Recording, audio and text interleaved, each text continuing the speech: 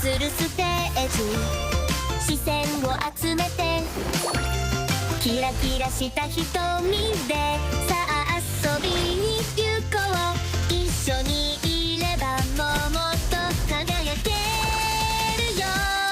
ピカピカ光るステージで君だけの物語、ぽよぽよなリズムに乗せて弾けようよ。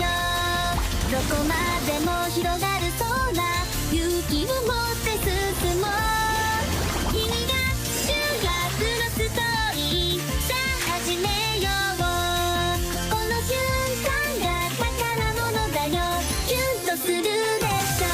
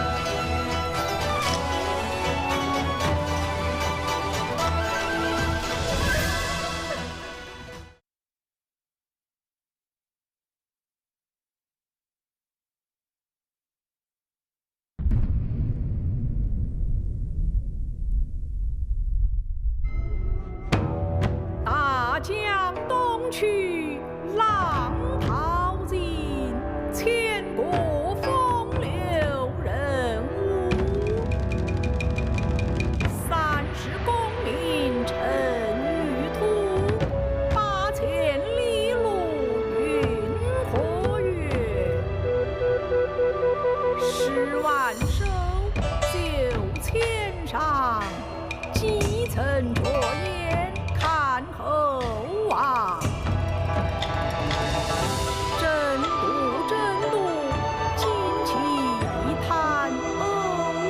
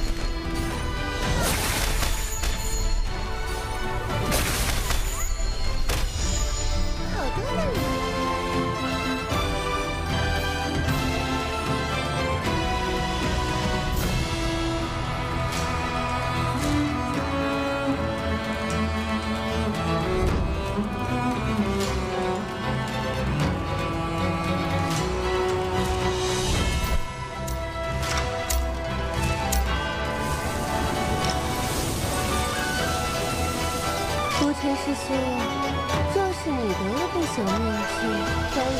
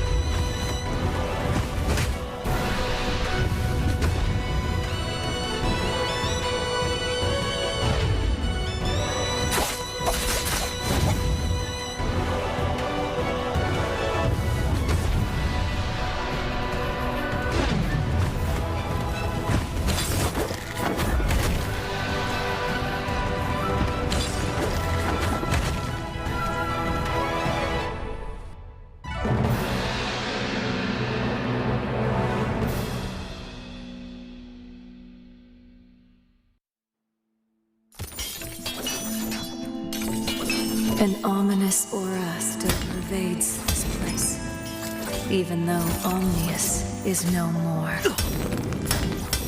If you happen across Sai, you must remember that she is no longer the little sister you once loved. Don't worry, Mama. I'm going to bring her home. No matter what. Sai, this area is perilous. You can't stay here alone.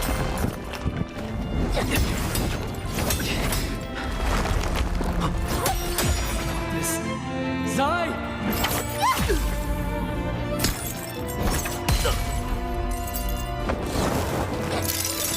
This is too dangerous!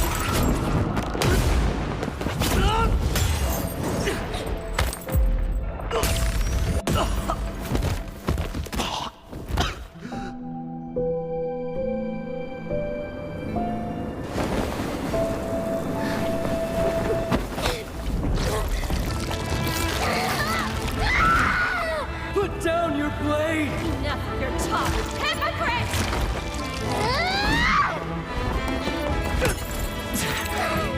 Your brother, your kin, come home! She's already in hell and she'll meet again soon! Hey, Sai! Sai!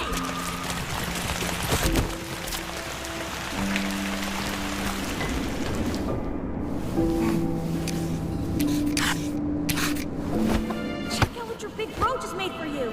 It's a horse! There's a good girl. With me here, you don't know what you're about to say. I'm sorry, I didn't keep my promise. I'll protect you. No!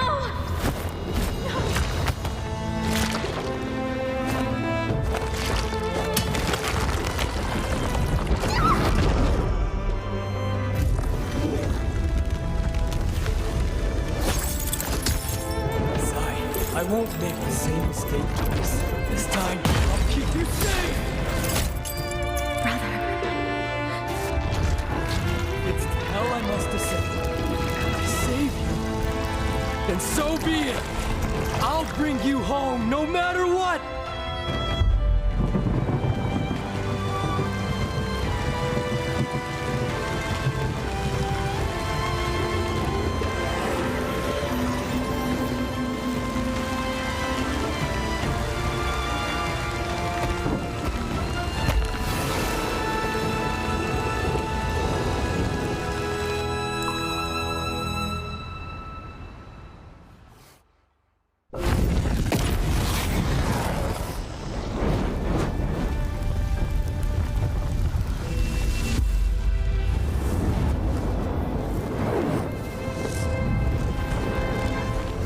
Sai.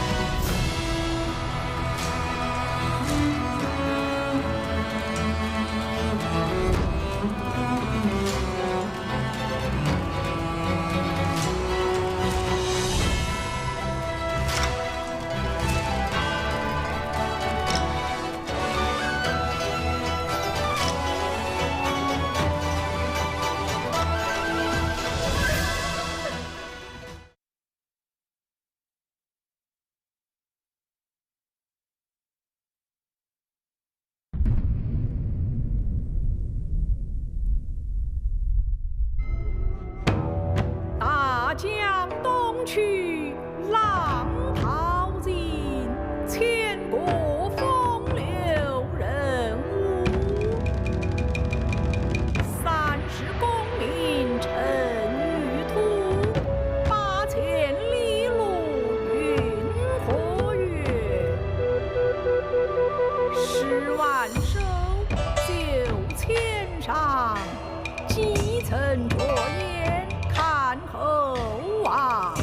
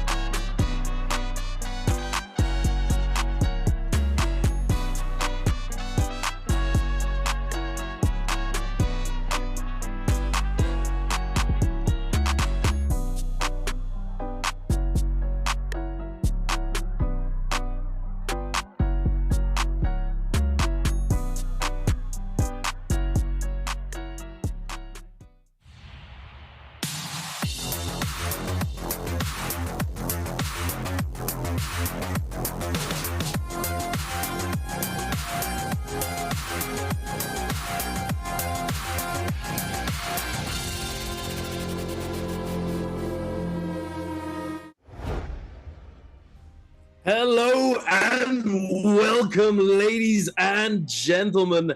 We are here finally after a short break from NBPL. I mean, it wasn't really that long. We're going to be going through the solos last chance qualifiers. It's going to be a very exciting day. It's going to be spicy.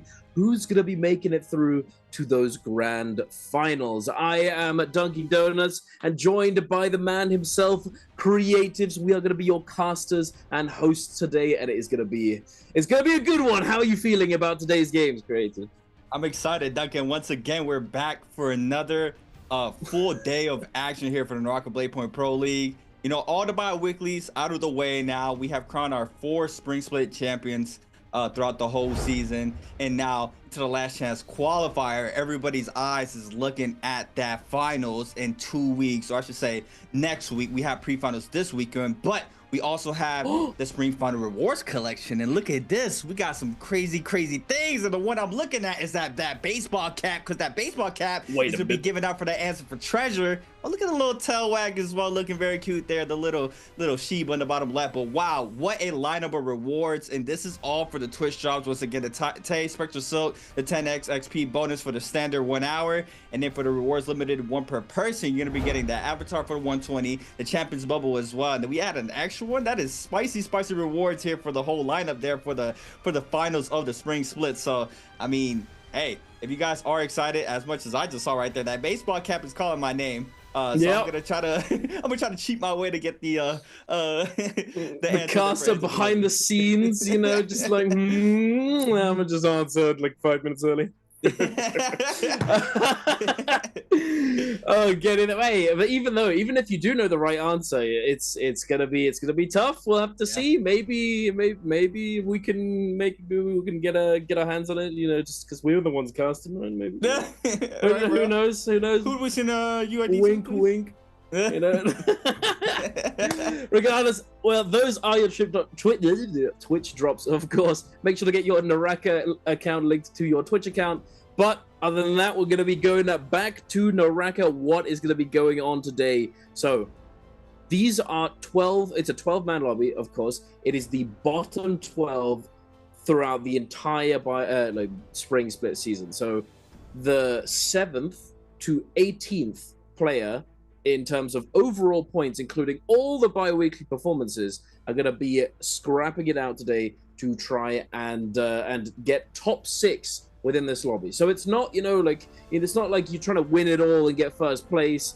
It's not really like that. You're trying to play a little bit more consistent and just make sure that you're in that top 6 by the end of the day. So I think because of that, we might see a little bit of an adjustment in terms of how these players are going to be strategizing and playing out these different games, because, you know, it's not really about winning. It's about getting to that final. Obviously, you know, winning is good, right? Everyone likes to win, but still, it's going to change things a little bit today, and I'm looking forward to seeing how it happens. Yeah, I'm expecting a lot of end games today. I'm hoping for a lot of end games because, you know, consistency, like Duncan was mentioning, is key here for the last chance qualifiers. Obviously, on the weekend for the pre-finals, that's a different method. Those is where the remainder, or the top 12, I should say, of the spring split will be going at it and accumulating as much points as possible to take over to the finals the following weekend. But, you know, that's for the weekend itself. Today, we are still here locked and loaded to see who is going to be able to compete into that pre-finals day this weekend. With the top 6, I think it's Mike's in there for sure, Spider, Vers, T225, I believe. I'm just waiting for the overall standings and how everything panned out for the full spring split, just to see all the players that and there we go. You ask and you shall receive, right? First, we're going to start off here with the bi-weekly 1 winner. It's going to be going to OA's Edward, taking the first bi-weekly of the spring split. And then for the trios, we had YZG locking in that first bi-weekly as well. And then moving on over to our second bi-weekly. I mean, this is crazy, right, Duncan? It's not one player fully dominant in solos. And I mean, I love to see that we have versatility like we have here for bi-weekly too. Yeah, absolutely. I completely agree. It's solos. It used to just be the Mike and Spider show, you know, like, welcome to the show. You're gonna lose, but welcome, you know, like, that's kind of how it ended up being for a really long time. And Mike is actually the only one. Spider didn't win one, I don't think. So Mike's got the dub in that bi-weekly for clutched it up. That was a day and a half, wasn't it, CA? That was a bag of day. Yeah. Yeah, that was an insane day. Yeah. And then for the trios, though, it's kind of flipped on its head. YZG actually kind of doing what Mike and Spider used to do and just full dithing everybody for the longest time. And then finally in that fourth bi-weekly, they do not manage to secure that win for themselves, unfortunately. But here you are, yes, asking you shall receive. These are going to be the top 6 that are already through to the grand finals. Yeah, so we have Burst, Wu Fong for TE, Mike for OUG, Spider for SR, 2225 for YZG, and Edward for OA, being already our 6 players qualified for the spring final, which they will be competing this weekend for the pre-finals. Now, today, we are going to be locking in our final 6. Once again, like Duncan mentioned, is that 7 through 18 spots going at it today. And there it is. Everybody competing today will be ASE's XY.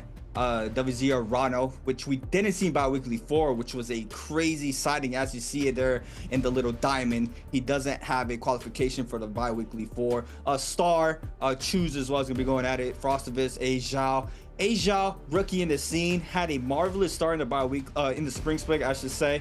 Kind of slowed down the pace throughout week 3, not qualifying, as well as week 4, I believe. So he's kind of been in this hard fitting where he's still trying to find the momentum, but he came out hot off the gates in the into the pro league, which I still don't feel like he's hit his full maximum potential, and I would not be surprised if he pops off today or later on, even for the summer split as well. I know he has a ton of performances that he's able to do, and he has a ton of experience in the game already, and you saw how well he adjusted in the beginning of his pro league career. But I would love to see him emphasize that a little bit more, and I would not be surprised if he does that. Yeah, no, I completely agree. I think I think as how is one of the custom game gremlins, as I like to call them. Those custom game gamers who spend all day playing Zero Ban. He's part of that 1v1 culture within the Chinese community. So he's a really strong fighter. He's really happy to fight. At the very beginning when he first showed up, he was very willing to just drop on top of Mike and Spider and just go at them. He just had no fear, just like Wu Fong did back when he first started out. They kind of came up from the same background, so it makes sense. But I think the main reasons why he got slowed down, as you said, was just I think everyone just went away, studied his playstyle, studied how he likes to play the game, and then just came back with the full counter and just denied him a lot of his lines that he was using before. So he's being forced to adjust. Yeah. Adjusting is not always easy. He probably will be able to do it because he is a fighter. He's a Zero Banner, so he's been doing that for a really long time already. Whenever you go into Zero Ban, you face somebody who's just doing the craziest stuff. It's just you have to adjust, otherwise you're just gonna lose, and you're just 30-0. Okay, nuts. I'm just gonna tilt for the rest of the day. Very good. It's just rough. But yeah, we will see. I do think that he will be performing well today. Frostivus, he's been studying it up. He's ready. I think I spoke to him yesterday, a little bit the day before. He was thinking he's got this. I gave him some confidence. I wished him good luck today. He said he's gonna try his best. I believe in yourself, bro. Let's get it. Let's get in there. You gotta get top 6, doable. Zhuan Yuan, my the closest thing to the Tarka gamer right now, to be honest, because I think he's played more Tarka than CDY has. What? Yep. That's crazy. I think he might have, at least in this split so far. Well, actually, no. CDY was playing it earlier on, before the Tarka rework come through. But once the Tarka rework came through, I think Zhuan Yuan actually played more Tarka overall than CDY did, because I think he's having a little bit of growing pains, adjusting to the new Tarka, and he's not sure. I think, to be honest with you, I think he's being forced to conform to the norm, and he's not playing V2 F1 like he should be. He's playing F2 V1 like everyone else. Don't be one of the sheep, my brother. Do not do it. Just play V2 and F1, please. Oh God, I beg you. Man. And I mean, that's one thing that me and you were hoping for the bi-weekly quarterfinal, right? Was seeing a little bit more Tarka. You know, staple meta that we've had, Liam, and then the start of the spring split, Lonnie being in that pool, that top 2 characters that are being picked by these characters. We have Shayo in the mix as well, always being that 3rd round selection. Syra's been showcased more consistently now throughout the second half of the spring split as well, which in the beginning she was kind of getting off-ticked a little bit by Justina's, but now a lot of these players are running with that Syra. And you know, me and you were hoping for that Tarka pick, and seeing how well he does in these pro league matches a little bit more, because he is still, you know, fresh legs into the meta, which, you know, with the rework, players are still trying to figure stuff out. So, you know, hopefully today we do see a little bit more Tarka. There isn't 8 games, it is only a 6-game lockout here for the last chance qualifier, but I wouldn't be surprised if we do see, you know, a Tarka being played out in one of these matches. Or also, you know, the Temmie's been very consistent 6 last round selection for a lot of these players as well, right, Duncan? Yeah, and even I think we saw a Temmie 1st round selection last week as well. I think. Do you remember that? Yeah. So random. But yeah, no, Tamalk has been performing extremely well. We've got Zhuan Yuan, who like, as well as being a Tarka enjoyer, he's a big Tamalk enjoyer. He's one of those sandy boys in solos. But as expected, I think we can say double Lani on first phase and then double Liam. I'm not surprised whatsoever. Yeah, and you know what else we had bi-weekly for? We had a 3-3-3-3-3 split. Yes, I remember. We didn't really talk about that because, I mean, it's so rare. I actually honestly forgot about it, about how crazy the selections had to be for it to perfectly land on only 3 characters of the same, or 3 picks of the same characters throughout the full board, right? I mean, it was the Alani, Lilium, the Shayos, and the Syras, and that's all we had in the lobby. But we have a little bit of versatility here for our first game in the last chance qualifier. We have PXT running that Justina for his first round selection. I believe that is going to be the Temmie lockout as well there, with Frostivus being one of those picks, and 4th round selection also had a Temoch pick in that mix as well. Kylan also was getting a little bit more light as well in the bi-weekly 4 finals. I believe 3-4 players played Kylan. Bong on the Matari. I knew it. I didn't want to interrupt you, but I was like, I bet he plays Matari. I hand on my heart, I swear to the powers above, I full on predicted this. I fully did it. You're all gonna say Cope. You're gonna say he's capping, but nah, I'm fully serious. I genuinely thought he was gonna do this, and it's actually like, if you think about it back. Like, if you think back, Fong has picked Matari a lot. Yeah, he loves this character. He's been playing it a lot. And based off of everything else, you know, I was like, based off of last week's performance, and just sort of generally, I feel like Syra has definitely fallen off. Yeah, he's fallen off quite considerably. Unless you're going to get like a triple Syra game, it's not really worth playing, because you're going to get focused down very hard. And not seeing a single Syra get picked, I was thinking, bro, do not pick Syra. You saw what happened to Spider last week on Perdoria when he solo picked Syra. Do not do this. It's not gonna be good. So he picks Matari instead, which I'm not sure if it's that much better, but at least he's got mobility. So we'll see. Yeah. And, you know, DRG's Fong's always been... I noticed it very heavily. I think it was day 3 of... It was either day 3 of bi-weekly 3 or day 1 of bi-weekly 4. It just came into my mind that he's a poke player, right? He goes in, he 1-2s. If he loses about 25 HP, he doesn't want to commit to a full fight. He knows that these players are pretty much in the proximity of around each other, and he could potentially get third party. So he doesn't really full commit to a fight, and a character like Matari, I feel like that's why he loves her so much, because that character is just right up his alley, right? He has to dash to escape.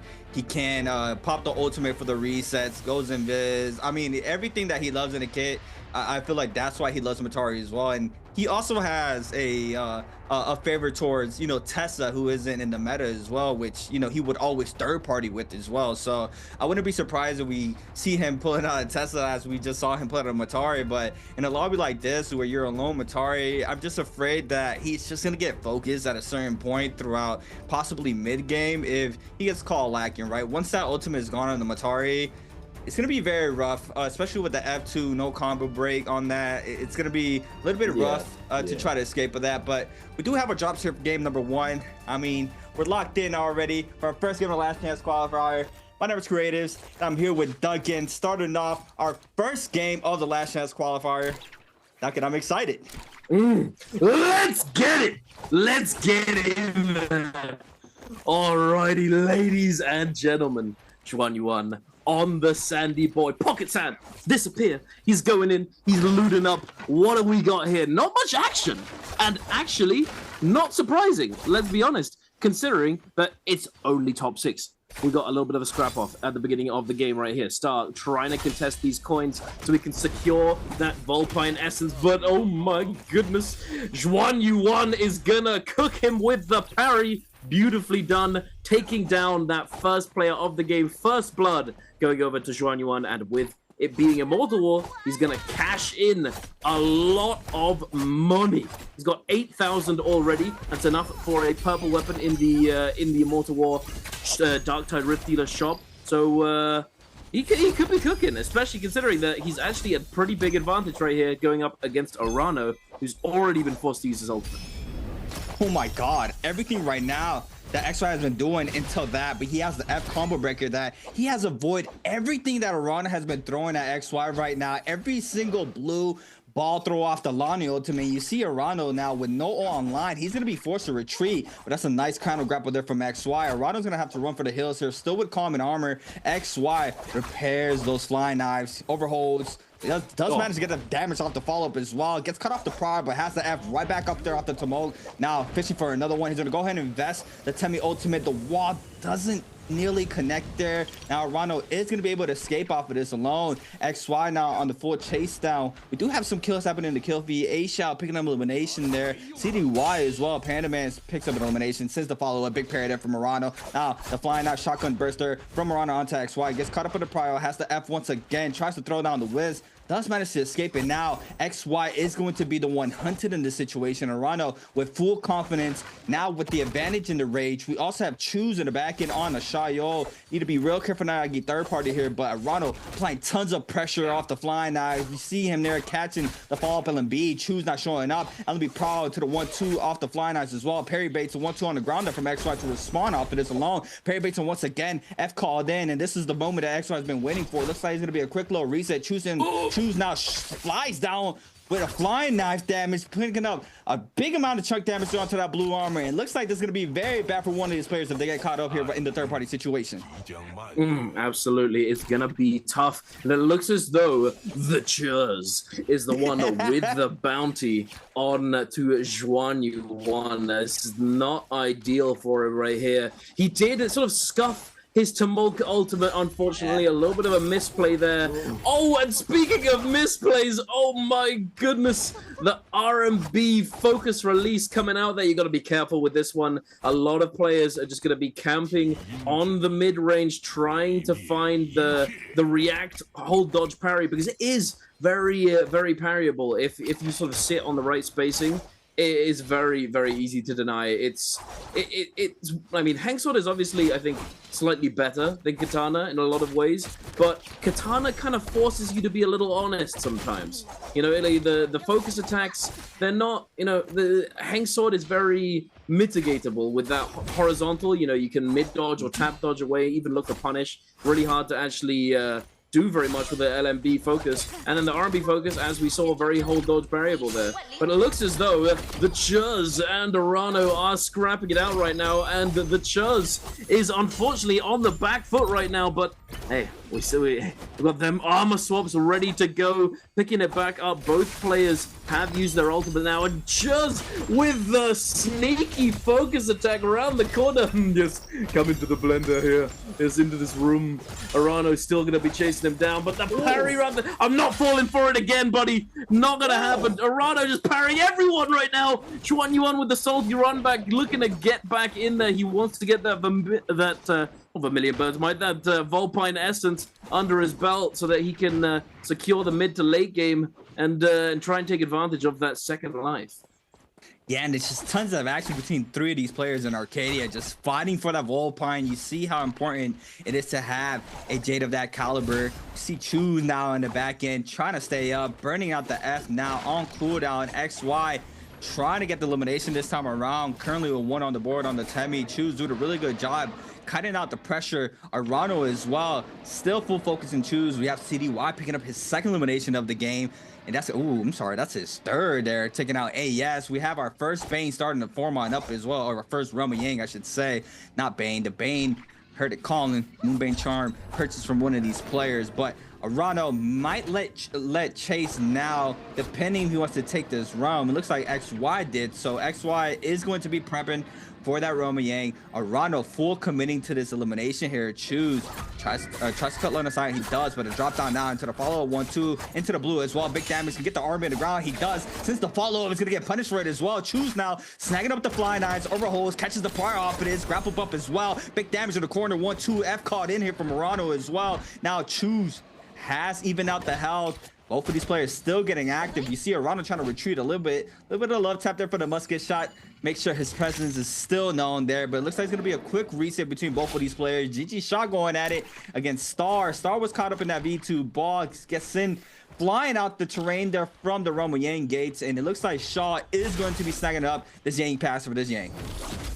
He might be able to deny it here. That ult, it's got a couple seconds left on it. I don't believe it. Star. Oh, I know he did. He had one extra ball in the pocket now. Oh, and the parry beautifully done by Star, forcing out that combo breaker, trying to catch him at the end of the animation. Star pressuring Shah considerably. Shah now being forced to use that armor sword that was lying there. He might go down here though. There's a lot of damage about to come through, and Shah is down, ladies and gentlemen.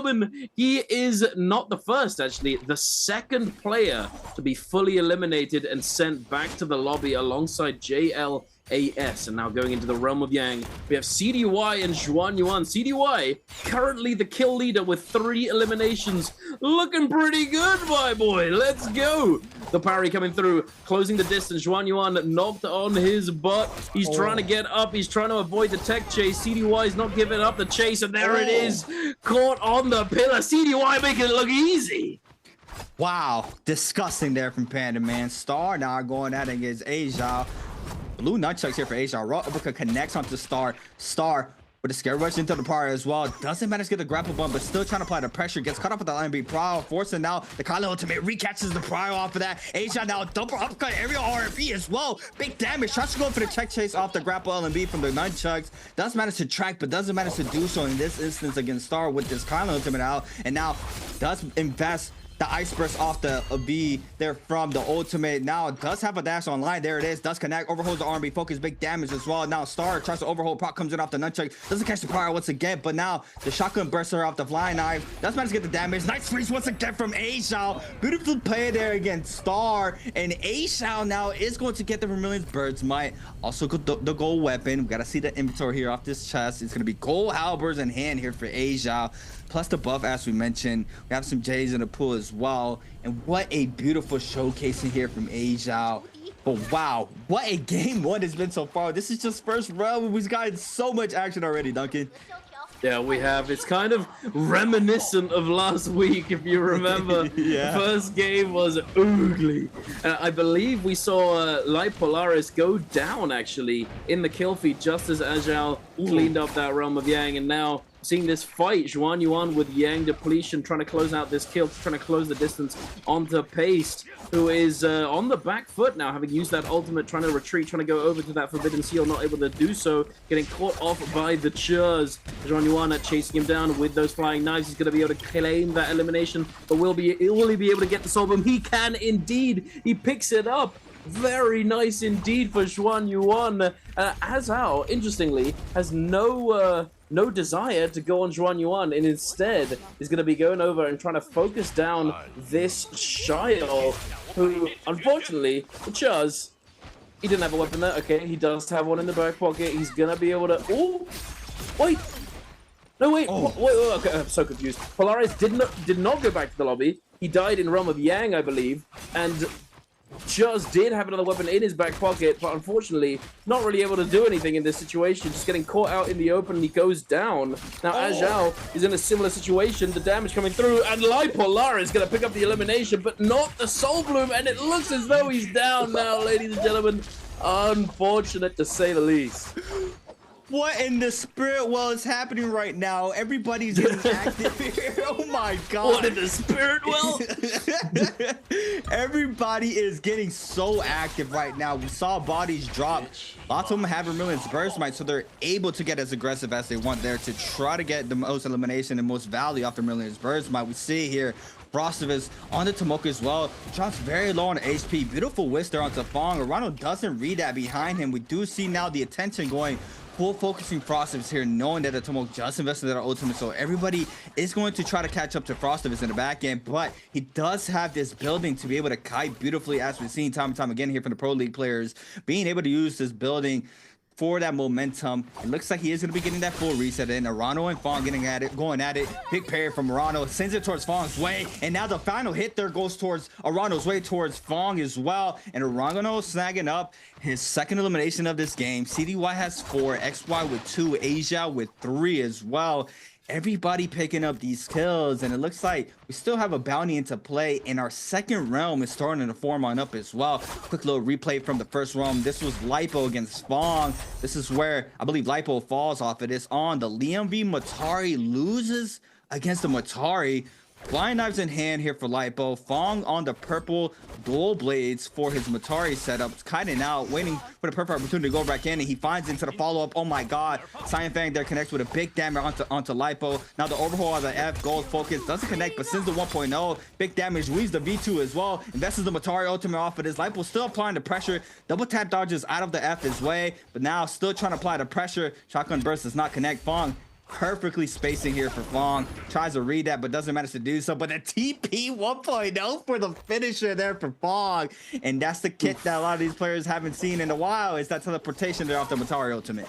And this is after the well, I mean, for those of you who have joined the game and have only recently started playing it, you know, some of you might think that parrying was 360 the entire time, but no, we only had the parries become like 360 hitboxes relatively recently, in fact. So which inherently actually countered Matari after the rework. I remember on the rework she was very oppressive for a while there, but the addition of the 360 parry and then the ability to somewhat react to the teleport there made it a lot harder for Matari to get value. But unfortunately here, Polaris just not ready for it. I think he just did not expect that teleport at that timing. I think he got caught on a hold dodge.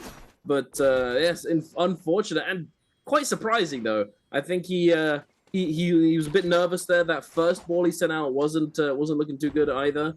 But regardless, we're going into the realm of Yang yet again, ladies and gentlemen. We've got CDY going up against Star. We've got the Lani versus Kailin. CDY with that golden katana, one of his comfort weapons, I would say. He is a big fan of the katana from his the Taka days, the Taka roots. Been playing a lot of katana for a really long time. He's trying to find the opening, not able to do so. Gets caught by the half charge on the dodge, and now CDY taking a lot of damage. Forced to use that ultimate Star. Might take a little bit of damage here. The combo break is going to be utilized. CDY going to be able to heal up just a little bit. Going to catch another ball. Can he find the follow-up? Can he do it? The damage, it's insane. Does he have another ball? He's got no teleport. That was the last ball. Unfortunately, he does have combo break, but he scuffs it, unfortunately enough. Now Star has the full tempo, and he's going to be able to take him down on the pillar, and CDY, and he gets stopped in his tracks. 4 kills, no more. Wow, now Asia gonna XY once again going against Flying Knives. We do have Asia overholding parry baits, and this is what I was just going to mention. The struggle of that Temi F against Flying Knives, being able to have that omnidirectional stops that pressure from that Temi going up. As we see now, Asia has showcased it there, and you can see a little bit of a downfall from the Temi F alone off of just getting full counter from the Flying Knives, but still XY ready to go back in, tries to cast the scare rush, doesn't manage to do so. Parry baits as Asia out, both players overholding, catches the prowl. F called in here for Asia, Justina ultimate and still up here for Asia, doesn't find the perfect opportunity just yet. Does get caught up there off the soul shatter. Big damage there off the gold halberds 1.0. Big damage now. Asia is going to be able to invest the Justina ultimate. Doesn't catch the freeze off of that. Big parry though from Asia to XY. Big damage as well. Tries to go for the follow-up. Doesn't connect off of that as well. But he does catch the freeze as well. The 1-2 now. Massive parry there from Asia. No. And XY gets red there. Asia with beautiful pacing there and timing to read those parries. Gonna snag up, I believe that's desperation plus gold armor, gold dagger as well, can turn into that ban if he likes as well. And I think he's triple weapon swapping. I think he's overholding one there to swap into the weapon. I mean, not surprised. Asia, Duncan just said he was a Zero banner, so I'm not surprised that he knows all the tech. Yeah, he's pulling them out. He's like, he's just got the utility belt with all those weapons. Just like pulling them out of the bag. Hey, you weren't expecting this one. Yeah, be able to tempo switch. Tempo switching really strong. Actually, a lot of players can't deal with it. It's one of the things that I've been doing for a really long time. I'm an enjoyer. You know, you see, you know me as the great sword gamer, but I will pull out different weapons as well. You know, it's being able to force players to swap their tempo at different timings during fights really can give you a huge advantage at times. But moving on into the overworld with Frostivus, being focused down a little bit here, forced to use that ultimate unfortunately in the open, and it looks as though Juan Yuan is in a similar position here. He's trying to deal with these two players, the Flying Knives catching him out of the air. He does have a wisp to throw, but CDY has that ultimate, has that combo break ready to go, and Arano is gonna be picking up the elimination. The CDY is gonna grab the Soul Bloom, keeping both of them alive and kicking, ready to keep going into that end zone. Now Frostivus, unfortunately, is gonna be left on his lonesome as the only Tumult left in the lobby. It looks as though a little bit of a movement error from Frostivus there. Unfortunately, a rare movement error. He does get out the window here. He's got two players chasing him down. He's trying to disengage, getting cut off by these players. Going up the stairs. Can he find his way out of there? Gets onto that scale rushable platform right there, but he's gonna get caught out by Star. The chip damage coming through, doesn't manage to make it to the wall in time to scale rush away. The Justina ultimate is gonna come through. Azhao is getting griefed, I believe, by Star though. Frostivus might be able to break away here if Star keeps him busy for a little bit longer, and it looks as though that's exactly what's going to happen. Perhaps Star is going to be trying to close out this elimination for himself. But Frostivus, he's had a little bit of a time to heal. His combo break is going to be coming off cooldown very soon. 3 seconds, 2 seconds, 1, makes it up. The scale rush going to happen. He's going to come through, trying to scale rush again. He's got F ready to go, but the freeze is going to come in. But a bit of a little bit of an error on that freeze. Not going to be able to follow it up. Can he disengage? Not the pillar. These pillars, I hate them. Okay, he's moving. Okay, can he make it out of this one? Not sure about that grapple, big dog. And he's down, unfortunately. The grapple out of nowhere. Not sure what happened there. His grapple went to the side. It is what it is. It just looks like you're playing a level 100 zombie game. Everybody just, just going for you in a very hard situation. So It's just so much pressure. Yeah.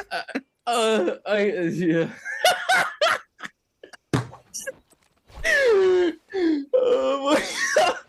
I thought I was never thought about that. I was in a match. I thought I was in there. I thought the round just started, man. Oh yeah. Oh my crazy. God. Oh my God. Oh man, hey, crazy game one though. We have a lot of players out, only 5 players still alive. Arana with 3, Star with 3, Asia with 4, CDY as well with 4, Fong with 1 elimination, and then we had XY eliminated with 2, Choose with 1, Frostovich gets out with 0, PXC with 1, Lipo with 1, AS with 0, and GG Shaw as well eliminated with 1. So, I mean, the damage has been done to the lobby already. I was hoping for the end game, but I mean, these players have been active. I mean, in between round 1 and moving on to the round 2, there was just so much action. And then even now, right after round 2, in that situation there where just everybody was trying to catch up to Frost, it was just so much pressure from everybody in the server trying to find eliminations, as we see here. And that's the name of the game, right? If you're able to get somebody weak and that player goes down, and just depending how much that player invests, if they stay in the pocket for too long, they drop full armor, the next person right up will be that person. So even if you snag out the elimination, you got to be real careful not to get fully eliminated from the game. And we've seen that multiple times. Did he just get bounced back off of that? Yeah. Oh my goodness. Arano, he's showing it off. Got that extreme skin. He's got the... Yeah, he got the ready to burst. send out those move shots, storm knives. God damn.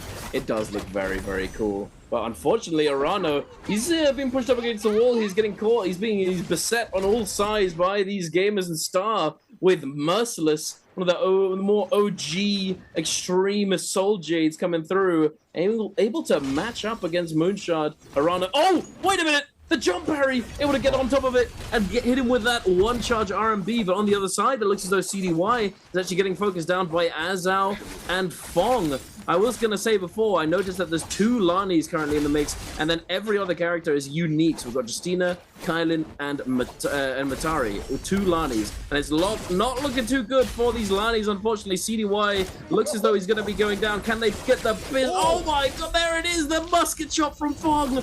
Actually going to clean it up, catch that elimination, going up to 2, and now Star is going to be engaging onto Fong. Fong may have... bitten off a bit more than he could chew here. Unfortunately, nice heal there. XD just immediately gets taken off his body by those flying knives, the golden flying knives coming out from Star Fong. He's trying his best to disengage. FBX has already secured that Spirit Well Star. He has that White Tiger's prowess, but Azao is going to be the one to pick up that elimination, going up to 5, and he's looking pretty strong right now. Yeah, and I mean, we were talking about the rookie right before last chance qualifier started. As we see here, 5 on the board, wants to make it into that first spring split final of the season. We do see him now. Perfect pace to do so. 5 kills on the board once again. Arano with 3, Star matching that with 3. And now only 3 players remain. Star, gold armor, gold flying knives. I mean, what is there to say about that weapon, right? Just how strong it is, that mid-range on it, just not being to be forced to play inside the pocket. It's just a beautiful weapon to have, especially with the outburst of damage and how much it does, even just off of a catch as well, right? Being able to extend off the grapple, it's just so much damage, as we see, just full knocking out purple armors like nothing. I mean, overall, that weapon is just so good right now, especially against the Temis. I feel like he really struggles a lot against this weapon, just being able to get that omnidirectional up once that Temi goes into that F. But I mean, Arano chasing up a lot of damage here from Star. We do see Asia waiting for the perfect opportunity to jump back in, and there it is. He finds it now in the backside. It looks like the first ball is going to connect there for Arano, but just the pressure there from Asia onto Arano, just so much damage now, losing half of that white health, trying to stay alive in this situation. Throws the ball through towards Star's way, gets a little bit of damage there, has an assassin lunge as well. This is, I believe, the last ball throw that Arano has into the TP. He needs it. Doesn't manage to get the healing pop, but now it's going to TP to the flying ball. Does get the damage onto Asia. It's going to get back a little bit of that HP, and Arano now running for the hills, possibly just going to count his blessings and not give anybody this elimination inside zone 5. The tick is going to be a lot more, and we do see him just going out to the zone. Star tries to chase a little bit, and this could be bad for Star because Arano's already on the chase here. I think they do manage to equalize that health pool, the effective health pool coming down to about even, but Star has that White Tiger's prowess. Oh, what? No way! No way! No way! Okay, that's a Chad right there, I'm not gonna lie. Holy moly. Azao, the look on his face is like, oh my god damn! Okay, I see you. I see you. He's sending out that focus with the grapple cancel. Instant light into it. He read him like a book.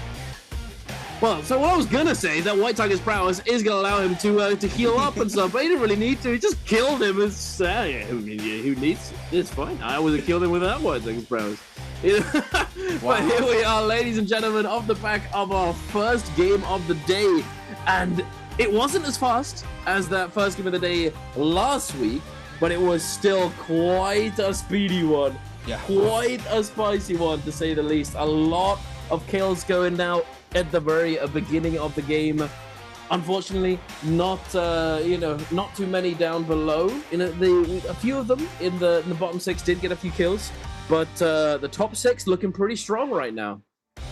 Yeah, I mean, overall, I don't know if it's like a game 1 ritual where everybody just wants to get active. First game. They just want to get hot and ready for the next just get warmed up. Yeah, just a little bit warm, a little warm-up game. Seeing who is the fastest kill leader in the lobby is, I mean, that's what it looks like. We saw everybody getting mad active after first round once again.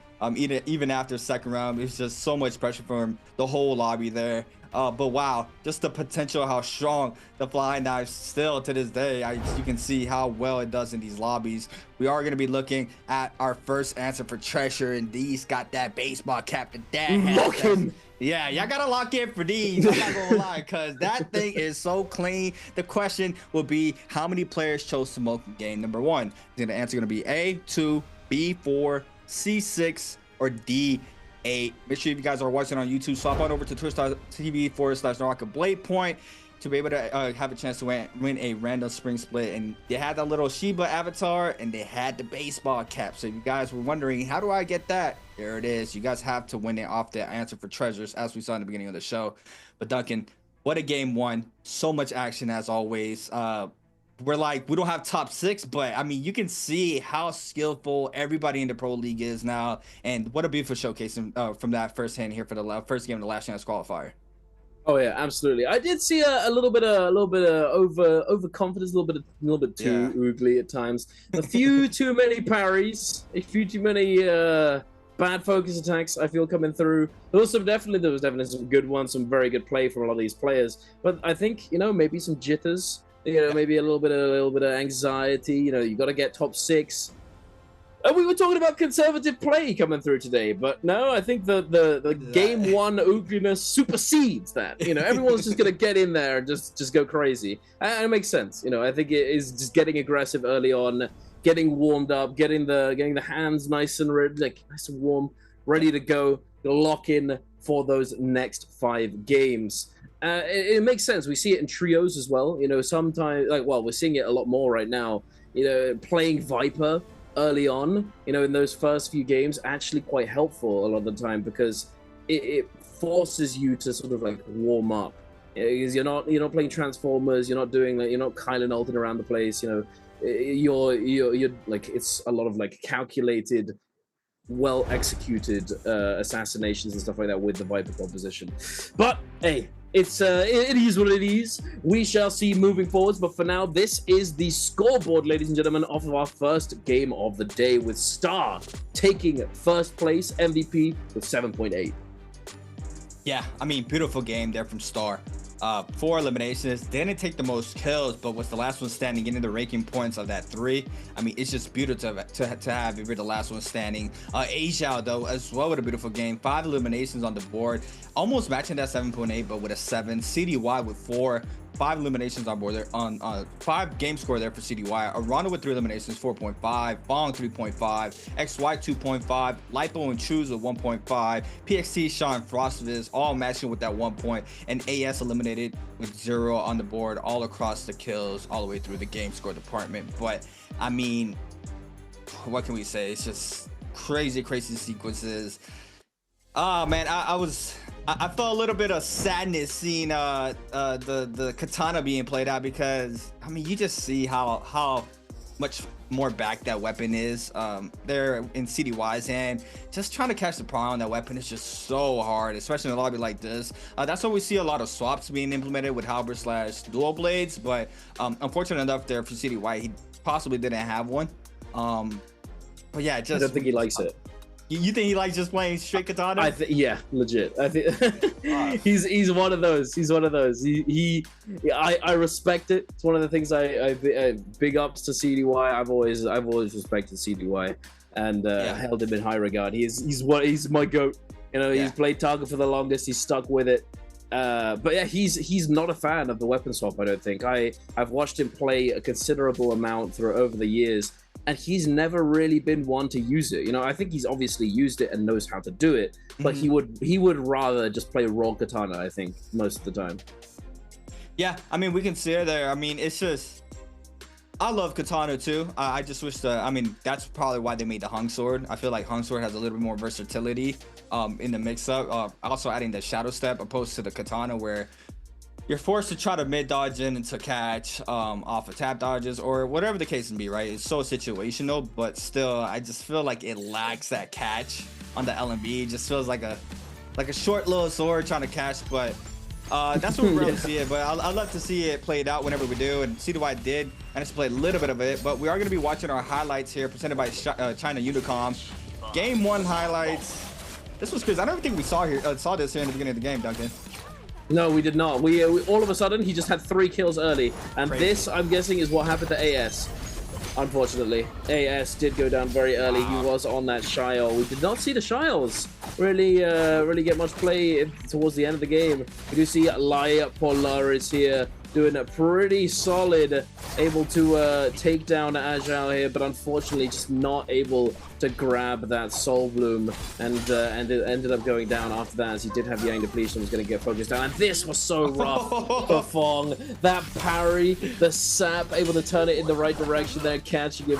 Oh, very unfortunate. But he did have a mini Bird's Bite. And then right here, Xuan Yuan in the realm of Yang up against Ashao. One too many soul shatters on his face. Ooh. Ooh. Oh my goodness. Yeah, soul shatter, I think it's, you know, it's once you show it once, you have to be really careful about throwing it out again, because it's very reactable, especially on low ping. You know, back in the day when it first released, you remember that? Do you remember C8 when it first released? Soul Shatter, just shattering my soul. I just hated it. I hated it. I hated that soul chain. It was absurd. But thankfully, thank the NARAKA gods, they did nerf it. They reduced its power, and it's not as oppressive as it once was. But here we are taking a look at the MVP off the back of that game, Star, with a Kylin MVP on game number 1. A little rare sight to see. Kylan being MVP, but I mean, Star, look at the damage output there from Star. 21,000 damage, and he was on V1 as well. We've seen a couple of the players in the Pro League running that V1, the other half running that V2, but for tonight's game, we've had success here on the V1, as we see 4 eliminations on the board. Nice stackage there on the Jades, Will Hook form for the Halberds, a Soul Smolder, damage reduction Jade, Sun Wing Shot for a musket, Assassin's Lens for a dagger, and he had quick charge under call if he had a pistol in hand, but pretty much he's just using it for the of the Jade. Even so, what a game 1 has been. Full of action, players not slowing down. I mean, it's going to be a very interesting day to see how this last chance qualifier is going to pan out. From game number 1, we see everybody is fighting strong to try to make into that top 6. I mean, all the bi-weeklies are gone, right, Duncan? Everything is out of the pool. This is the last chance qualifier to, you know, keep on playing for the remainder of the spring split, which, you know, throughout the spring split, we've seen crazy upsets as well from a lot of players. Mike fighting all spring split to try to get a bi-weekly home, which he did last weekend finally, which, you know, coming off a J Cup championship, not being able to win, you know that he kind of struggled a little bit in that department, but, you know, likes of people like Edward coming in, winning the first bi-weekly, Wu Fong take 1 home, T225 as well. I know a lot of people were happy that T225 was finally able to take a chip home, because, you know, he's been fighting for so long to try to take something home, and he finally did there. Super close as well to take J Cups as well. So I mean, T225 has been a very talented player throughout his whole career in the Pro League, and, you know, it's finally panned out for him the way he wanted to for the 2025 season. But still, everybody looking very top notch right now. I feel like we're gonna see some very close games throughout Game 5 and 6s, and I love the last chance qualifiers as well as day 3s of the bi-weeklies because usually we're looking at the top 3, right? But for these, we're looking at the bottom 3 to see who is going to be the one qualifying for the next day of solos, and that's what we're gonna be looking at here for today. Yeah, it's gonna be close because this is even though we don't have those top 6 players, we don't have the Spider, Mike, Wufong, all those heavy hitters in this lobby. It's still quite competitive. Unfortunately, Polaris and Shah, they've not really had very much success at all so far this spring split. But that doesn't mean that they can't theoretically do it. They could come back, make a big comeback, and maybe they've been studying. Maybe it's finally clicked in their minds as to what they need to be doing, what they needed to improve on, and they can come back and do well. But who knows? Who knows? As the day progresses, we will be finding out. And I'm ready. I'm ready to jump back in to game number 2 as I want more action. I'm ready to go. I'm just in there, as a lot of these players are too, based off the first game. But who knows if we do just fully slow down right now? Because we might. It might just fully slow down. We might get to like full-on endgame with like 6-7 players, and we might not see that much action take place. In the mid game, we're probably still going to see a lot of Yang. But that's the thing. I think even though you sometimes you want to play slow, you kind of have to conform to the lobby, and you have to deal with Yang. You have to go for it if you have any hopes of just like accelerating your lead, or you're trying to scale up. It depends on your character pick. Sometimes you just have to do these sorts of things, and then Yang depletion being a factor. It's just the game is very different to how it once was. It's not the same kind of game it once was, where you could play very defensive, play very safe all game, and just try and get to end game. This the no kill multiplier unless you're first place, etc. So it's I'm not sure if it's really possible for it to be a super slow game. So we'll see. But we're going to be diving into our game number 2 very soon. What are you expecting? I ask this question every time, but I think it's probably going to be much more of the same. But then again, who knows at this point? It is the last chance qualifier. If they're going to pull something out to try and get a lead, it's going to be now. Yeah, we're just going to have to wait and see how our character selection goes for this round. But it can also be a double-edged sword, right? Trying to test out something different like Fong just did. We saw him there getting focused in the last and final moments of that game 1. Didn't really have a lot of eliminations, if I remember correctly. So, it could be a big game changer, but it can also kind of knock you back a little bit. But, I wouldn't say it would be bad to pull out a target right now. I'm just saying.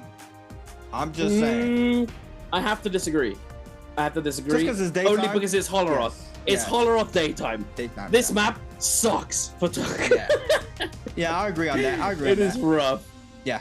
It's rough. I mean, the thing is, though, they might do it anyway. I think we've seen a couple people, we've seen a few players pull out the Taka on daytime Holoroth because they just the hero points kind of forces them to do it. Maybe they have plans to play certain characters on certain maps, and then they just get forced into playing a character on a map that's not really good for them. Yeah, just a quick little breakdown for anybody just joining us. This is the last chance qualifiers. Throughout the spring split, the first half of the 2025 season, these players who have made it into the bi-weekly finals throughout the 4 weeks get a certain amount of points depending on their performance, and it kind of goes into a full circle at the end of the bi-weekly like it has been now. So now the top 6 players who have been accumulating the most amount of points throughout all 4 bi-weeklies are sitting comfortably right now, not having to play in this last chance qualifiers. And then the 7 through 18 players who have not been in the top 6 are competing today to be able to have a chance of winning the overall spring split final, which will be held next weekend. But before that, we also have a pre-finals, which is this weekend, that these players will be duking it out to try to accumulate as much points as possible to take to the grand finals the following week. So it kind of is like a kind of like a tower thing, just a system that it's been in the pro league for quite some time now. So if you guys are new, that's how the breakdown happens of the last chance qualifiers. And also I'm seeing in the chat everybody's asking about the baseball cap. The baseball cap is answer for treasures. All right, guys. So if you guys want to win the baseball cap, everybody's excited for that baseball cap. Everyone wants it. I'm not surprised. It's very cool. It is very, very cool. I remember seeing it. I was like, what is this? Where did this come from? And then seeing that it was a China mainland exclusive, I was rather disappointed. But we have a chance, guys. We have a chance to get our hands on it. So we'll see if we're able to do that. If any of you lucky chatters are going to be able to actually secure it. But hey, I do think that if you don't get it today, it's not over. There's still all 4 days of this week, including today. So there's tomorrow's trios, and then we've got the pre-finals for solos on Saturday, and then the pre-finals for trios on Sunday, and then there's 2 more days, which is the grand finals, which is going to be on June. No, it's going to be is it the 30th? Is that 30 days? Yeah, 31st. The 31st, and then the 1st of June. That's going to be the grand finals. So don't worry if you don't get your baseball cap today. You're going to be able to have a lot more opportunities, as there's an answer for treasures pretty much every single game, every single day. There you go. A lot of people wondering. A lot of people, they're excited. I love that, because, I got DMs about it, literally. Oh, really? People DMing me like, wait, can you get this? Let me get the hat. For real. But yeah, log it in for our second game.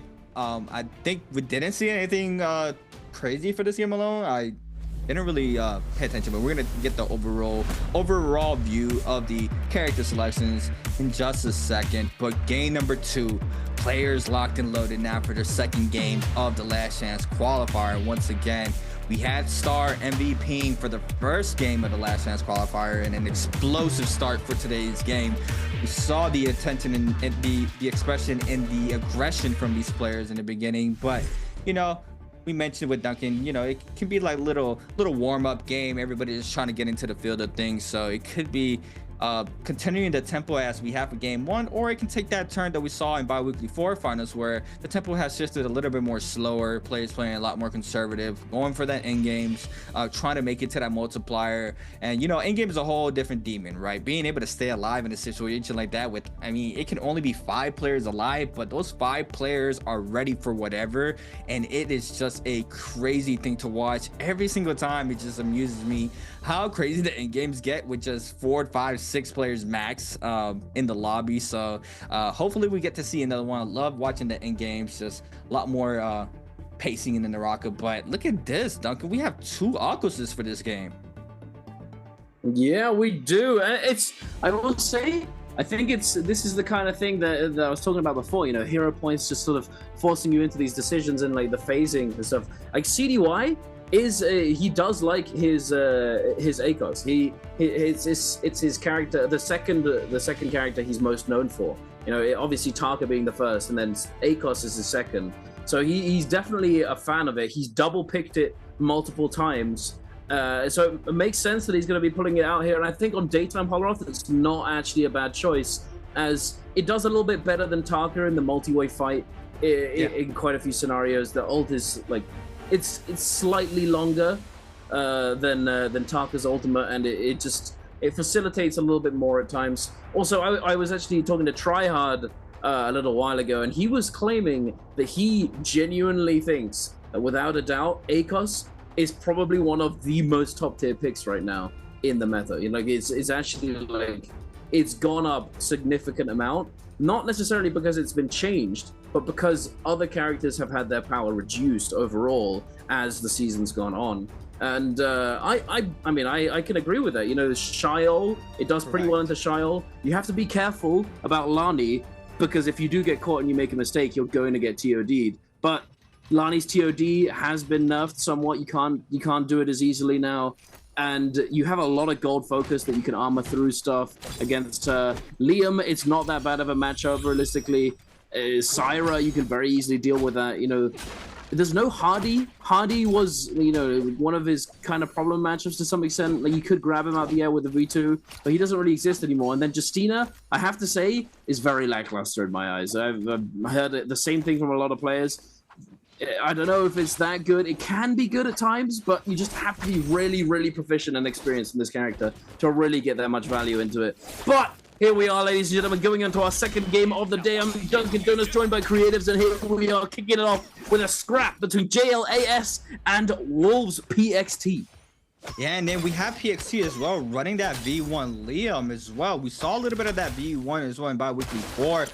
A lot of damage onto AS. The V1 doesn't connect this time around, but catches the pry off of that alone. He had no stam. I didn't look at the stam bar, but it looks like he tried to dodge, but wasn't able to do so. And he has the baseball cap. Oh my god, he has the baseball cap. He was rocking the baseball cap. He's got it. He's got it, guys. He's got it. He's got the thing on. But yeah, beautiful showcase in there on the Liam. Lipo against Shaw now. Syra up.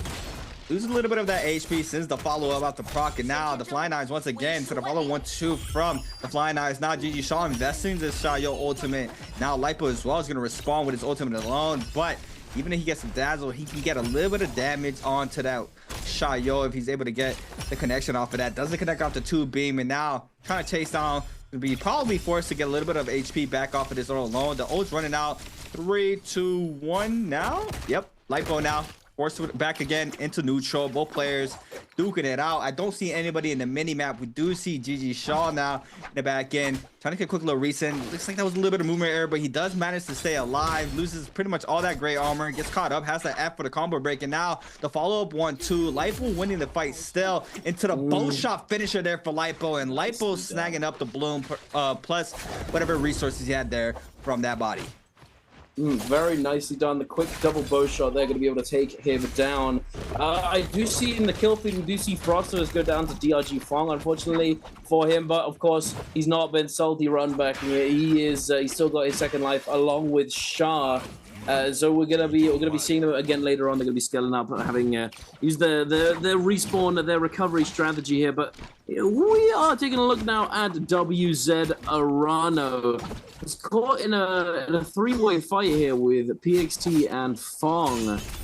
Might be a bit of a difficult one. He does not have his ultimate, but as I say that, he gets a nice parry on to PXT. Unfortunately, DRG Fong coming in with the peel, going to deny the chase down from Arano. Arano does not have his ultimate, unfortunately, nor does he have his F ability. And there is a Forbidden Seal right here. Gets caught on his dodge out. Can he get... Oh, the grief coming in from PXT is... Oh, that didn't hit him. That's crazy. Oh, my goodness. Fong just barely whiffing that focus from the longsword. Does manage to pick up the kill regardless in the end. Now on 2. Looking pretty solid right here. Both of these players do have ultimate. Goes for the double jump to deny the option and that aerial LMB. But it looks as though PXT is going to be closing this one out. The combo break's coming up, but it's not going to be coming up soon enough, ladies and gentlemen. And PXT on 4, by the way.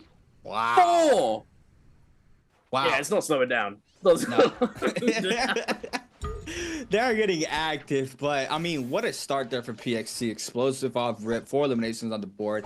I know Fawn was looking at that middle left column so heavily there while he was getting comboed. He was 1 second off there to be able to combo break, but unfortunate enough for him, he is going to be taking a trip to the Soul Altar for a resurrection and try to scavenge more resources now that he lost that fight. But Ajao on the Syra, ready to post up for the first round. That is pretty much forming up now, I believe. Frostivus Star and Choose at Plume Castle are going to be waiting this out as well. We do have a bounty from GG Shaw onto JL's AS. These players still scaling up. They're going to start prepping for that first round. We do have Fong with 2 eliminations off of that alone. And man, every time Fong is just... He's just that player that you just scared to have around you. He always comes in at the perfect time, being able to go into those third parties. He has found a lot of success in the pro league, being able to be that upsetter right against all these players. They're in a 1v1 isolated fight, and out of nowhere, Fong just comes down, snags up both eliminations or even one at time, and manages to survive. And that's a playstyle that Fong has been perfecting his craft on since the beginning of the Pro League. And we see it as well that he prefers weapons like fan/daggers. And I remember at the beginning when I first started watching Fong, it's nothing but dagger, right? I mean, he had purple weapons in the inventory. He would drop them for common daggers, which, you know, they asked him about it in an interview, and I've always gave him you know, I always gave him hell about him only wanting to run dagger or /fan. And they asked him in the interview, and I felt like, you know, it was my fault, but still I respect him as a player. He's a veteran in the scene. I just think that, you know, still I still see him playing that fan dagger, but he has branched out to other weapons, right? He's been playing a lot of that pole sword. He's been playing dual blade halberds as well. I've seen him sometimes where he will run those weapons if he has them in his inventory. So, you know, that is a change that Fong has been doing, and we see him, you know, trying to get versatile now. And I feel like that will be probably the best route now that running dagger /fan for so long hasn't really found him that crazy success and chips that he's wanted. So, you know, I love that he's branching out to different things to, you know, expand on his arsenal on. Yeah, absolutely. I remember you talking about back in the day when he first sort of started out. I remember him standing on top of the archway in Celestra, dropping 3 gold weapons, and just standing there. Like, he just dropped 3 gold weapons. Crazy. And then he had a purple dagger and then blue daggers or something in his inventory. I can respect it. You know, I've been one to take, you know, like blue greats or use blue greatsword over a gold something, whatever, in the past. But yeah, it's definitely good to branch out, because not only do you learn other weapons, you learn how to play against other weapons. So yes, it is definitely a good idea. But we're going into this Realm of Yang right here. Wait a minute, Frostivus, he's got the combo, gets the grapple bump. Can he get the next ball? He can indeed. And oh my god, the Knife King! Frostivus taking down CD. What you saw? I see CH getting really animated in his chair. Like, oh my good lordy, that was insane! The combo coming out from Frostivus, that one is a spicy one. It's only recently started rearing its head. We haven't seen it too much up until now, but yeah, very, very nice combo indeed with those flying knives. GG Shah in the Realm of Yang. It does get caught with the dazzle at the very end. Azhao coming out of his ultimate, pulling out that musket. Wait a minute. Oh my god, can he turn this? No way, he turns this, right? The grab, the choke. Can he catch him on the wake up? Goes for it. Has one more thing, but no! He goes down! Oh my goodness. I thought Shah was gonna just clutch it there. That was insane. He still had all 3 blocks ready to go. But no, unfortunately not. Azhao is gonna fish them up. And now we're going out of the Realm of Yang over to PXT and Star scrapping it out. Yeah, the aggression now from these players with Vermilion's Burst Might getting active. We have PXC going at it. Oh my god, Ballista Tower and his Fong. I'm not surprised. I was telling you, he's always there. He is always there at the perfect timing. And Fong snagging up an easy one there with 1 Ballista shot, picking up his 3rd elimination. And he's playing around this Ballista as well, waiting for another set of players to start getting active. But across the map, we have Frostivus against CDY. Frostivus winning that beautiful Realm of Yang off that first Yang. It was just insane to watch. Frostivus against CDY just since the back-to-back 1.0. CDY not afraid to let him lose, but now big combo here from Frostivus in the corner. This is 1 HP in a dream here for Frostivus to reset his round. Arrow R&B now, even out the health. It's a jump LB as well. And Frostivus, oh my god, disgusting off the flying knives. I don't even think. Did you see how he opened up that Yang? He caught Prile with the backwards F. He got the restand on the ground with the fly knives. He just stabs him on the ground, catches the 1-2 into the grapple extension, pops the ult, and just TODs off. Oh my god, he's just playing disgusting right now. Frostivus just going insanely clutch now in this half of the game, but we still have aggressions here from AAS. Trying to get a quick little reset in. Looks like 2 players are duking it on the top side. It's XY choosing Shaw going at it, and I think it's going to be Shaw getting picked out of the bunch here and potentially getting eliminated here from game number 2. It does look like that might be the case. He does have Yang depletion. He needs to cleanse it, but he's had all of his armor stripped off, and he's already popped that ultimate. We do see the other child dropping down, essentially peeling right here. AS eating a chunk of damage himself. But is Shah actually going to be able to do anything right here? He's used his ult. He's grappled up to that top of the ballista tower, met up with these other players trying to catch one of these lacking in the zone. Fong scale rushing up to the top.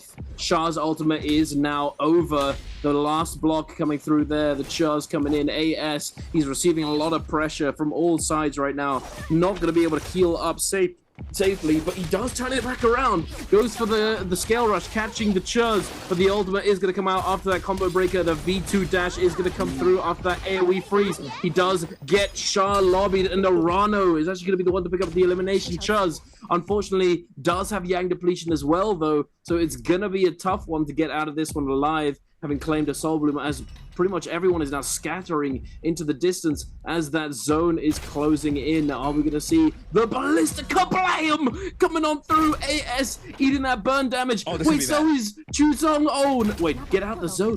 Where you okay, no, he lived on a pixel. You're crazy, Chuz. What is... Okay, he's dead. Yo, what is happening? What is happening right now? You did I don't know. AS gets a Soul Bloom off that and lives. Okay, then. You know what was the funniest thing out of all that? Fong was just... He was right behind XY the whole time. I don't think... Wait, on the ballista? Yeah.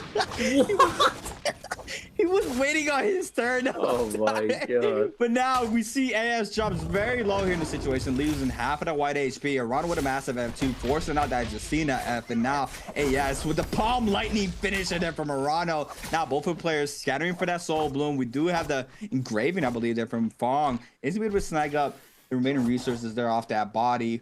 Full blue inventories here for Arano. Purple armor in hand. Gold Jade with 2 purple Jades as well in the inventory. Very low on the Vitalian powder department though. So he's going to be able to buy up now with that 36,000 coins that he has. We're going to be taking a quick replay at the Realm of Yang. This was Choose against PXT.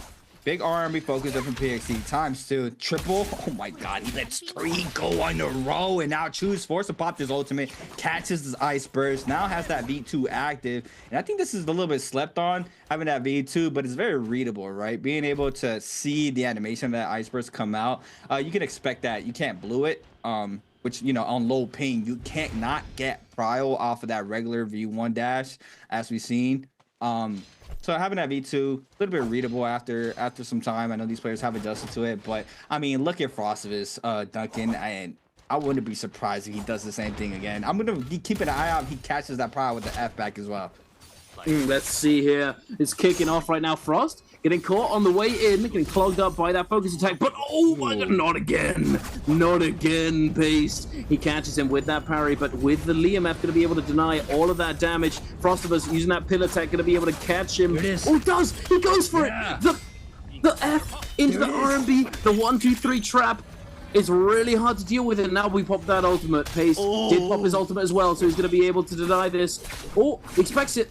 But wait a minute, it's V1 out of nowhere. Wait a second, Frostivus. Can he clutch this up? He's holding it max range, waiting, biding his time. Oh, wait a minute, what? Oh. What? Speechless. I'm speechless. He did it again. Excuse me, Frostivus. The king of knives. He hit him with the R&B clank on the scale rush. Oh my god. That was majestic.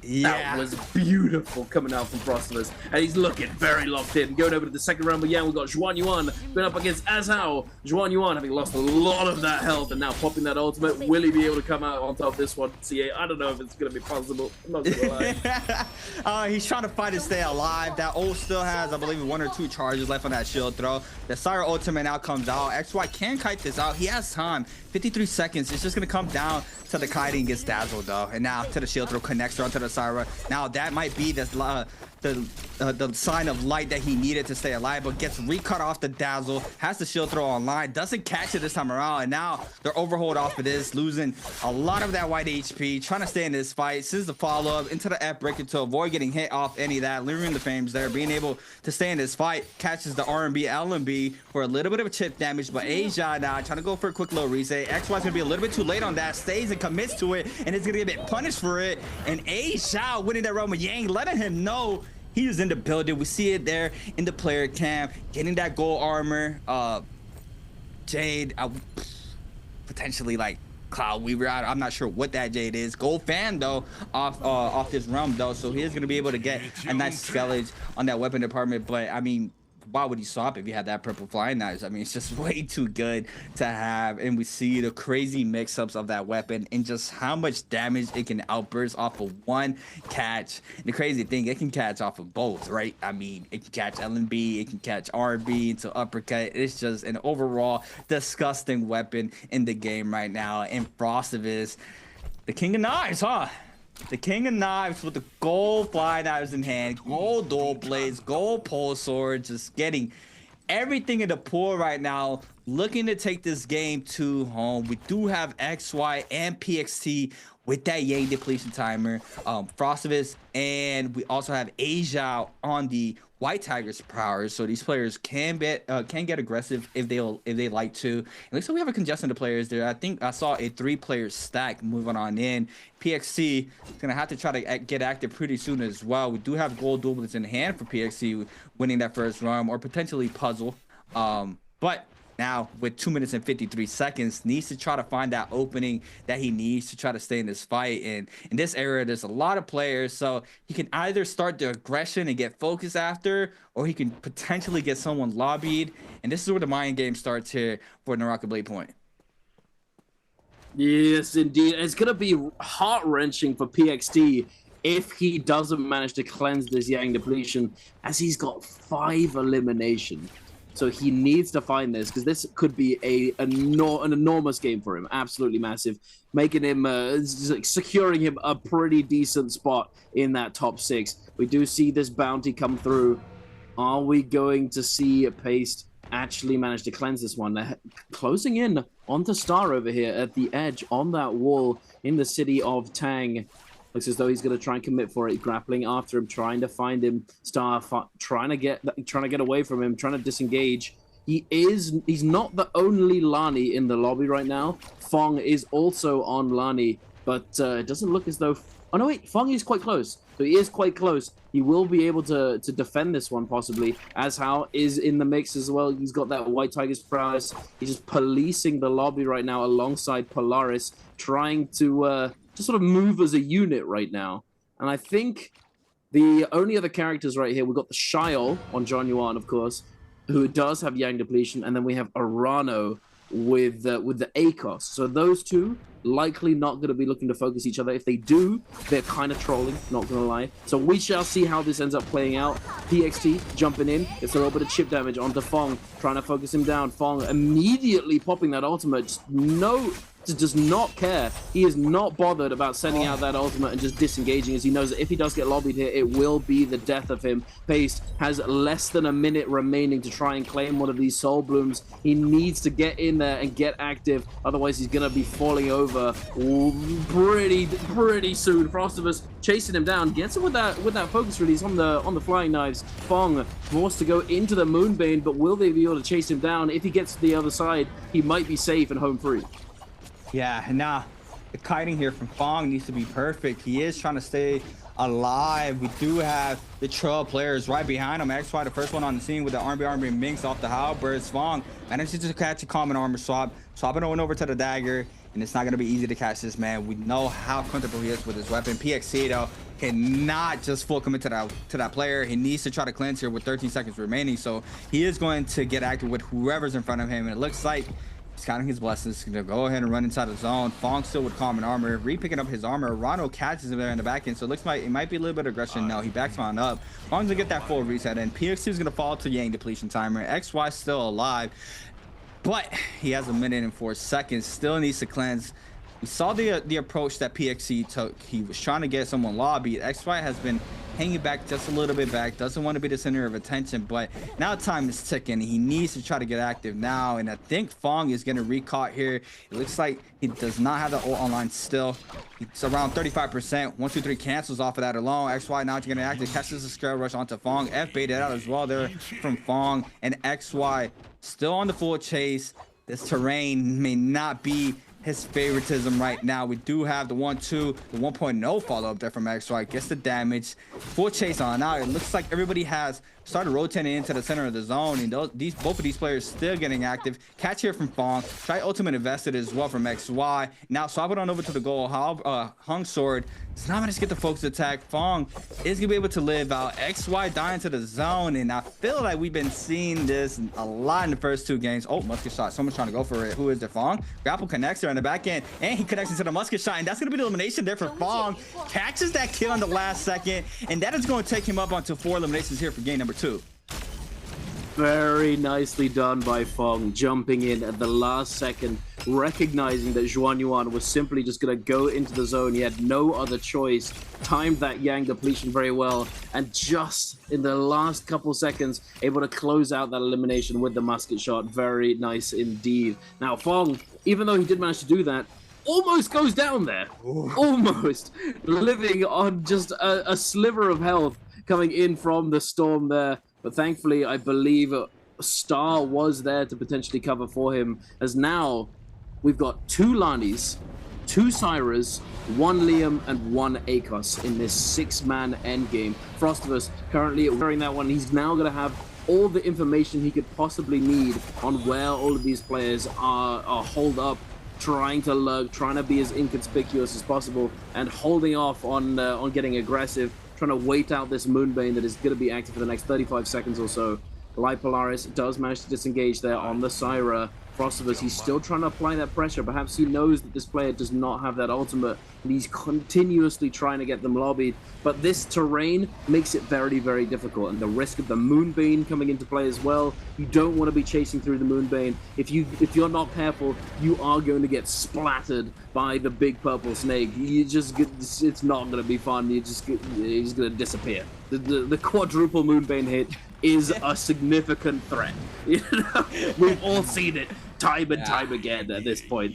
But yeah, the Moonbane is going to go away. We are going to have that open space opening up for these players. We see Light Polaris and Azal grouping up over the other side, getting nice and cozy, ready to move forwards into this endgame. They are likely to get focused down, as they are on that Syra after all. You know, Syra has the shield. You know, when you pop that ultimate, it's going to allow you to stay alive a little bit longer in that end zone, and none of these other characters have this capability right now. So I'm assuming that they're all going to try and focus down the Syras moving forward. Yeah, I mean, I would. And the Lonnies. Yeah. I'm not trying to get ball bounced by 2 Lonnies there. Pause. Anyways. Wait a minute. Okay, buddy. Anyways, y'all know what I mean. I mean, this is what really started gravitating the players to start running that V2 Lonnie opposed to that V1. Just the potential that she has in the end game was a lot more comfortable for these players.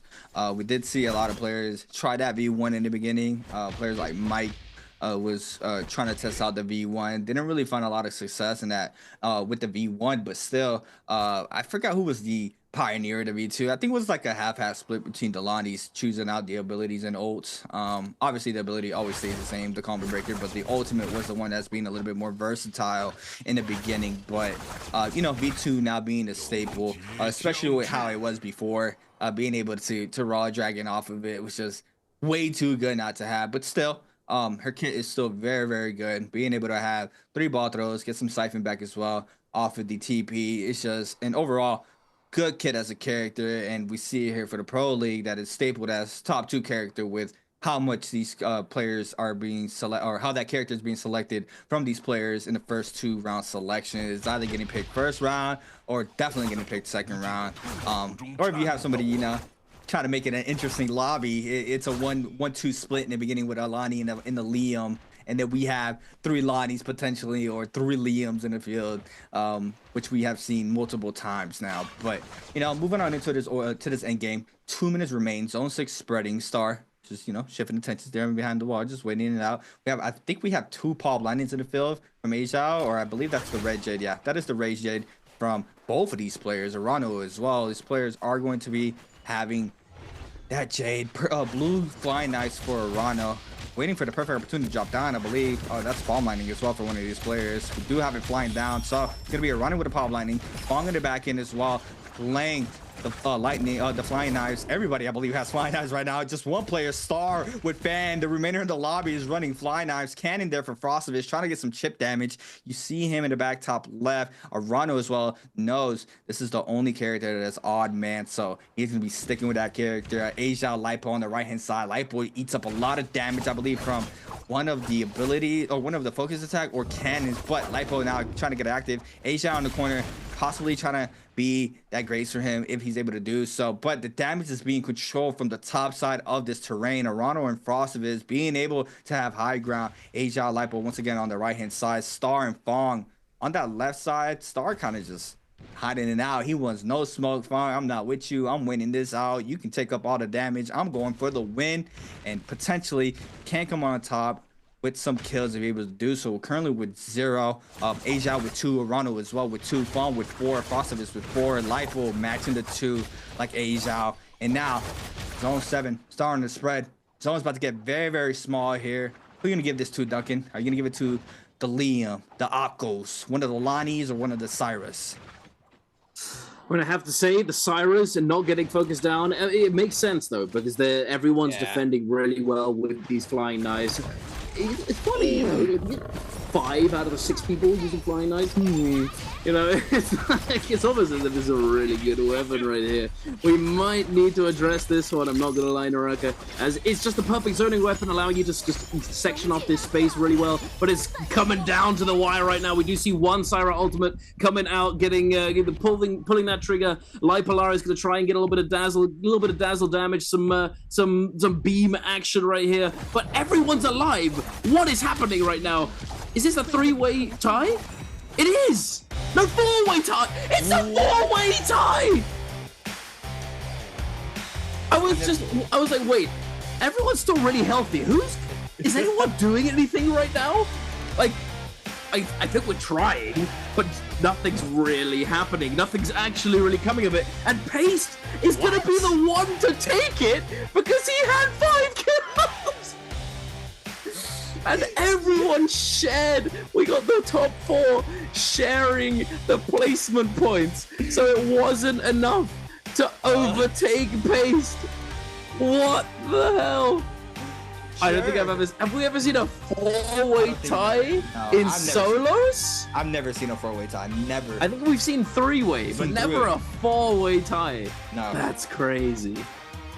Wow. Flying knives just denying so much pressure. Yeah. The terrain making it really, really easy for them to section it off, push people back, keep them at bay. You know, the Jades as well coming in. We had that Moonshard Storm, that Palm Lightning. The only person who didn't have flying knives was Star. I think he just did not have the weapon. He had purple dagger and blue fan in his hands towards the end there, sitting down on the ultimate low ground. And that's quite frankly because I think that's the only place he could really sit without just getting pressured by the flying knives.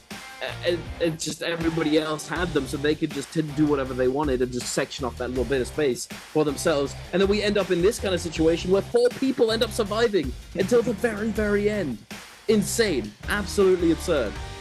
That was a crazy end circle. I definitely thought, like you mentioned, one of the Cyrus was going to get a lot more value in that end circle. I can't wait to watch the replay to see how that fully panned out.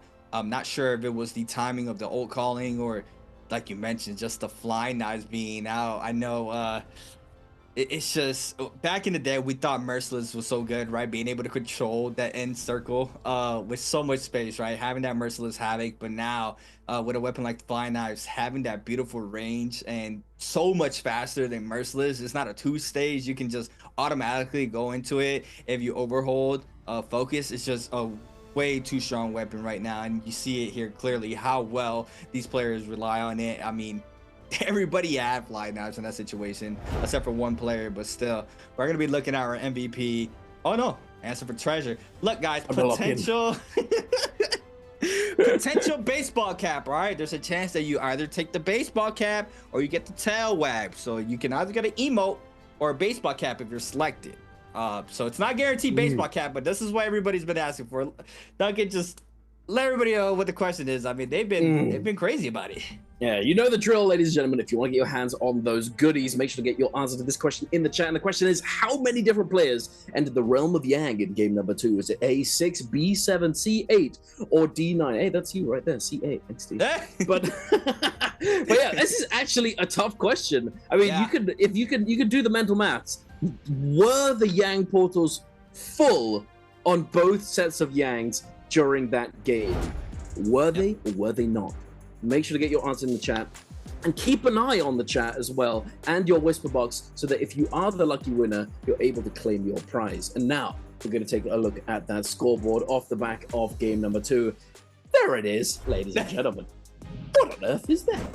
You know, it's just kind of crazy. 4-man tie at the very end. Everyone gets the same number of points. And Paste, I think, actually superseded, because they ended up having the same points. Yep. But I think he superseded them because he had more kills. He had one more kill than anybody else, meaning that he's the one who got the MVP. Insane.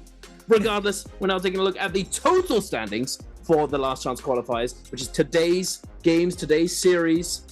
Last Chance qualifiers, for those of you who are just joining us, this is it's kind of self-explanatory to some extent, but last chance for these players to qualify into the spring split grand finals, because we have the 4 bi-weeklies, each of them having a bi-weekly final, and then depending on how well you do in those bi-weekly finals, if you make it, you then get points towards the grand finals. So like once all of those have been accumulated throughout the 4 bi-weeklies, you then you tally it all up, and then the top 6 out of all of them, all the bi-weeklies, out of all 18 players, move forward by default to the grand finals. And then everybody else from 7 to 18 have to fight it out in the last chance qualifiers to try and secure their spot in the grand finals. But here we are taking a look at the highlights of the back of that game, brought to you by China Unicom, MVP'd by Wolves PXT. We're seeing him start off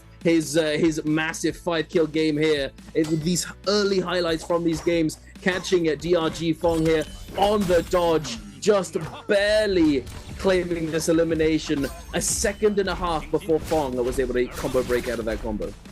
Yeah, it was just so close for him to stay alive.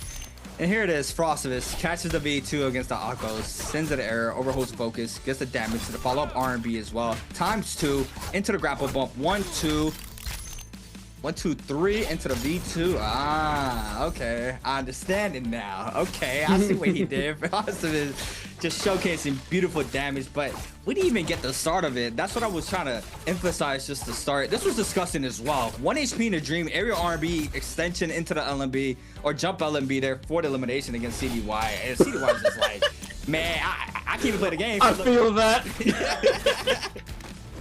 And this was a little bit of a mind game here from PXC against Frostivus. Him running the V1. Frostivus is kind of predicting the V2 to come out, and he wins that against the V1, as you see there. And now, full extension, has the F to stay up. To the last hit off of this alone, the follow-up, A Zhao against XY. Big damage from the flying knives. Tries to get the focus attack, doesn't manage to do so because of the terrain. Into the final hit, lets them know. Oh, whoa, lets them know. Vibing. Big V2 there from Murano onto Frostivus, I believe, but no one dies. Only one player dies there, and it was Star that goes down to Murano. Everybody else just, you know, fighting demons in the middle because they can't do damage to each other. Just manages to stay up, but this is definitely the most surprising MVP I've ever seen. I mean, yeah.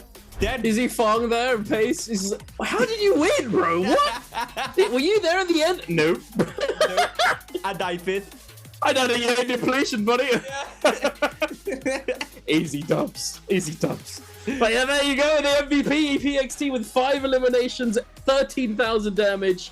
No big majority in terms of what he was doing the damage with. Nunchucks 4K, dual blades just below that, dagger 2K, F1, V1. Interestingly, we've seen a few more Liams pick up the V1 recently for some reasons. You know, I'm not too sure. I think it's slightly better in the multi-way. I think we talked about this before, but you know, I don't know. I'm not too sure. I think against certain matchups it can be really useful, and multi-way it's definitely slightly better. But I think it really doesn't do well against some of these matchups like Shiel. You know, one of the reasons why V2 is so good is because it does well into Shiel with the chokes. You know, you could play it in such a way where if you have tempo in the fight, you force out that block. If they ever go for the chokehold on you, the shield throw, you can just V2 them out of it. They can't cancel. They can't do anything about it. You just get the combo, or you just get the damage, whatever it might be. And we've seen Frostvis showcasing how the extension as well of the V2. We also had V1 extension. They're canceling the F into the light. But I feel like just the V2 just has a little bit more damage outburst. With fan in hand, you get 2 R&B focuses alone, and you can get the restand after the aerial R&B.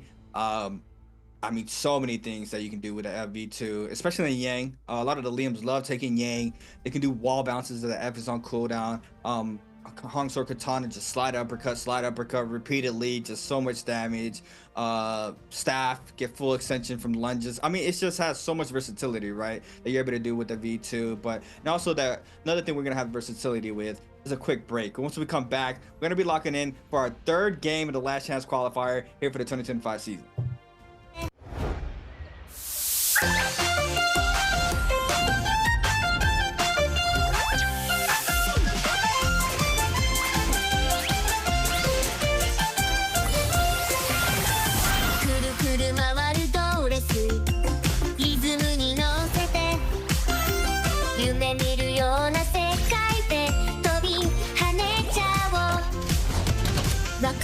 するステージ視線を集めてキラキラした瞳でさあ遊びに行こう一緒にいればもっと輝けるよピカピカ光るステージで君だけの物語ぽよぽよなリズムに乗せて弾けようよどこまでも広がる空勇気を持って進もう君が主役のストーリーさあ始めようこの瞬間が宝物だよキュンとするでしょ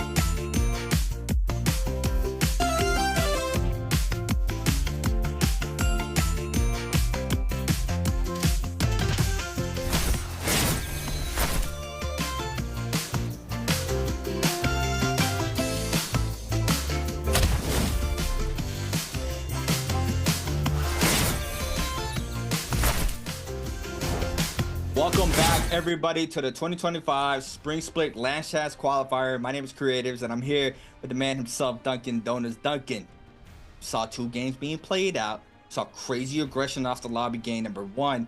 We saw a 4-way tie game number 2. Still lots of aggression, but we did end up getting it in game for our 2nd game. Just flying knives once again.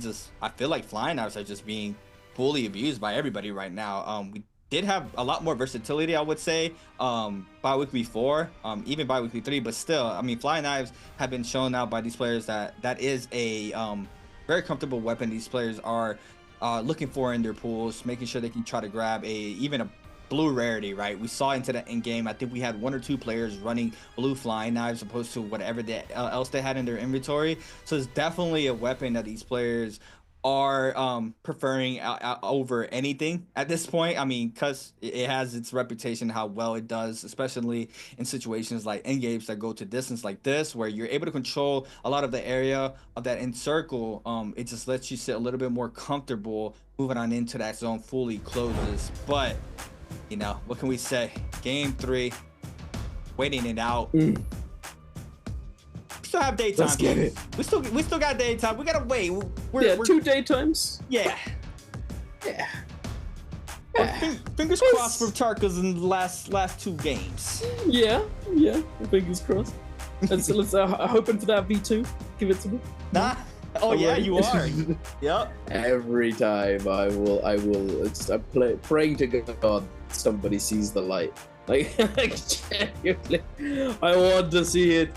It's so good. I mean, I sat and talked to you a little bit after last week's cast we had together, and I showed you like we saw like that clip, bro. The V1 lasts 22 seconds, 24 seconds ish, max. You know, it can't be extended unless you get a Soul Bloom or a Firefly. And then, you know, I showed you that instance where like it was just 2 people. I was just sort of like fighting between them. My ult lasted a minute. With no Fireflies, no Soul Blooms. Anyway, I got one of the Soul Blooms. I got 1 Soul Bloom. But a minute? You know, like that's a long time. In the multi-way fight, V2, it has huge potential. You know, you can't use F1 with V1, so it's just an F1, quite frankly, is just insanely good.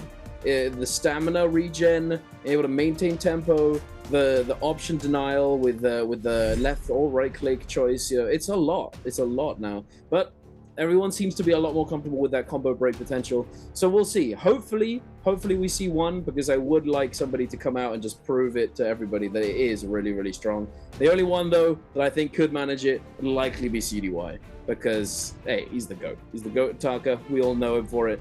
He's been playing Tarka the longest by far. Definitely the most proficient, or at least he once was. Nowadays, I think he's definitely slowed down. He's not played as much Tarka for a while now because he's been forced to practice these other characters. You know, Tarka has not been in the meta at all for the longest time, even though he's played it from time to time in the early seasons before the rework came through.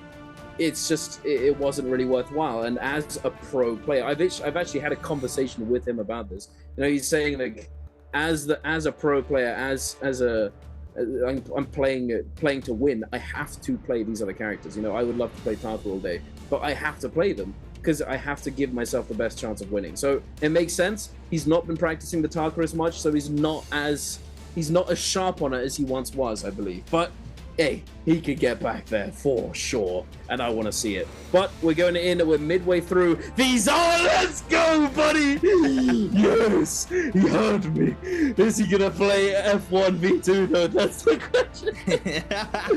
Going to that 5th round selection, we've got another Shile coming through. It's gonna be double Shile. We've got double Lani, double Liam already. We've got 1 Justina and 1 Syra. Now another Justina. The double Shile, double Justina. And then a Tumult coming out from PXT, and what's Frostivus going to be picking up for us? 14, 13, Kylan. 12, 11, Kylan. 10, 9. He's taking his time. 8, 7, 6. Temmie? Akos! Oh. Interesting. Okay, so I had a chat with him about this the other day. He was debating on whether or not to play Justina or Akos. Oh. And he wasn't sure which one he wanted to go for, and he was kind of he's sort of torn between the two, and he came to the conclusion, because we were sat, me, Ravenfrost, and Taki were all sat there, and we were saying, Raven was saying that, like, you know, Akos is probably the better choice if you need that pop-off game. Yeah.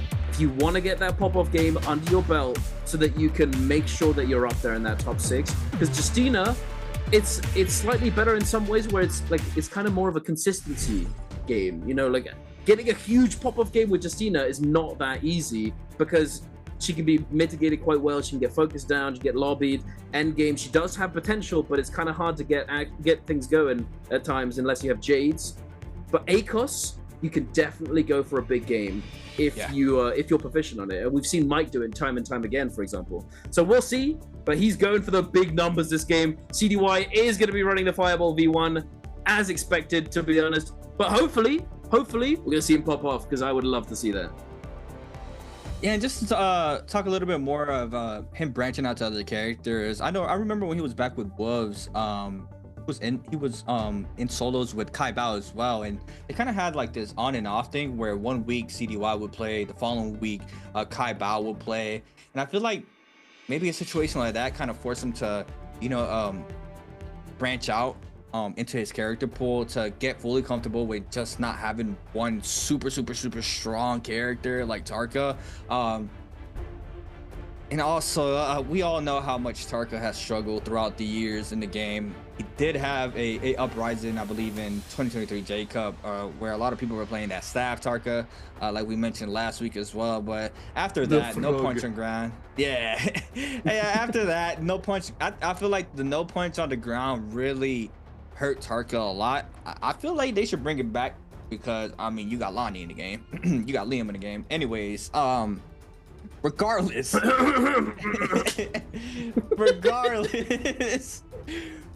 we have our drops here for our third game of the day. First trip to Morris Isle. Super spread drops here on the right hand side of the map. We do have, I think, 1 to 2 players land in Temple.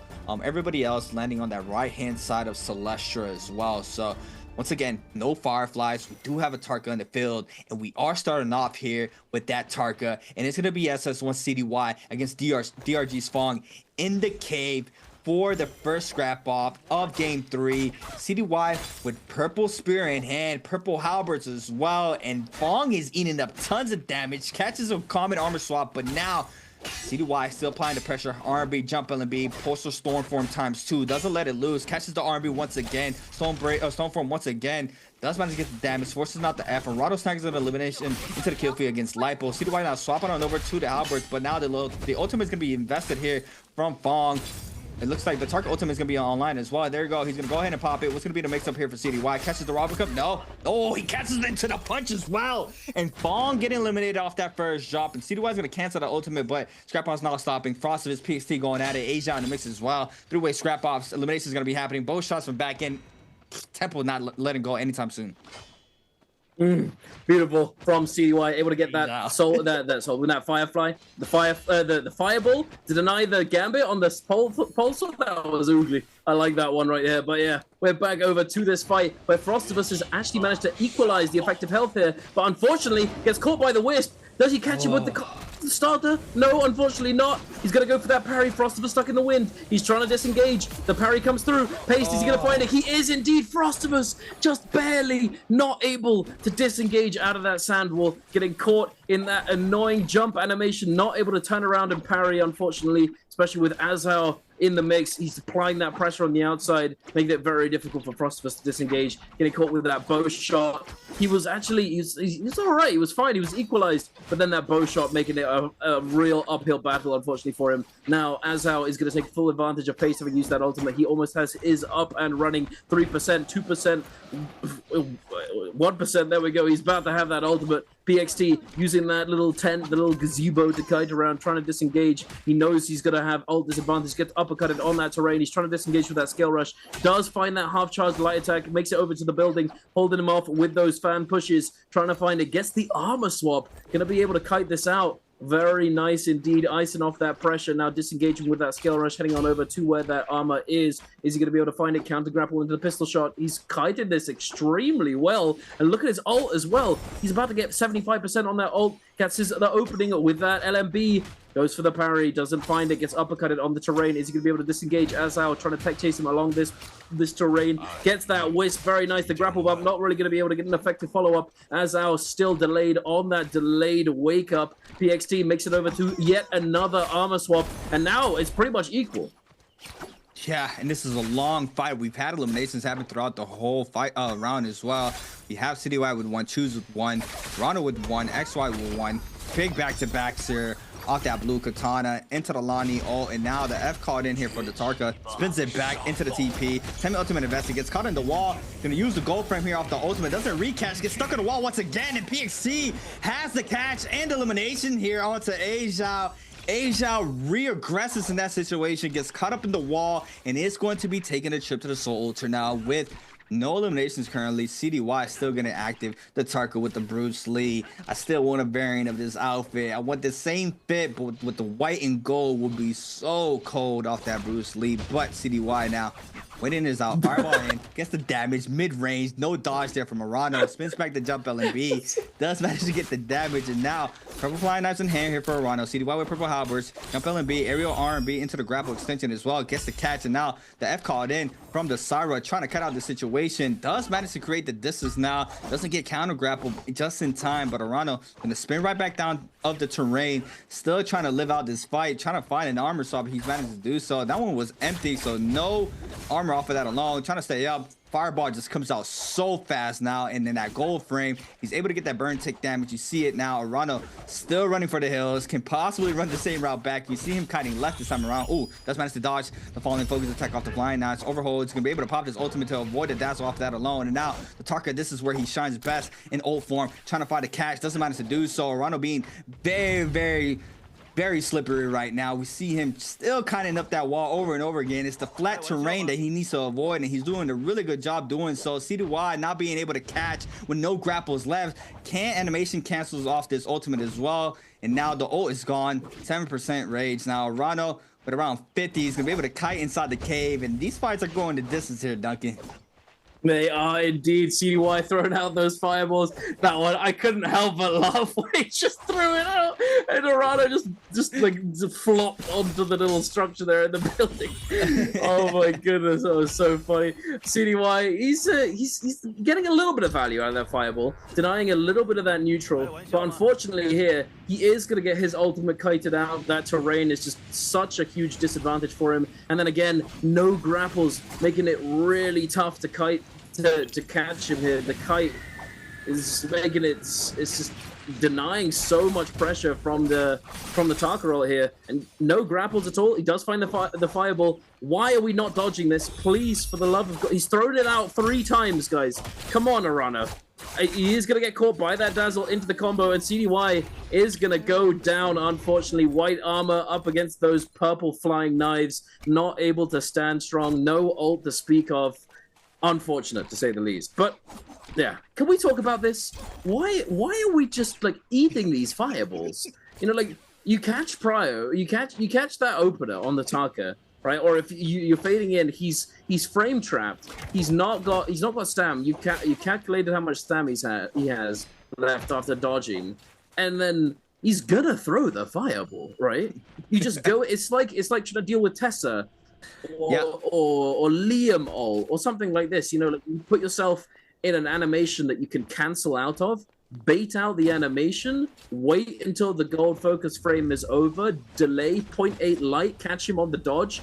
He's cooked. You know, we're eating these fireballs for very little reason, I have to say. Regardless, we're going to be going over to this spirit well here with Arano and Shah scrapping it out. Both of these players want to get their hands on this purple armor. And so does Star, in fact. The 3-way fight.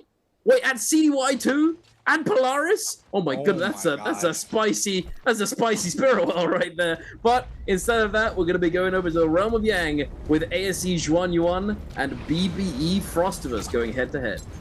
Yeah, and this is Lana v Akos here in this round.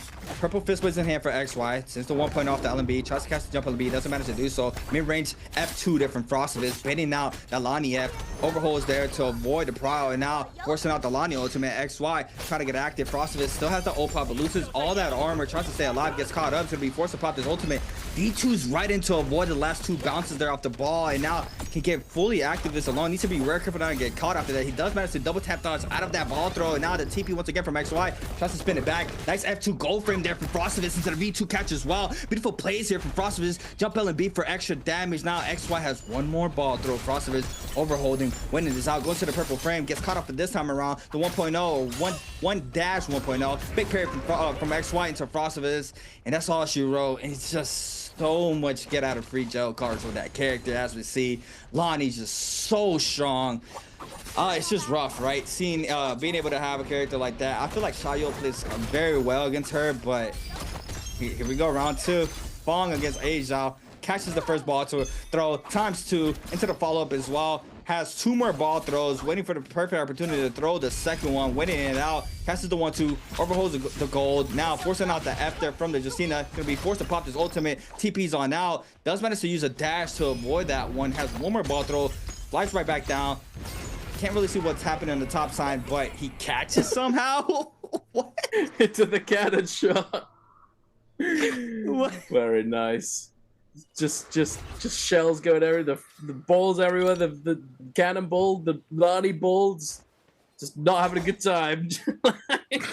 He's trying so hard to survive and just kite the Lani ult, but they were equal health for a little bit, and then the Lani just healing so much from the balls. When you pick up the ball again, having thrown it out, you get a pretty decent chunky heal coming back from it. So you're able to sustain in the fight pretty well. And then it's just, you just hold that ball cast as well, making it very hard to actually catch you on the frame. So it's not easy to deal with, not at all. But here we are. It looks as though PXT might be able to manage it. Catches him with that wisp throw, is going to be able to force out that ultimate, and now sitting on the outside, the ball does get countered by the sand. It's not going to go through there, but PXT walks into it anyway for the fun of it. So I don't know. Oh, wait a minute. What a wisp throw. That was beautiful. Right on the drop down, he catches him and claims... Wait, did he get that elimination? No, Frostivus got it. Frost got the kill, but he didn't get the Soul Bloom. And now he needs to get the Soul Bloom onto PXT if he wants to cleanse this Yang depletion. The F comes out. Frostivus with the grapple, tries to catch him in the air. Not going to be able to connect it. PXT, he is kiting out this ultimate very well. Frost not able to really do anything about it right now. Grapple coming on in. Only 5 grapples left to his name. No combo break now. The F is available, but can he get up off the floor before he goes down? The overhold comes in. Frostivus doesn't find an armor swap. There's another player coming on through as Hao is going to deny him. This one is not looking too good for him. He does have 1 elimination. The combo break comes out. Frostivus trying to disengage with the cannon shot coming in to him. The clank coming through, and it's not going to be enough. And Frostivus goes down on the retreat as Hao going to be able to pick up his 2nd elimination of the game. Wow. Man, it surprises me every single time, the damage potential of that weapon. And if you have a little slope like he had right there, you get the focus attack off of the 1-2 from the grapple pump. I mean, it's just so much damage as we've seen there. We're going to be taking a quick look at the 2nd Realm of Yang that we missed earlier. Bada's Choose against Wolves' PXT. Scare Rush into parry here from Choose. Jump on the beat for the extra damage on the flying knife. Since the follow-up as well. Fun mid-range. Having that crazy range off of that as well. It's just so good. Overholds. Now 10 ultimate investor here for PXT. Just lets it loose. Gets the damage. Gets the elimination. Just release it. It's just so good. And he gets a gold pair off of that Yang as well. So, man, it's just... crazy weapon. Fong though, playing dagger once again. Oh, the Jade. He has the Jade. I forgot the name of it, but he can get that that blue focus uppercut. Aerial there. dash, I think it's Aerial called. dash, yes. I think that's what it's called, right? Yeah, I think so. It's a little bit of a weird one. I'm not really sure because you're not actually dashing anywhere. It's kind of deceiving, you know. But I think it is called aerial dash. Regardless, we are going to see DRG Fong popping that ultimate, trying to close out this kill onto Polaris. Polaris with that effective health advantage, and Fong with Yang depletion. He needs to make something happen here. Now Zhuan Yuan coming into the mix. It looks as though he's giving Lipo a little love tap. Just vibe check real quick. Zhuan Yuan just targeting the closest player. Interestingly, Fong only 1 grapple left to his name, and it looks as though Polaris might become the focus of these 2 players right now. It's not looking too good for him. Unfortunately, the flying knife's getting sent out, going back into that forbidden seal. Fong trying to catch him in the zone. Polaris kiting into it. The focus comes out. Polaris using that combo breaker to try and scale rush off that building. He is going to make that distance come through, but Fong, hot on his heels, is going to be able to close out that elimination and claim the Soul Bloom. Zhuan Yuan not able to deny it, but he is going to catch him with that scale rush on the dodge. No combo breaker coming through from Fong. He is going to go down regardless. He got the Yang depletion cleanse, but at what cost? He goes down. He needed to do it. An impossible situation, unfortunately, and Zhuan Yuan takes full advantage. That was a crazy sequence as well. Fong had used F. XY was charging up Scare Rush.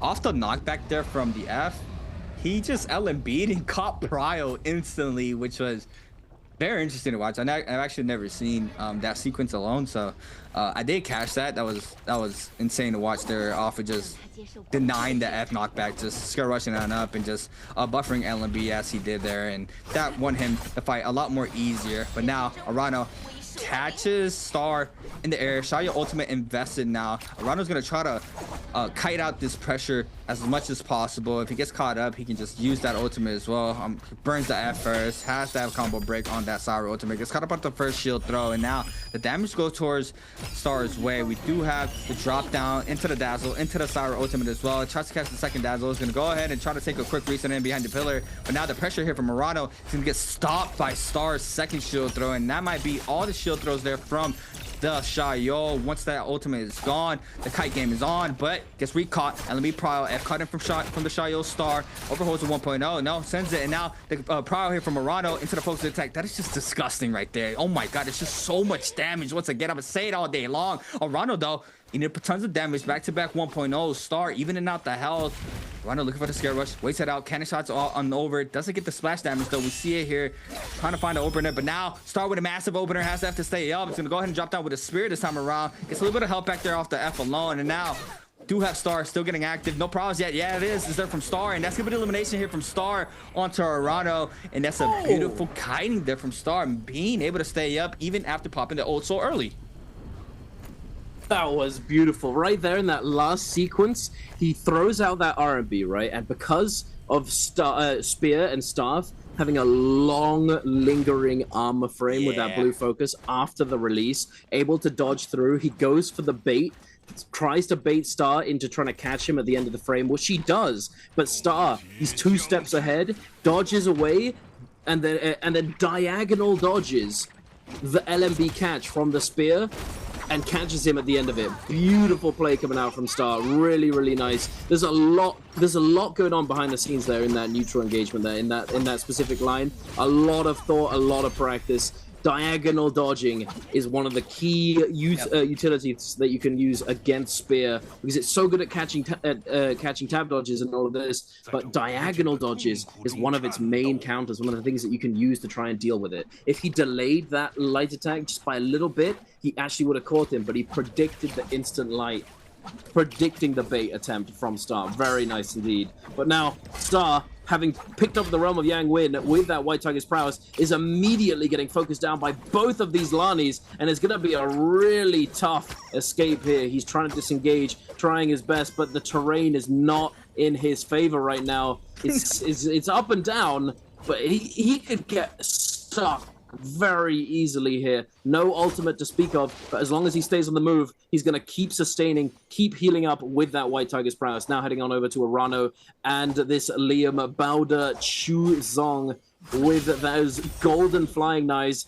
Both of these players, I believe, have that Yang depletion. They need to find these soul blooms. Oh no, yeah, there is. For a second there, I thought I was wrong, but no, it is indeed both of them with Yang depletion. And it's interesting to see that we're seeing this isolated fight take place at the outskirts of the zone from the Yang depletion players, so they're actually going to be able to go undisturbed, at least for the moment, for the ability to actually close out this kill. But are they going to manage it? Because he's kiting on over to those terrains, kiting over to the buildings, might look to try and disengage and find somebody else, a third party to fight, and take advantage of it.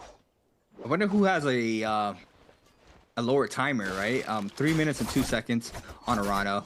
Wondering to see what Chuz has. I mean, we're gonna have to wait and see how this fight pans out regardless. Looks like it might go at a distance, but they're still playing the outer ring of the zone. Arano and Chuz around the same health right now in the armor department, but purple spear in hand for Arano, trying to catch one of those R&Bs. Oh my god, beautiful jump parry there from Arano in the air, denies the F now for Chuz, being able to stay up, and now the F on cooldown. Arano has a perfect opportunity, but the Liam V2 is gonna be invested. Saru ultimate is gonna be called in from Arano as well, trying to get his elimination. Catches the dazzle off the scare rush into the V2 there from Chuz. He's gonna send him inside the zone. No, sends him across, but PXC now showing up to the mix on the Temi. Arano still having to try to cans, but now with a third party in this situation, this could be bad for Arano investing that ultimate. He does manage to catch the elimination in the back end. Now PXT showing up to the mix once again. We do have another player showing up, Palm Lightning there from Shaw, just denying that, but he does manage to cleanse out the Yang depletion timer. We do see him now trying to cut out the pressure. Another parry there from Murano. Beautiful showcasing, reading out the F as well. Doesn't full commit to the Dragon Slayer. Is going to go ahead and kite inside the zone.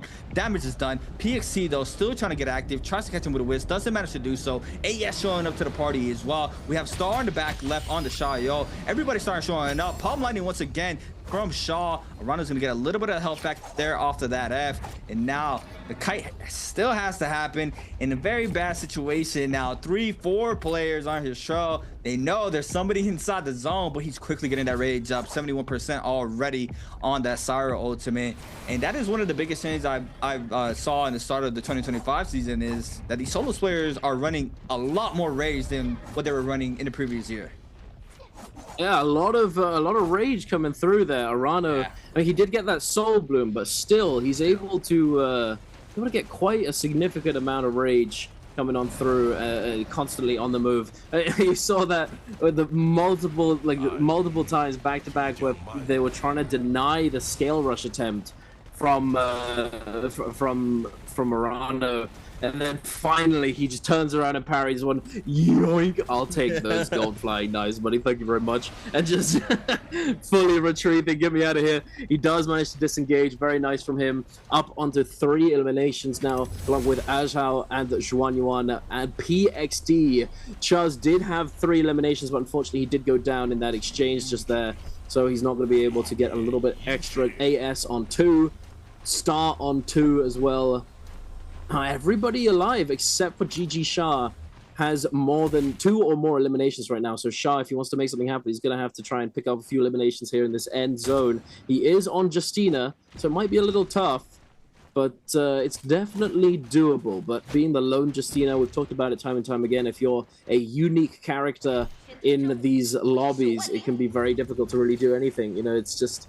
you end up getting focused down by everybody else. Now, Star is going to be the one to claim that Spirit Well, getting his hands on White Tiger's prowess. Now, heading over to the edge of the zone, seeing if he can spot out one of these players who's slightly weak. You know, he's now like, follow the leader. Come on, everyone, follow me. Everyone's just on the train behind him right now. Okay, he's the boss right now. He's got the buff. He can dictate the pace of the lobby. Let's just follow him and see what happens and see if we can pick up a kill. Star trying his best to find someone, but just not able to do so. The double Lani over there hiding together, knowing that they are for sure going to get focused down if they get spotted out. It looks as though they've got another friend as well. Arano, the Syra, double Lani, and then we've got the Shiol, Liam, and Justina and Tamok. 7 people left alive right now.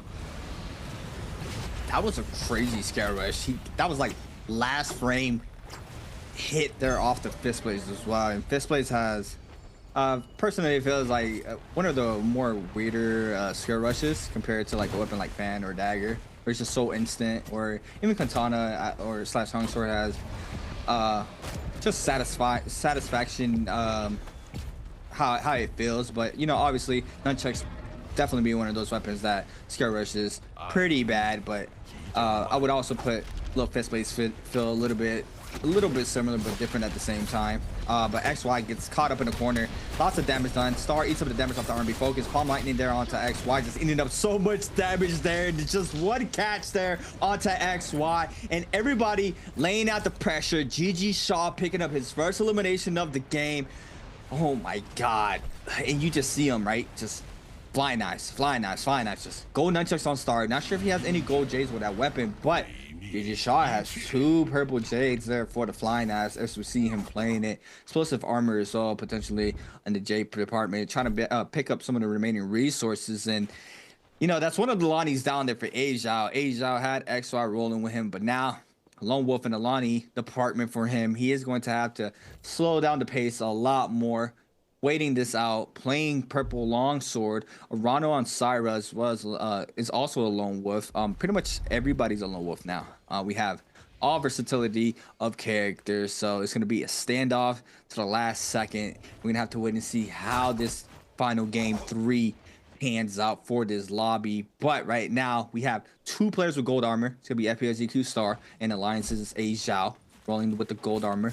Resource buy up here from Star. To go ahead and play the Fist Blades, potentially getting purple jade. Not sure what he has in his inventory, but full purple jaded out. Full purple weaponed out. For the weapon department, he does have purple flying knives as well. So if he needs to claim a little bit of area, he's gonna be able to do so. Swap on over to that weapon, be able to do so. Arano has a cannon in the hand. I saw gold flying knives. GG Shaw purple flying knives. Purple pistol. AS blue flying knives, PXC purple flying knives, Azal Phoenix Blast there for Azal. That's why he's rolling with the longsword, being able to get a lot of that zone control just off of that jade alone as well. You know, all the gold jades in the pool for these weapons let you claim a lot of the area. Dragon's War, Phoenix Blast, Merciless, like I mentioned earlier, Soul Slash, being able to be one of those weapons, but it's a lot more dangerous. Always being in blue, being able to get parried. But you know, every weapon has that potential of having a nice zone controller, quote unquote, jade, but still, now it's just a waiting game. Zone 6 spreads on in. Players are going to be forced to start getting a little bit more closer to each other, but still, we're waiting for that zone 7 for everybody to start getting active to see who is going to be our winner of game number 3. Everybody very close in the kill department still. It's only Shaw with 1, everybody else 2 or 3 kills on the board, so it's gonna be very close, or we could potentially get a 3-way tie again. Like, that would be insane, or possibly even a 4.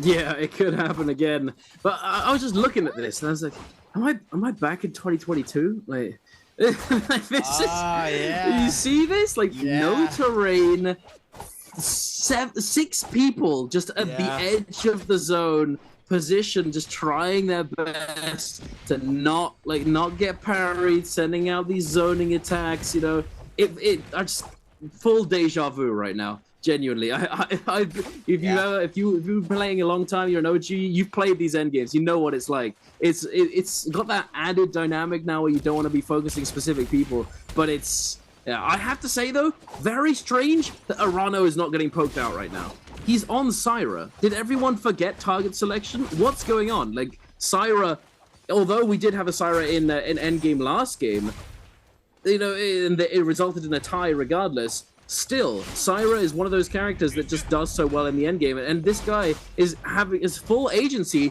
to just fully lobby paste. PXT just getting fully cut down by these flying knives, and hey, sadly, bro, they go through your wall. You know, there's not much you can really do about it, unfortunately, here. And he does go down out of nowhere, and Arano is still being allowed to just do whatever he wants. AS and Shah scrapping it out. We've got the Phoenix Blast from Azal on the other side, pushing people back. Star with those flying knives again, setting that focus towards Arano. Now, finally, Arano is getting a little bit of attention his way. That Syra ultimate is going to come out, so he's not going to be able to use it for that heal-off situation, unfortunately, which is very, very good for the rest of the lobby. He's trying to heal himself up as best he can. Players are taking to the skies. We have AS and Arano going up as high as they can. The Shiel popping that ultimate as well, catching Azal on the ground. Azal with that ball in the Lani ultimate, trying to stay airborne, grappling up to Shah, but it's slowly getting closer and closer. The zone's coming in. Star getting a lot of damage onto this player, but not able to confirm the elimination. Unfortunately, Shah is going to pick it up onto AS, and now it looks as though we might be going down to that tie. Oh, wait a minute! No, we're not! And Arano is going to pick up the last kill and get the MVP, ladies and gentlemen. Good lord. Hey, should have focused Syra. I don't know. That seemed a little crazy to me, I have to say. Don't you agree? Like, how are we letting Syra get that late? Yeah, so I feel like the cards played out perfectly there for Arano. PXT on the Temi, full commits hills twice, and on the first time he loses a big chunk of that white HP, so he was forced to pop that Temi ultimate as well. Once he pops that Temi ultimate, a lot of players in the field commit their ults to try to snag out that elimination onto the Temi. So I think it was 3 other ults being invested once that Tomok ulted, and that whole time Arano just holds off to that Syra ultimate, being the last one popping that ult. So he just had everything worked out perfectly for him, playing the pace, the spacing as best as possible, stays alive, has that Syra ultimate to sustain a lot of the incoming damage after he pops it, being able to dazzle as well in zone. Even though he didn't outburst, I believe he didn't outburst a lot of damage in the last in final moments, he was still the one to snag up the last hit, which in Pro League, kills matter. That's all that matters. Damage, yeah, if it's tie, it goes towards damage, or another situation, if it's like top two going at it, they have the same amount of points, it goes to the damage, so on and so forth. But it all comes down to the last and final hits. And Arano, from the beginning, you saw the crazy kite that he had against CDY, being able to stay alive in that situation. In his favor, CDY had no grapples in play. Even after second Yang, he got that Yang depletion timer. He manages to cleanse and survive, getting 2 crazy parries to stay up, gets out, stops everybody from looking at him. I believe it was like 4 players. He went inside zone, cuts ankles, managed to stay alive, and he stays on top as well throughout the last and final moments of this game. That was beautiful for them from Murano. I mean, it was a lot of craziness watching, but still, he was able to play it out perfectly, and we saw him here coming out victorious here for this game number 3. Yeah, solid from him. I have to say, he's probably just really chuffed at the fact that nobody was really looking at him. You know, yeah. Hey, oh, I'm not getting focused. Nice, very nice indeed for Mr. Arano here. And look at that, and you're able to pick up those extra kills at the end, going up to 6 eliminations. First place placement gonna secure him 10.2 game score, and that is massive for him, because again, we're in the last chance qualifiers today, last chance qualification to the grand finals for the spring split, and this I feel like may have all but cemented him in the top 6, because that's where you got to be, top 6 in the lobby by the end of the day, and you're in that grand finals. So very, very solid from him. As Al in second place with 5 game score, and then PXT in third with 4, I believe. And now we're going to take a look at the overall standings for the day so far. Now we've got the bottom 6 right here. All of these players want to get up into that top 6. Frostivus on that 7th threshold with 11.4, and we're going to see in a moment how many points he needs to climb to be able to get into that top 6. Shah did pick up a few eliminations at the end there, so not too bad. 3.5 for him. AS with 3, Lipolaris with 0, unfortunately CDY with 1, the Juz with 3.5, not too bad. And there it is, only 2 or so points separates Frostivus from PXT right now, between 7th and 6th. That's those places right there. Even 4th, right? 4th through 7 is what we're looking at right now, to be able to see who's gonna make it into that top 6 to make it to the pre-finals this weekend. Arano off of that game alone, 10.2 points off of game 3. I'm gonna start calling that money in the bank, because me and Duncan had this discussion last week as well, where you can get those pop-off games, right? If you get a 6 kill a game plus the dub, you're shooting up in that ranking so far up with a 10+ point game. If you're a very consistent player, you're getting around 2 to 5, even sometimes 6 points consistently, right? But those crazy pop-off game 10-point plus games just comes off of being the last one standing with 6 kills. And you've seen a lot of tables being turned off of just one player being able to have that pop-off game, and it's not a rare sight to see with a lot of players in the Pro League. They're able to do that. But another thing that's not a rare sight to see is these highlights here, powered by China Unicom. Starting off game number 3, PXT on that Temi ultimate, investing the ultimate against Frostivus. Frostivus R&B focuses towards the wall, gets caught out, elimination towards PXT's way. This was a fight PXT against Asia, cashes his whiz, and that secures him the elimination here for that fight. Very nice indeed. And then the kite out from that Terry as well. Huge kiting there, able to deny so much. And then right here we have Arano up against CDY.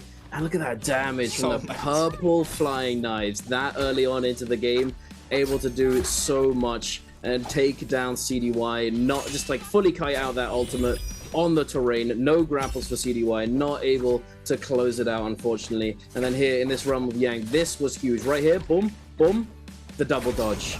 We saw it, the diagonal double dodge around the LMB, able to catch that opener, catch that advantage into the combo. Very nicely done by Star. And then Arano here at the end, just picking up a whole load of eliminations and securing that MVP. And here we are, we're going to take a look at what he had in his inventory and how many MVPs he's managed to accumulate so far.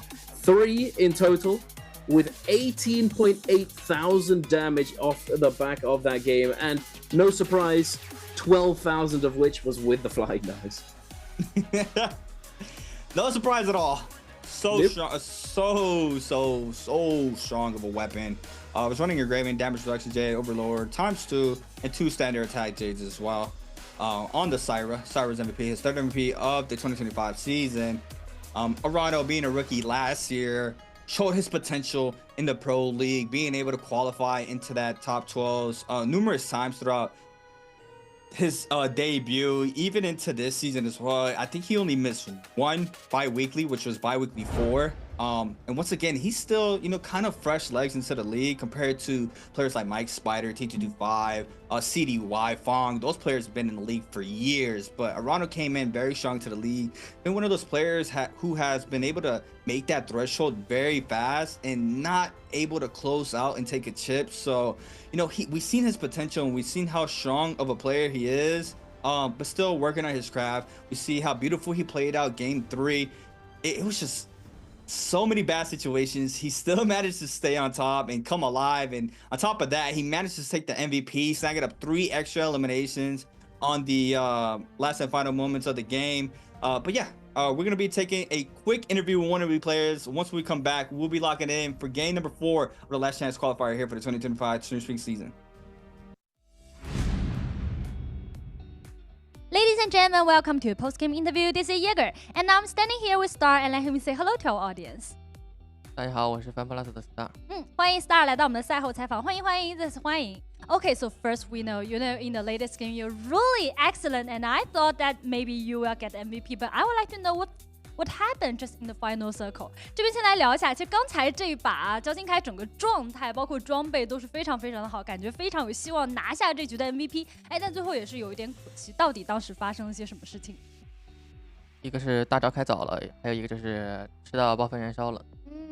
I think maybe 2 reasons. The first of all, I think I maybe used the ultimate a little bit earlier in the final circle. That's why I didn't get the MVP. And the second one is because I got the damage from the cannon. It's really hurt me. That's why little pity. Okay, let's move on to next part. Answer for treasure. 我们来看一下今天的题目是什么。Okay, so you guys can see the question on the screen, and if you know the answer, just type them in the chat box. And today's question is, which hero did FPX CQ Star use in Game 3? 这道题目呢也是关于刚才这把比赛。那么刚才这把比赛当中，焦金凯到底用到的是哪个英雄呢？大家知道答案的话，一定要打在我们的评论区当中了。If you are the lucky guy today, and maybe you will be whispered.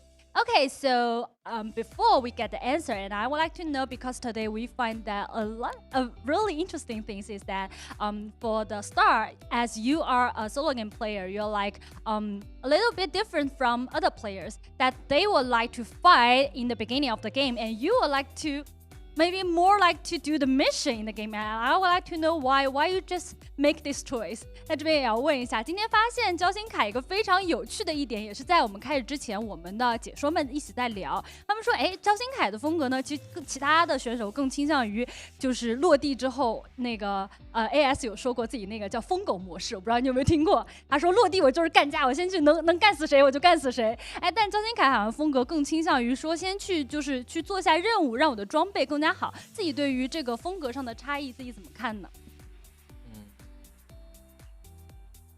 其实你也是疯狗模式是吗？我感觉我这个是很正常的打法。正常的打法，但是好像大部分选手跟你还是会有一些不同这是为什么呢？会跟大家不一样。我会看情况去选择直接打还是先搜一会儿。还是落地之后看一下大家的情况。So for me, I think this situation is just like the normal situation, and especially I think every matches I just look at the like situation in the matches and just do the like different decision in the game. It's just a different strategy in the game. Okay, I think our players prepare and let's start counting. 那我觉得应该焦金凯已经准备好给大家送出福利了。那接下来就让我们一起进入倒计时，好吗？3, 2, 1. Screenshot. Okay, let's find out the correct answer. 也有请 Star 给我们公布一下正确答案到底是哪个。C. Yeah, the correct answer is C, and congratulations. Okay, at last, because we know that today is the replicage and it's also the last ticket for us to qualify for the grand final. And I would like to know, Star, Do you have confidence today and like your ambition for like this grand final？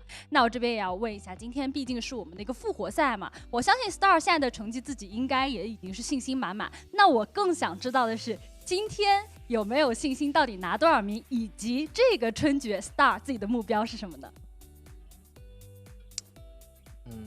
复活赛前3吧。春节的话，只要能进前8就行。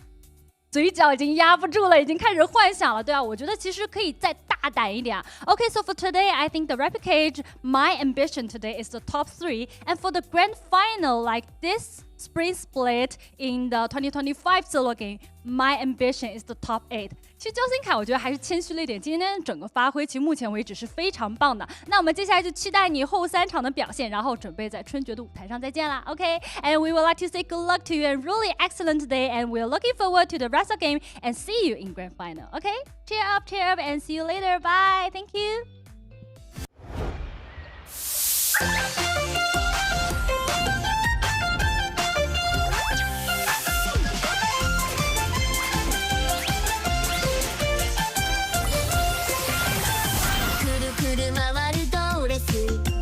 リズムに乗せて夢見るような世界で飛び跳ねちゃおうワクワクするステージ視線を集めてキラキラした瞳でさあ遊びに行こう一緒にいればもっと輝けるよピカピカ光るステージで君だけの物語ぽよぽよなリズムに乗せて弾けようよどこまでも広がる空勇気を持って進もう君が主役のストーリーさあ始めよ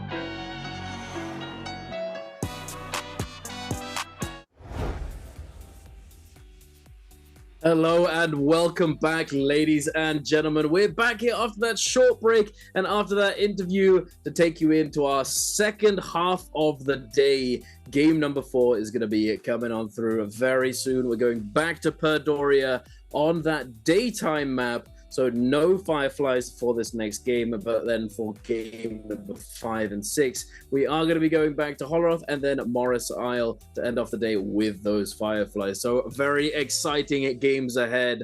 It's the top 6 that qualify into that grand finals for the spring split. I am Dunkin' Donuts, joined by the man himself, Creatives, and we're here to host and cast this for you today. A very exciting day. And it's very excited in chat right now as the cap has just made everyone go crazy, genuinely. I usually start off when we get those answers for treasures, and I'm like, all right, guys, we know the drill. You know, you got to get the answer to the question in the chat. And then now people seem to not know the drill. Like, come on, let's lock in, guys. Lock in. If you want to get your hands on that cap, this is one of the only ways. So let's get locked in for all the future answer for treasures. Oh man, I gotta come up with something in spot. Once when those questions come up, I don't know. We gotta think of something right now because it's acting right now in the chat there for that baseball cap. I'm not even surprised. It is so fire. It's so fire. I had to quickly open up the game to see how it actually looks once again because I know it's so clean. I only seen it once and I saw it was like mainland only, so I was like, chances are gone, but nope, chances are not gone. Still have a chance to be able to get it here. Make sure you guys stick through. We have a question after every game. We have an answer for treasure, so make sure you guys are tuned in for that. But yeah, 3 games out the way. A crazy start, right? Opener there in Perdoria was very hyper aggressive from the whole lobby. We had a final 1v1 that ended very quickly as well. Game number 2, we had our end game. A 4-way tie for our second game, which was insane to watch, and we nearly had it as well for game number 3, but just a run on the last and final moments, being able to spam that goal flying nice, just over and over again, creating the space, playing inside the zone, still manages to catch value off of that alone, snags up 3 eliminations at the end there to be able to secure the MVP plus that multiplier that brings up to the 10.2 overall game score, I believe, off of that game alone, which is a crazy sequence, especially with how his game was going. Being able to bounce back like that is not easy, but you know, you have more room to do so that you don't have top 6 in the lobby. You don't have that crazy pressure from the top 6 players in the pro league on your back or on your trail. So, you know, there's a lot more possibilities for these other players to have more room to come up on top, like we saw that from Miranda. But now he's leading the standings there for first place.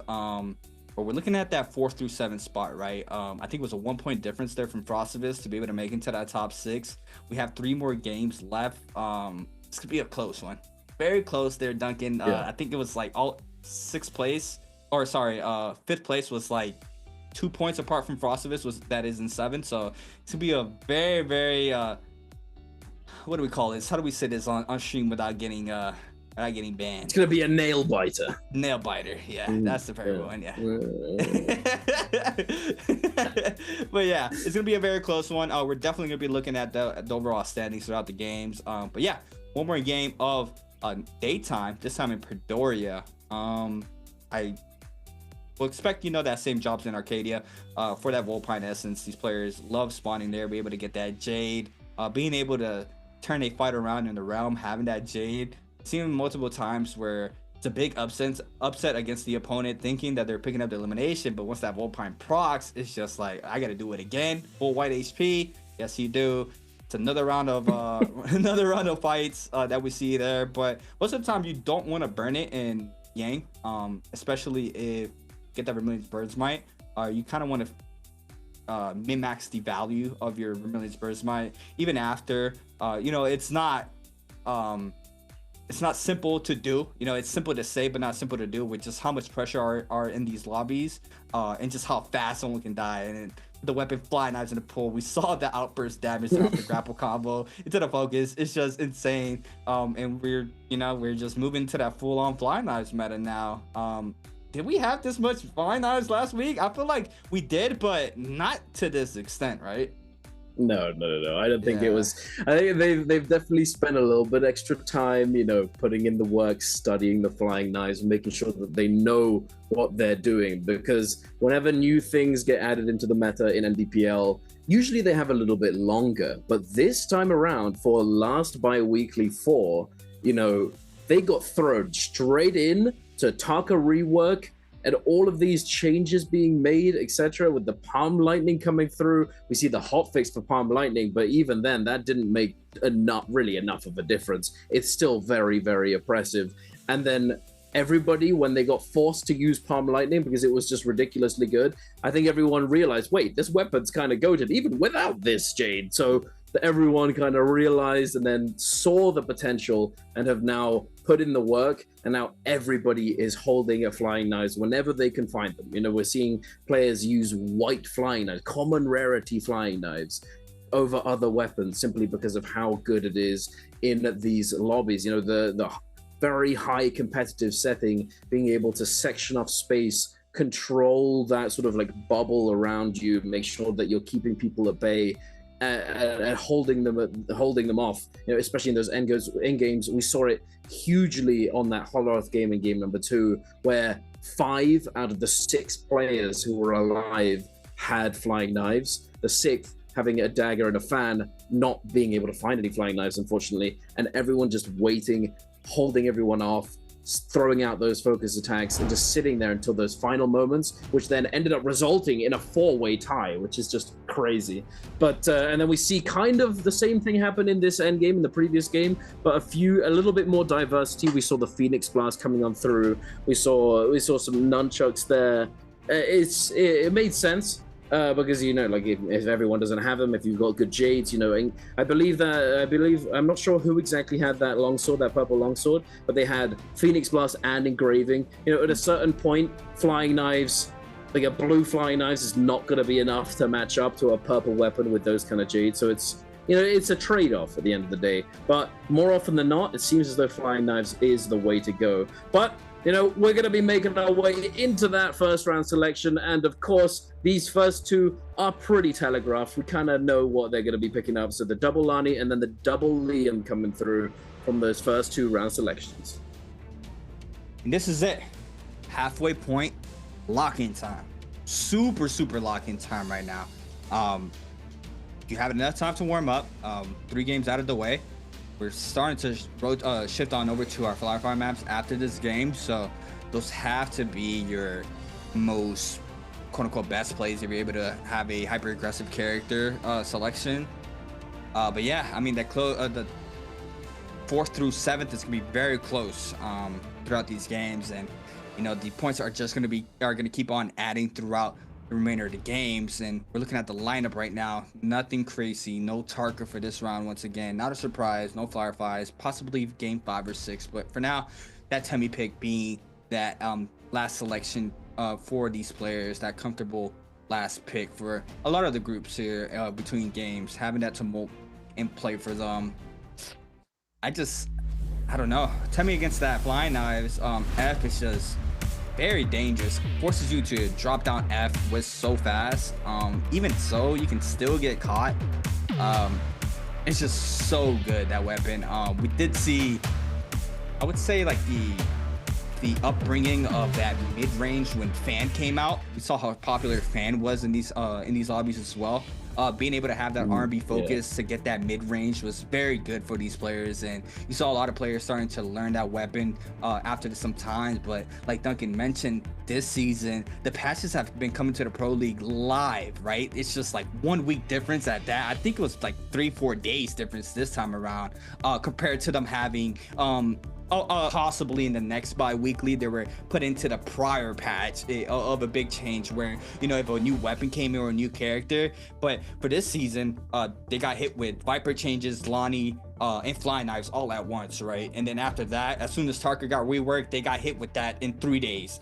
So everything has been a lot more instant, and I love that because it's going to be force these players to get a lot more accustomed to these new changes as fast as possible. And not a lot of players can really adjust to that play style. It takes some players a little bit longer than others, and I feel like that's another mix-up that's been added to the Pro League, where you have to adjust as fast as possible as always, but now even faster when you're being thrown out these patches in front of your face so early. Oh, absolutely. You're absolutely right about that one. And I think NBPL, they like doing this. You know, we see it come through with NARAKA. You know, just before J-Cup every year, just things just get flipped on their head. It's just out of nowhere. Syra, out of nowhere. Hardy. You know, it forces these players to adjust, and to some extent, it actually evens out the playing field a little bit sometimes, because the players who aren't doing so well, who aren't as strong as the others, have a chance to beat them out, because they can learn the new thing faster potentially. You know, if they're able to actually adapt faster than those stronger players, those veterans that have been like coming higher out on the leaderboard than they have before then, you know, they can come in and take the cake. And that's one of the big reasons why I think it happens for J-Cup, because J-Cup, it's the world tournament, you know, the Western players coming through, you know, it gives them a little bit extra chance. It evens out the playing field to some extent. You know, if they can adapt, if they can figure something out with the new changes that get made before J-Cup, then they have a better chance at competing alongside these absolute goats that have been playing NBPL all year. But we shall see. Speaking of GG Shah, CDY, and then another player there, all spawning very close. And then over here too, oh my goodness, it's a hot drop right now. We've got Arano, Azao, Zhuan Yuan, and I think it was Fong, over there in the distance, all very close to each other. But instead, there's no fight going on there. We've got an isolated 1v1 taking place between BB Frostivus and Wolves PXT. Wow, massive 1.0 there from Frostivus. Big parry as well. It's gonna snag with the purple Hans sword. Big damage onto PXT. No ult online for no players. Tries to recatch the pride. Doesn't manage to do so. F called in here for Frostivus. And now Shayo trying to kite a little bit out. Click comes in off the blue focuses from both players. Common armor sword for Frostivus. Eats the shotgun damage. Does catch the pride. Now the F invested there for PXT. Tries to mid dodge away from it. Does nearly get a clip off of it. But now Frostivus still trying to kite it out. Oh my god, nearly gets clipped off that shotgun burst through the weapon rack. That would have been a sad sight to see there. Being able to get eliminated off of that would have been heartbreaking. But PXC now still in this fight, trying to find an opening against Frostivus. Frostivus is going to rotate back inside the temple. GG Shaw, CDY going at it. Syra against Temi. Big damage there from CDY onto GG Shaw. GG Shaw now is going to be forced to pop this F. AS is in the mix as well. Tries to drop down the Wisp, but he is going to be clinked out there from AS. And now AS and CDY are going to be going at it. Oh, very nice parry coming out from CDY, able to find the read, goes for the jump parry on the first, AS matches it, and then AS just sending out that second focus attack, expecting him not to parry this one, and there we have it, the advantage coming through for CDY, but quickly turned on its head, unfortunately. AS catching him with that dagger focus attack, that horizontal focus attack into the soul break, fully denying the pressure right here for CDY, unfortunately. And now CDY popping that ultimate, he's going to be at a pretty significant disadvantage. CDY does have that weapon advantage because he has those epic dual halberds coming in with that chip damage, the 1-2, catching it again off of that parry, goes for the 3, the delayed 3, gets parried again. Oh my goodness, no. CDY on the back foot, having lost his purple weapons, does find that armor swap. AS goes for yet another parry. Goes for the scale rush, tries to get through the window, not able to do so. Breaks the window though, might be able to jump through if need be. No combo break coming out now from AS, doesn't have it available. The scale rush catches him yet again, but unfortunately he overshoots it and opens up the trove. AS now popping that ultimate. CDY gets caught by the ball, does have combo breaker available. Will he get dazzled? He will indeed, delaying the pressure coming out from JLAS. Wow. That stops him for a little bit, for a little moment there, but 2 balls still active here for AS. Doesn't catch the second one. Yes, he does. Gets the hit. Times the restand as well. Big damage to the follow-up. And the splash damage off that ball throw. Gets the elimination there onto CDY.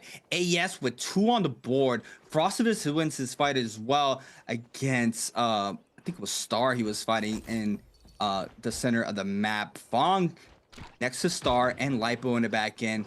Do have the Temmie with ult, as well as both Temmies with ult, and as well as Star with the Siren ultimate online. It looks like Fong wants to get active here on the Tomok, and he's been playing a lot more Tomok as well. Been seeing him now for a couple weeks, playing this Tomok out a lot more, trying to get more comfortable with this character. We see him on the blue nunchucks this time around. A Zhao on great armor. We got Rano in the back end as well with blue armor, but loses nearly all that blue armor. Liam and Justina ultimate invested there in the back end. We do have the Clink there off the focus attack. Doesn't manage to get a hit. Oh yeah, we got the Shark in the back end. XY, there it is. Oh my god, he comes in and grief. I hear it now. I see what you were doing. I was a little delayed on that, but now the four-way scrap off unfolds. V2 there for A Zhao onto AS. So Rano eats up not a lot of damage, but A Zhao does, tries to stay alive, gets frozen. The V2 once again there from XY, snacks up the elimination onto A Zhao. Beautiful timing there from XY, playing the Shark Boy in the water. Mercury River manages to grief out the isolated fight, and now the no ozone is gonna be pop here for XY and Arano, but Arano catches fire. F caught in for the Liam, but the scrap off still unfolding here in front of us. It is indeed. Shark in the water. I was confused. I thought it was some kind of visual bug at first, and then I realized he's creeping up under the water. I've never seen that. I've never seen that. That's hilarious. Just from so far away as well.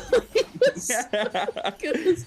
Hilarious. Oh, we love it. We love to see it. We have fun here at the Nbpl caster desk. Now we've got Zhou Yuan trying to chase down JLAS. He does not have ultimate. He does have that combo break available, but no armor to speak of. A little bit of a movement error. Oh my goodness. He does scale rush away and tries to find an armor swap, but it's not full. He is going to go down to Arano, and now Arano does catch that opening onto JLAS. Doesn't believe the focus release, dodging away, gets the clank. Arano going to get caught by the next one. He does have ultimate now, but he's dashing. He needs to navigate this quite well. AS does have ult.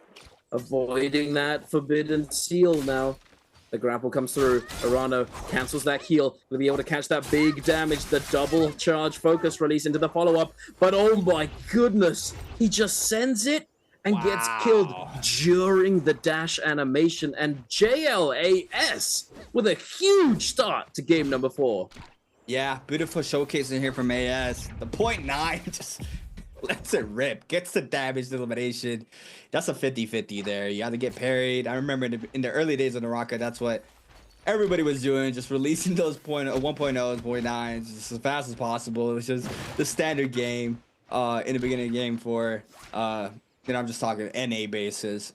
That's the server I played in, but still, now it's more of a gamble than it was before. It played out perfectly there for AS. We do see him with 3 on the board. Cave opening. Fong ready to go on in. I believe Frosted as well on the other side. And it looks like Frosted and XY get the better spawn there, but Fong picking up the money, so he is going to be able to get some sorts of resources there from the Dark Horns.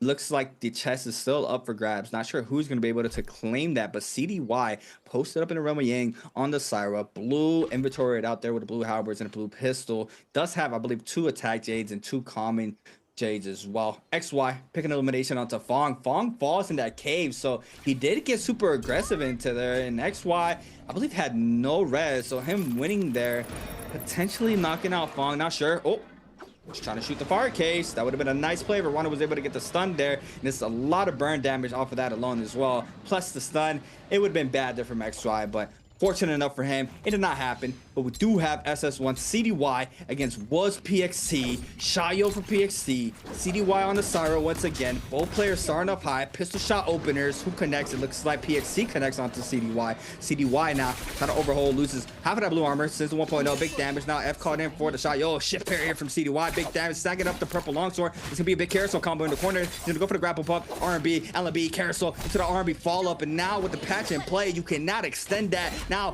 forcing out that Shayo ultimate. Procs the first one. Tries to read it. Pops that ultimate early there to try to get the damage. Doesn't get the dazzle. Still fighting it out. The pillar kiting there from PXC. Does get caught up there. Manages to weave the shield throw as well. Beautiful place here from CDY. Applying tons of pressure onto the Shayo. Procs the second shield. Now has to be able to weave the second throw as well. Now looks like CDY overhold. Weaves the second throw. Beautifully done there from CDY. very, very healthy in this fight. PXC drops a quarter of that HP, eats up the 1 R&B, releases as well, and CDY snagging up the purple armor, plus the upgrade and the buff. And what a beautiful showcase in here from CDY. Very nice indeed. I think that was, he caught him. I think he tried to go for that jump parry on the initial engagement after he lost that HP from the pistol fight, but he just wasn't able to do it in time there. And then catching him on that parry with the shift. Very nice indeed coming out from CDY. That's what we like to see. Now heading on over to Lai Polaris and Chuzong. Polaris does get caught behind the pillar by that ball throw. Ooh. Now getting hit by the big one, the teleport into the dunk, dropping down, catching him on the fall down. Polaris has not got... Oh, no, wait a minute! The turnaround! Forces out that combo breaker. Polaris has got another chance. 9 seconds and counting. He needs to close out this kill. Can he get the combo? Can he do it? He's trying his best to finish him off. Charles, 2 seconds and counting. The 1, 2, 3 to finish it off. And Lai Polaris clutching it up in the realm of Yang. Vulpine Essence, the reverse coming through. That's my trap card right there. You weren't expecting that one, buddy. Oh my goodness. And he picks up his first elimination of the game with the first realm of Yang going over to him. Gold spear and purple armor in hand. Me yapping about Vulpine at the beginning of game 4, and he's out that way too. Not to me to burn to the uppercut extension here from Choose though. PXD eats up a lot of damage, and now Lonnie ultimate to counter that Shaya ultimate as well. First proc doesn't connect since the second ball throw, doesn't manage to connect off of that alone. He's going for the TB throw. I think he does not connect off of that. PXC gets a common armor swap, a little bit of movement error there from Choose, and Choose now out of the realm of Yangs and be able to go frame that shield throw, I believe, and now gets caught off of this one. No, PXC saves that shield throw, catches that time around. Choose still full chasing in. Does not manage to weave this one as well. That's all shield throws, I believe, from PXC. Now the ball throw does not connect. Drop down. LMB focus off the dagger. Big damage as well. Making Choose taking a quick little reset, and PXC gets a common armor swap. Still aggressing Choose in this situation. Being able to cancel that. Beautiful players. They're reading the LMB focus there from the nunchucks. Now Choose responding with LMB focus onto PXC. Big damage. Eats up the RB focus. He is going to be even out that help. But PXC now going right back into the pocket. F called in there from the Shayo. Trying to get active. The 1-2 connects there for a little bit of chip damage. Overholds. Not sure how PXC's meter is going to be, but the proc comes in there from Choose. Connects off the Nichon meter burn as well, but doesn't get the full damage as well. Didn't have full meter, but Choose now trying to retreat out the situation, being able to kite it out, swapping over to the fan. And yeah, this is gonna be a kind of game here for Choose, trying to find a better place to take a reset in. He does have 33% on that raise. PXC as well, probably around the same. We do see the bars on the left of the old sign that they are pretty much even on the rage department, but Choose now being able to cut back over the wall. This is going to be able to get a little bit of distance. Now do have PXC cutting chase for now. Choose cutting noise. Players right next to each other. Oh, I thought he was gonna scare rush back in. He nearly did. He gets clipped on the wall. PXC gets 1 powder in, and our second Roman Yang starting to form right up. But with 1 minute and 23 seconds, PXC needs to try to cleanse as well as Choose. Both players on that Yang depletion timer. LB focus connects there from PXC. Big scrap offs here. Pistol shot connects as well for the extra damage. Now the click comes in once again. Soul, the wind gusts does not connect there. The proc comes in from PXC. Doesn't let loose. Tries to overhold, but a big fair there from Choose. Gets the elimination as well. And that was a beautiful spacing there from Choose. Being able to read that focus attack there from PXC, and that's the light he needed. But what is happening here, Duncan? Oh my goodness! What is this? We see the isolated 1v1. I was wondering where everyone was. They're all over here. It's the party over here. Oh my goodness. They're having a barbecue. They go crazy, getting those drinks in. Hey, having a good time over here. Unfortunately, Polaris, he's the first one to go down. He's down for the count, but he does have that Vermilion Burst Might. So he is going to be back in action very soon. Now we're going to take a look at... Oh no, the replay. Fog, not like this. Oh, that's so sad to see. Fog gets hit by the fire cage. He saw it coming. There's like, oh, and there's 2 of them in there. He wasn't ready for the other one to get shot, gets caught, and goes down. Big for Xuan Yuan, very nice for him, but not very good for Fog, unfortunately. And not very good for the other Tamolk, GG Shah. He lost his other Tamolk to that fire cage, and now he may be on the receiving end of some focus from the rest of the lobby later on as the game progresses. Now going into this realm of Yang, we have Arano ready and waiting, practicing his lines here, going for that light into parry, and then go for that light into hold dodge, and just one of that line right there is a very custom game line right there. It's the zero banner. You know, you throw that light in, you pre-input buffer that whole dodge into the other light, expecting them to try and catch you. And it's hard to do. It's really slick though if you manage to pull it off. But here we are, we've got Light Polaris and Arano going up against each other. Arano does manage to catch that uppercut on the wall. Polaris immediately popping that off, able to deny any follow-up damage. Fortunately for him, Arano now constantly trying to catch him. But Polaris playing the kiting game, playing it out very nicely, but unfortunately gets caught on the wake up. The tap dodge is not enough, but the combo breaker is ready to go yet again. Oh, wait a... Okay, buddy, that was beautiful. Drops down, having gotten that wisp. He knows that Arano needs to throw that focus attack to armor through that wisp and catches him at the end of the focus attack. Very nice from Polaris. Arano now on the retreat, having used 2 of those dashes to get out of that Tumult Sand ultimate. Now, again, we have Polaris with that Tumult Wisp again. The combo breaker cooldown is incredibly fast for this character. One of the things that has definitely held him towards the top of the meta for a very long time. And the erudition, this has crazy vertical range, catching it on the jump into that bonk at the end. I always forget what that one's called. It's erudition and then it's something else. I can't remember what it is, but we're going for those engravings. Going in, closing the distance, trying to find it. Polaris going for that overhold, trying to force him to slow down. Catches him with that R&B on the turnaround. Very nice indeed. He tries to dodge that knockback, not able to do so. Gets the half charge on the jump. Arano pulling out the slap, pulling out the fist, trying to deny the pressure, but no. And Polaris is going to take down Arano in the realm of Yang. 2 realms of Yang, 2 wins, ladies and gentlemen. Wow. Snagging up the gold flying eyes. Got the gold flying eyes off that realm as well. Gold armor, beautiful placing there, or beautiful gameplay there from Lipo, I should say. Winning those 2 rounds back to back, we have a tied out round as well in the second half. So we're gonna have 3 players for Yang depletion time. It's gonna be Arano, Ajiao, and Choose. All on Yang depletion timer. 8 players still alive. 3 players certainly are going to fall, potentially even more with whatever was happening there in Arcadia. I mean, I don't know what was happening. We was watching the 1v1 with I think it was Choose and CDY. But this was our second round. This is a timeout against Ajiao and Choose. Drop down ball throw. F calling in there from Milium to avoid the full TOD. The clink comes in there from both players. Ajiao now overholds, doesn't release, catches the pile. F calling in from the Lani now on cooldown. 5 seconds remaining. The fight was dragged out very long. I wonder how the remainder of the fight panned out as well. Both players just pretty much half HP. It's full pokish, full kiting possibly. Just a very long fight there in that round. Both players are going to have that 4 minutes and a half timer there for Ajiao. Frostivus in the back end on the Xiaoyo, trying to stay up. Eon V2 here for Ajiao, trying to catch the Xiaoyo, not managing to do so. Uses, I believe he gets I don't think he popped ultimate. It was probably another Liam in the field.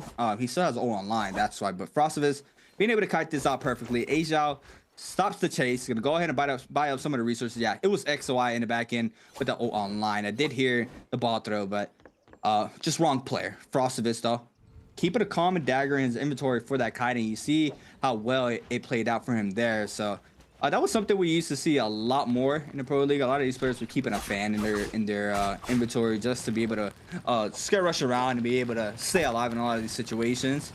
So now Frostivus bringing that back, seeing that, being able to have that dagger in hand to stay alive. Lipo fully scaled out right now. Gold Spear playing that with the erudition that we saw in the realm. Arano though, ended up tons of damage on the top side of this terrain with that with the engraving Jade on this blue longsword. Manages to kite out some of the pressure, loses 2 blocks, nearly 2 blocks of that purple armor. So he's gonna go ahead and take a full reset, and everybody playing in this building. I mean, this is a staple. This is Ballista Tower. This is Celestial Temple for Morris. This is what do we call it? Plume Castle in the Holleroth. I mean, this has been one of those spots that a lot of these players love scare rushing at. I mean, I wouldn't be surprised. So many stages, or so many levels to this building, being able to maneuver around it and create the distance with a lot of obstacles in the way. So if you are getting chased down, everybody has to pretty much hit the same line to catch up to you. It's a really good building to do so. White Tiger's power is running out here for Lipo in 9 seconds. XY getting active. Arano as well. He's trying to cleanse, and now got Asia, first one in against Arano this time around. Grapples from every direction. Justina is getting full tracked. Do have XY joining the fight here with Asia, but no staggers yet onto Arano. Arano with a minute 58, still trying to kite it out. Does manage to lose line of sight, but on the top side, still multiple people are around this area, so he has to be real careful. Asia still trying to cleanse out. I think he has a little bit longer, 2 minutes, I think, on his Yang depletion timer, so he does have a little bit of help there with the opposing. Liam also rolling with him, trying to get active, but just a matter of time. We are going to see a lot more aggression here with a minute and 30. Arano looking for the perfect opportunity. He might be catching CDY, but no, CDY is going to be the aggressor here against Arano, and Arano's going to have to respond pretty quickly. He is indeed. I think, you know what? I was thinking CDY, he's playing it slow. He's playing it slow and steady right now. He's not looking to go for anything. But I think, because considering that he had like a little bit of a rest period during that secondary Yang, he's able to tell exactly who has Yang depletion. And since, you know, there's only one Justina in the lobby, we know it's this guy. So he's looked at the timer. He knows when this Yang depletion is going to be taken down to that last minute. So at that moment, he's now looking to apply a little bit of pressure and see if he can sense weakness, get them lobbied perhaps, and potentially try and find an elimination out of this. But instead, we've got that Spirit Well coming on through, and this is where all the action is going to be taking place. Arano now jumping in, less than 40 seconds left on the clock. He needs to try and make something happen right now. Otherwise, he is going to be going down. Chuz eating that free is going to be taking a lot of damage as well. Arano trying to kite away, trying to escape, spotting another player in the distance, going to look for that isolated fight instead. Azal getting in the mix as well. He 30 seconds left on the clock. Chuz has disengaged, but he has Yang depletion too. 3 players with Yang depletion. This 10-man lobby may be thinned out to 7 very, very soon, depending on how this fight ends up going. Frostivus, oh my goodness! The parry! 3, 2, 1.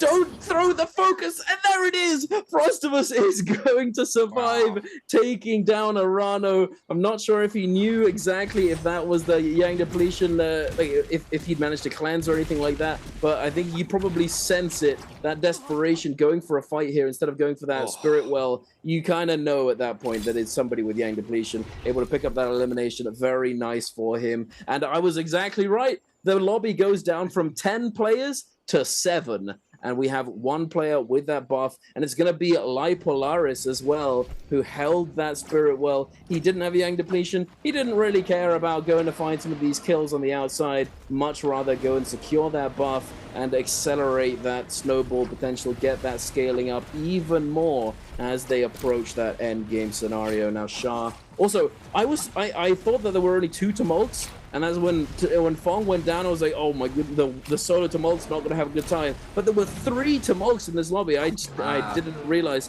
I hadn't caught it. But 3 tumults is very nice for those other 2 tumults. Fong is not going to cost them any end game pressure here. There's 2 of them. They can look to peel for each other if need be. Now CDY, he does have a Syra. There is another Syra in the lobby, but I think they need to meet up and try and exert some aura on the rest of these players, or they are going to get focused down, or perhaps not. Because last game we didn't see anybody focus in the Zyra for some reason, so who knows at this point. We're going into this end zone. We've got the Bane Breath in play. What's going to happen? Oh my God, as I said it. Oh my goodness. No! Okay. The last second on the Bane as well. It was the last couple seconds. It's not what you want to see. Man. He's not running V1, right? He had to be running V1. I don't know why he popped his ult there. He stayed in the Bane department there. Gets hit the seconds a lot. I mean, doesn't even matter. He ate up so much damage. Lipo now with 4. I mean, that's a gift there from Lipo. He's had a great early to mid game, massive parry from AS. avoiding the palm lightning there from Shaw in the back end. 521, Lipo still trying to get active in the mix as well. AS though drops 2 blocks of that purple armor. Lipo the first one aggressing. GG Shaw getting a quick reset in the back end. AS does manage to pop 1 powder in. Not sure if anybody's gonna be able to cut the line of sight here to be able to get some damage onto AS. Not sure if any other players managed to see that this player is trying to kite out some pressure. And this is a lone Lonnie in the lobby right now, right? We have a pair of Temis, we have a pair of Cyrus as well. We have a lone wolf Lonnie, a lone wolf Shayo as well. So 6 players still up. Lipo being able to have free will to do so.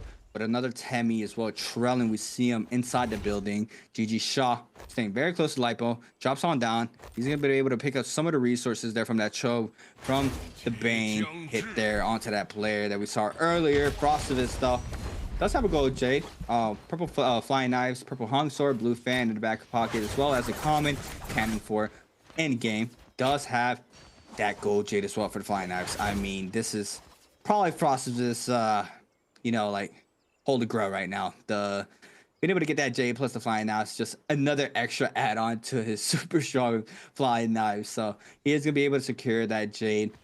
Star waiting in and out. A lot more patience. The ones getting actives are the Temis though. CDY, one of the Cyrus. Yep, they heard you, Duncan. They heard you. They do not want to leave these Cyrus out now for this game alone. They do have the pressure on to CDY. CDY trying to kite out the pressure. Nice little window throw there from Lipo, being able to get the jump LMB. A little bit of clippage there onto CDY. The skill rush is coming to play here from CDY. Swaps on over to the blue dagger. He is going to be able to have those quick skill rushes, but countering AS in the top side. No pressure there from the Lonnie. CDY though, he's going to be able to find a little bit of breathing space. He is going to retop off that purple armor. GG Shaw on the bottom is going to be the first one aggressing, as we see here through the wall. Big damage happening. 1-2 follow up as well. Overhold on the flying eyes. Lipo waiting for the perfect opportunity. Eats up the damage off the R&B focus. Palm lightning from the backside. That could be Frostivus, I think, had palm lightning. No, it's GG Shaw with palm lightning. CDY though still kind of in and out. Half of this building is about to be completely covered pretty soon. 50 seconds for that zone 7 to start spreading. Loses all that purple armor. Still has that ult online if he needs it. So it's still going to be a little bit of a waiting time to potentially get this elimination if he gets that ultimate off. And now with 8 seconds and counting, all he has to do is kite out that app to be able to pop that ultimate. He gets caught up now. Frostivus is playing the top side of the map, being able to stay out of line of sight from any of these players. Star, 1 layer right below him, and right below them, they had GG Shaw and I believe another player as well. So it was 2 in that middle floor, and then these 2, Lipo and CDY, on that bottom side of this terrain. Now these players, the only one getting really active here is Lipo, so he's trying to control the playing field, and a lot of the times that's being controlled by the likes of Spider and Mike. But with them not in this lobby, you've seen Lipo being able to take that in matters of to his own hands. CDY chops very low. The opposing Cyrus, Star not wanting to get any sorts of pressure from both of these Temis. CDY, oh, it's about to run out. The 1-2, which Temi is going to be snagging up the elimination, is going to be Lipo now with 5 on the board. Beautiful showcasing here from Lipo, being the one once again controlling the tempo, and it pans out perfectly for him here in that fight.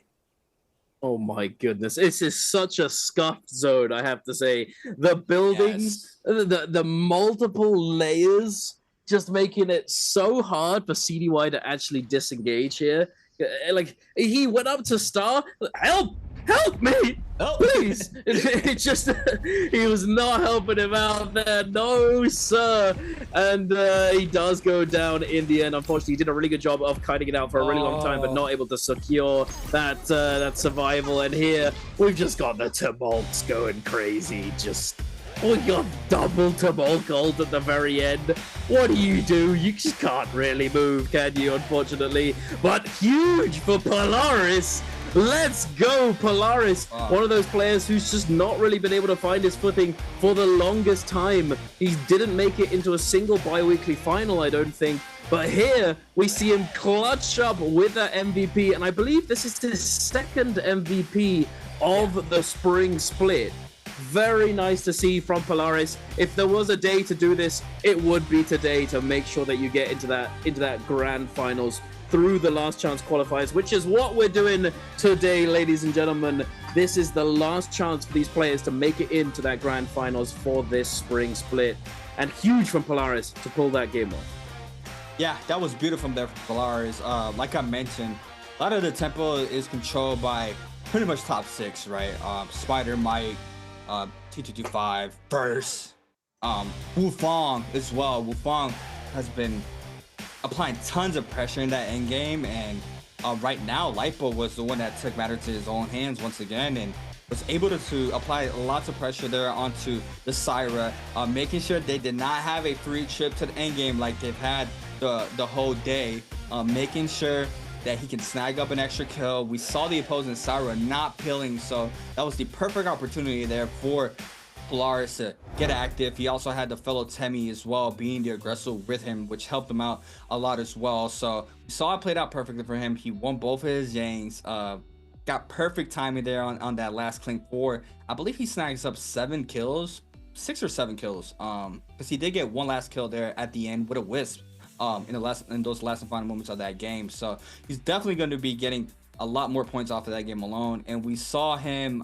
jump up to, I believe, 7th or 6th off of that game. So that multiplier did help him out a lot. We're gonna have to wait and see how the overall standings look, but he's closed out that distance. He was at the bottom of the pyramid, but now fighting his way through has put a beautiful showing for himself to be able to contest that top 6 as we saw it there. So now how is he going to be continue playing throughout the last 2 games? He needs to continue that momentum, stay on that gas pedal, stay consistent. If he's able to make that end game once again, he's able to close out that distance there from that 7th to 6th spot to be able to qualify for that grand finals. And it'll be very interesting here, Duncan. I mean, here it is. Lipo 6, 7.5. Yeah, pretty good for him. Unfortunately, I don't think he did get that multiplier that ended up being a tie at the end. It is what it is, but still, 7.5 is it's a really strong showing from him. He won both Yangs. That's what's really good about this as well. It's not that he got lucky. He really did do very well in this game. He won both of his Yangs on that Tumulk. And I've funnily enough, I've actually fought his Tumulk. I think Tumulk is one of his comfort picks. It's pretty good. He's like, I mean, Tumulk in general, I feel like the Tumulk players, they have a very sort of specific way of playing that neutral game where they can take risks more often and they go for certain things. You don't know what they're thinking some of the time because those combo break cooldowns are very, very low. And now with the newest buff given to Tumulk, making it so that when he gets that wisp from the V2 wall, it doesn't put his actual combo break on cooldown. It's insanely good. It's very, very good pressure. But here we are taking a look at the overall standings for the day so far after the 4 games that we've had already. Shah, unfortunately, sitting at the bottom of the leaderboard with 8.3. CDY in 11th with 11 points. Chuzong with 11.2. AS with 12.1. PXT with 13.2. And Fong with 13.6, I believe it was. Now, Lai Polaris coming in to that top 6. Massive for him. He wants to hold on to that spot. 14.7. Then Frostivus a little bit ahead of him with 14.9. Then Juan Yuan a little bit more of a jump, a little bit more of an increment there, going up to 17.3. Azao on 20. Star on 20.6. And then Arano in first place with 72. 27.1. Almost read that backwards. Unfortunately, not really able to get much going in that game number 4 there with only one point. But still, hey, what a day so far. We're getting into that championship round in game number 5. It's gonna get closer and closer. We can see the difference between 5th and I believe and 11th is what, 3 points? So it could still go any which way. And now we're going to take a look at these highlights off the back of that game. It's brought to you by China Unicom, MVP'd by VN521 Lai Polaris. Take it away, CA. I mean, beautiful showcase here from AS against CDY, right? Catches that lost ball throw there for the elimination. And this was like a 4th party finisher there. It was AS snagging up the LMB focus follow-up into the RB. Arano using the ultimate. Gets cut off the freeze there from the dash, but this is the 0.9 release. Big elimination there to Arano. Just lets it loose, gets the damage. This was disgusting here from Chuz. I gotta break this down once again. I gotta go ahead and rewatch this. Whatever he did there to catch that Prowl, and he just outburst so much damage onto Lipo, and Lipo having this Volpine essence here to stay alive. He catches Prowl, jump villain or uppercut into the jump villain beast ×3. Oh, LB jump villain for the finisher. Goes for the 1, 2, 3 finisher onto Chuz. Wins him that realm. It was just crazy to watch. It panned out perfectly for him, and this was the isolated fight. Choose against PXC. Long scrap off, Choose there with a massive crouch parry, and now the upset of the Bane being that MVP. Grapple bump there from XY into the pistol shot finisher there from Lipo as well. Snagging the elimination, erudition from Lipo on the gold spear, R&B finisher, GG shot as well, fighting for that elimination. Last and final moments of game number 4, we had the Temis just investing these ultimates, slowing down the play of field here, not being able to dash. We do have him getting caught up in the wall, but Lipo snags up one extra elimination there, bumps himself up to 6, and the Tomok is going to be our MVP for this game alone. And like Duncan mentioned, I do believe it's his second. No, it's his third. Okay, His Lipo with third. Nice. Nice. 3 MVPs. Very there nice from Lipo. indeed. Yeah. Hey, good showing from him. You know, he's definitely got it in him. You know, like he's a strong player. I think one of one of his problems is that it's a confidence thing. I think obviously the players within Nbpl have been leveling up their game consistently throughout the season. However, you know, Polaris, even when he was playing at Jacob, I think it came down to confidence and all of that sort of thing, and just like feeling comfortable in these very like high intensity games. So it's once he gets that, I think once he's like feeling good, he really starts to do well. As we saw, that ball got rolling down the hill very, very fast in that game. As we can see, 14,000 damage coming out from him, 12.2 from weapons, the majority there. And I think there was a majority weapon damage there. I think it was the spear with that erudition and spear storm, I believe it's called, with the one that you hardly ever see. But spear storm, the one. It's actually low-key pretty good because you can jump cancel the animation of the focus attack. You know, you do that sort of like hop onto the spear, and then you're about to do the slam down, and you can jump cancel that animation, which is it's quite useful. You can bait out that parry, but it is very slow and it can be denied quite easily. But here we are, you know the drill, or do you, ladies and gentlemen, for Answer for Treasures. If you want to get your hands on these special gifts for this week and for the grand finals, which are the cap and that emote, make sure to get your answer to this question in the chat. Now, which player killed ASE Juan Yuan in game number 4? Was it A, BBE Frostivus, B, VN521 Lai Polaris, C, JLAS, or D, SS1CDY? And make sure to get your answer in the chat, and one lucky winner will be chosen at random from those people who put their answer in the chat,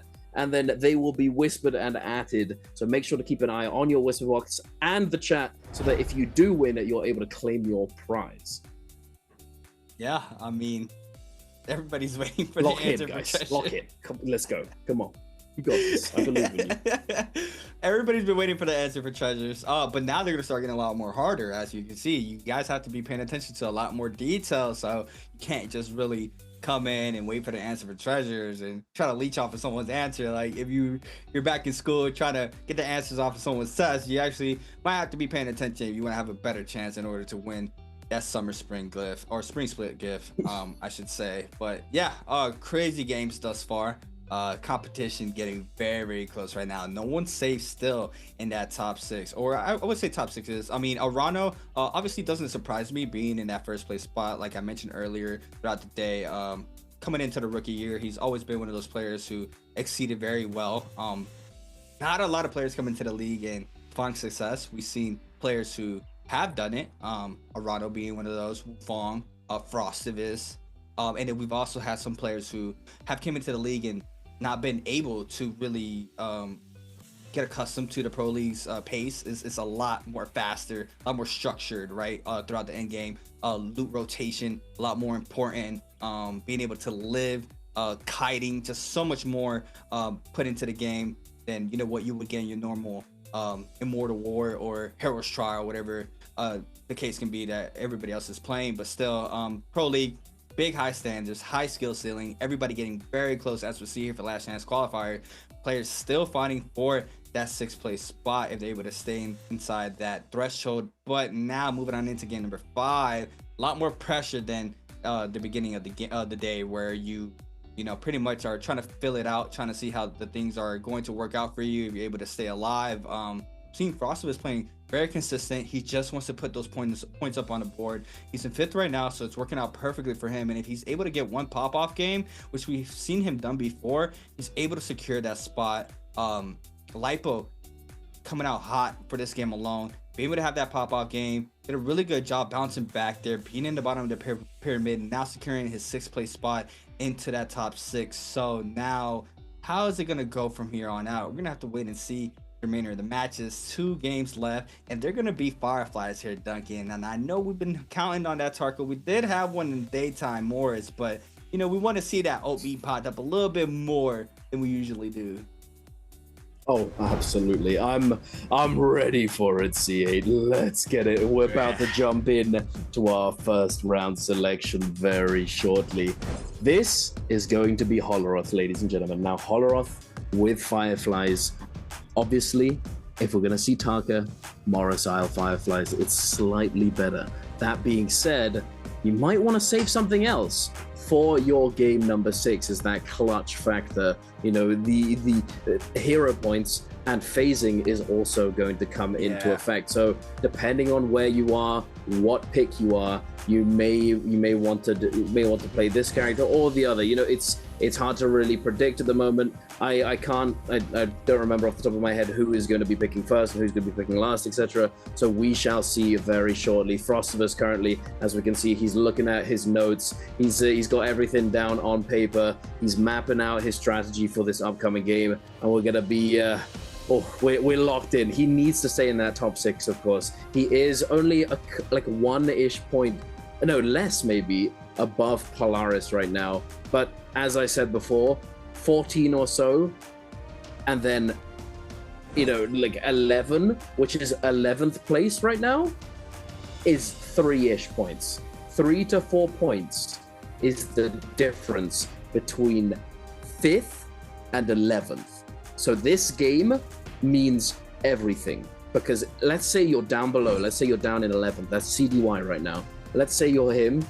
If you get a solid game, which could be literally 4 kills, 3, 4, 5, maybe even more, who knows? If you're able to get that kind of game, you are set up for that final game of the day where you just need to play consistent. Let's say you're in that top bracket, that top 6. Let's say you're Frostivus or Polaris. Let's say you don't have the best game and then somebody overtakes you. You need to have that pop-off in game number 6 because you need to secure it. What if the guy who overtook you gets another good game? This game number 5, that's why we call it the championship round. Even though it's not the last game of the day, it sets up for the last game of the day, giving you the objective that you need and sort of dictating how things are going to play out moving forwards. Yeah, and also depending what the 6th place threshold is, a lot of the lower side of the pyramid, game 6 in a situation like this, they just full W key in, right? We've seen it multiple times, just depending on the scenario. Seen big upsets happen from that as well. A player who is very close to making to that top 6 just get full W keyed and lobbied, and dreams are shattered in that situation where they're not able to have a good game just with how the tempo has changed. So game 5s are very important, like Duncan mentioned. It's just sets you up for that game 6. Depending on your situation, how you're going to play out that last game with a lot more factors at it, opposed to everybody still fighting to be in it.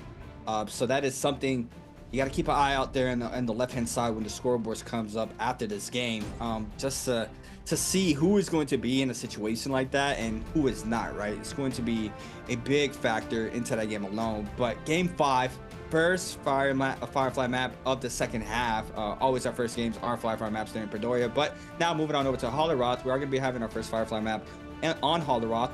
Standard Lonnie Liam pick. So it's going to be a potential pop-off game from CDY, Arano. Lipo on the Lonnie this time around. We've seen how he did with the Tomoke.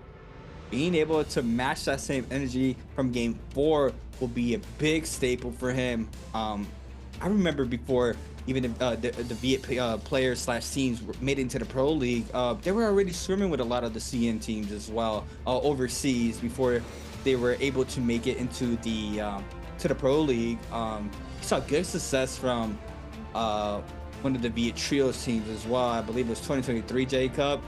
I just remember it was grabs by y'all gonna hate me. Y'all gonna hate me because of trios. Y'all know who I'm talking about. It was just back-to-back grab. I think he also won a 1v3 against one of the strongest teams of the league at the time. So Roishishi, that's who it was. Roishishi, I remember in the beginning, that was the showcasing there from the Viet teams. And I believe last year as well, the Vietnam teams were able to qualify for J Cup finals, which I don't think any other outer region has been able to do so. So, you know, especially being able to be in the pro league, they've been having that practice that the outside regions haven't been able to have. And, you know, it's been playing out for them. Still haven't been able to find great success, but they're still trying to get accustomed to it. They are learning, they are getting better, as we saw there from Lipo. He has his pop-off moments, as we've seen his third MVP. He has won games. He has been coming out on top with a good amount of change off of it as well. But now, locking on in, Asia, Akos, XY, and the Temi, and this is going to be a very interesting game, an entertaining game, I should say, from XY. Loves Temi. I've seen crazy extensions from XY. Caught in the wall, just pistol shot with follow-ups, everything Temi related. XY has it in his book of tricks. Nothing surprising there from XY. Choose as well is going to match that energy on the Temi. AES is going to be bringing out a Syra for his last round selection. Game 5, Fireflies. No Tarka, right, Duncan? No, none. No Tarka.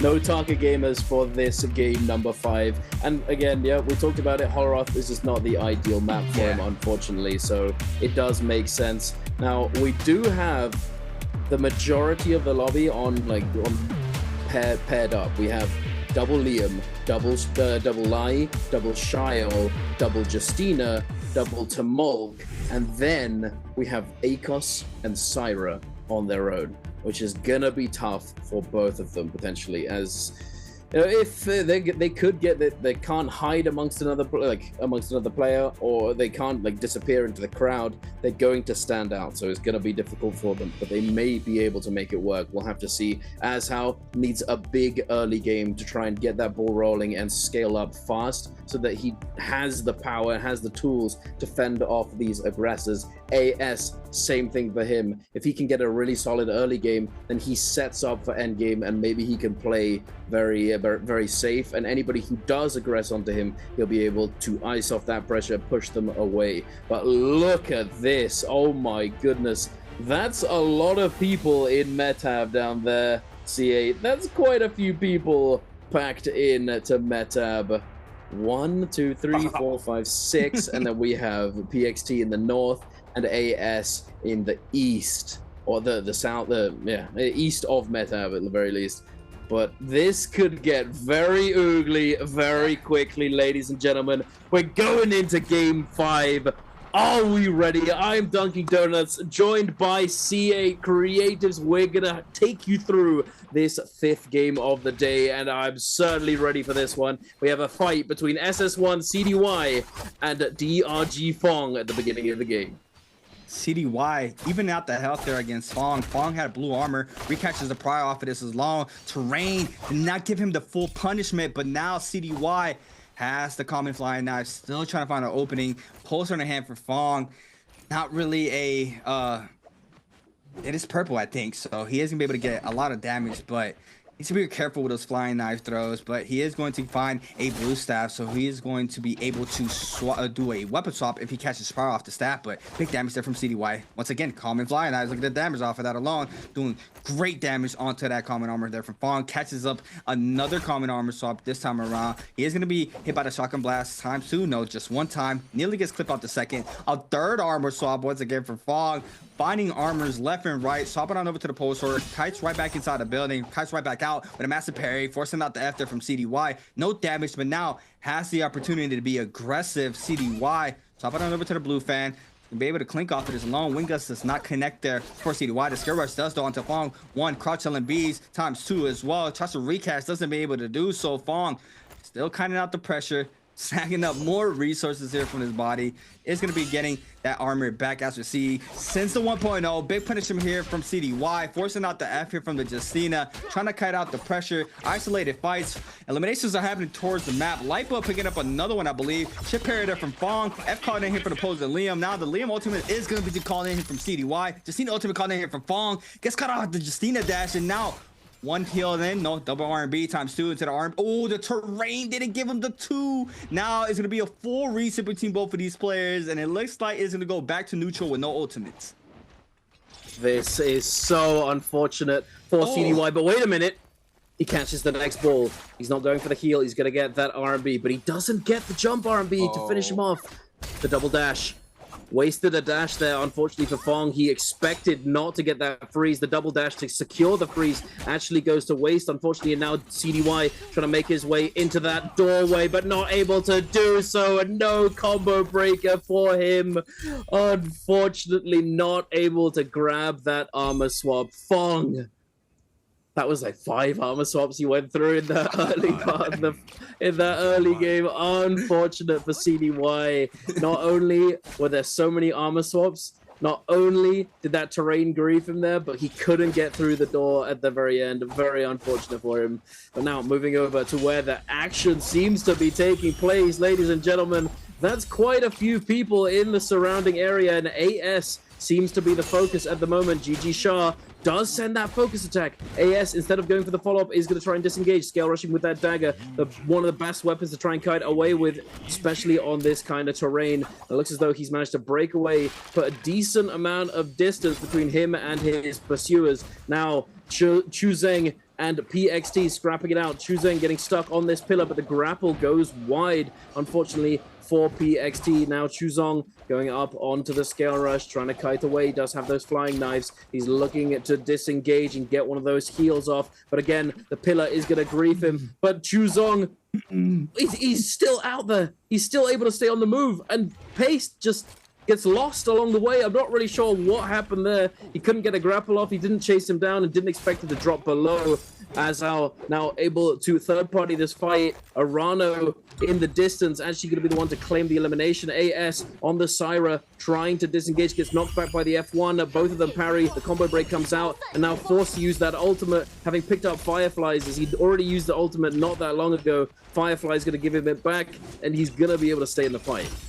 Oh man, he needs to try to kite this ultimate. Gets dazzled as well, and now the pressure from Arano is gonna be forcing out this Aqua's ultimate. The 2 charge being connects as well onto A Zhao, using a V2 for distance. Syra still getting aggro. Arano in the back end out to the swap his attention out to the Syra. Now the tables have turned. AS is gonna fall for that alone. Arano snagging up his 3rd of the game, I believe. He is going to be snagging up that elimination, still on 2, so that was his 2nd. Now the ultimate still on for A Zhao. F called in for the Liam, tries to go for the bow shot extension, doesn't manage to connect off that alone. Frostovitz snagging one up against Star. PXT against Choose. Bodies are dropping. Eliminations are happening. A Zhao goes right back in against Arano. Arano now is going to go ahead and invest his Liam ultimate. Trying to find the V2 ball. Still doesn't be able to throw it down. A Zhao, a little bit of pressure there on the wall. He's going to be able to weave this one as well. He's going to use the F1 to get a little bit of 30% damage reduction off of that. Now, he's going to be caught up. Nope.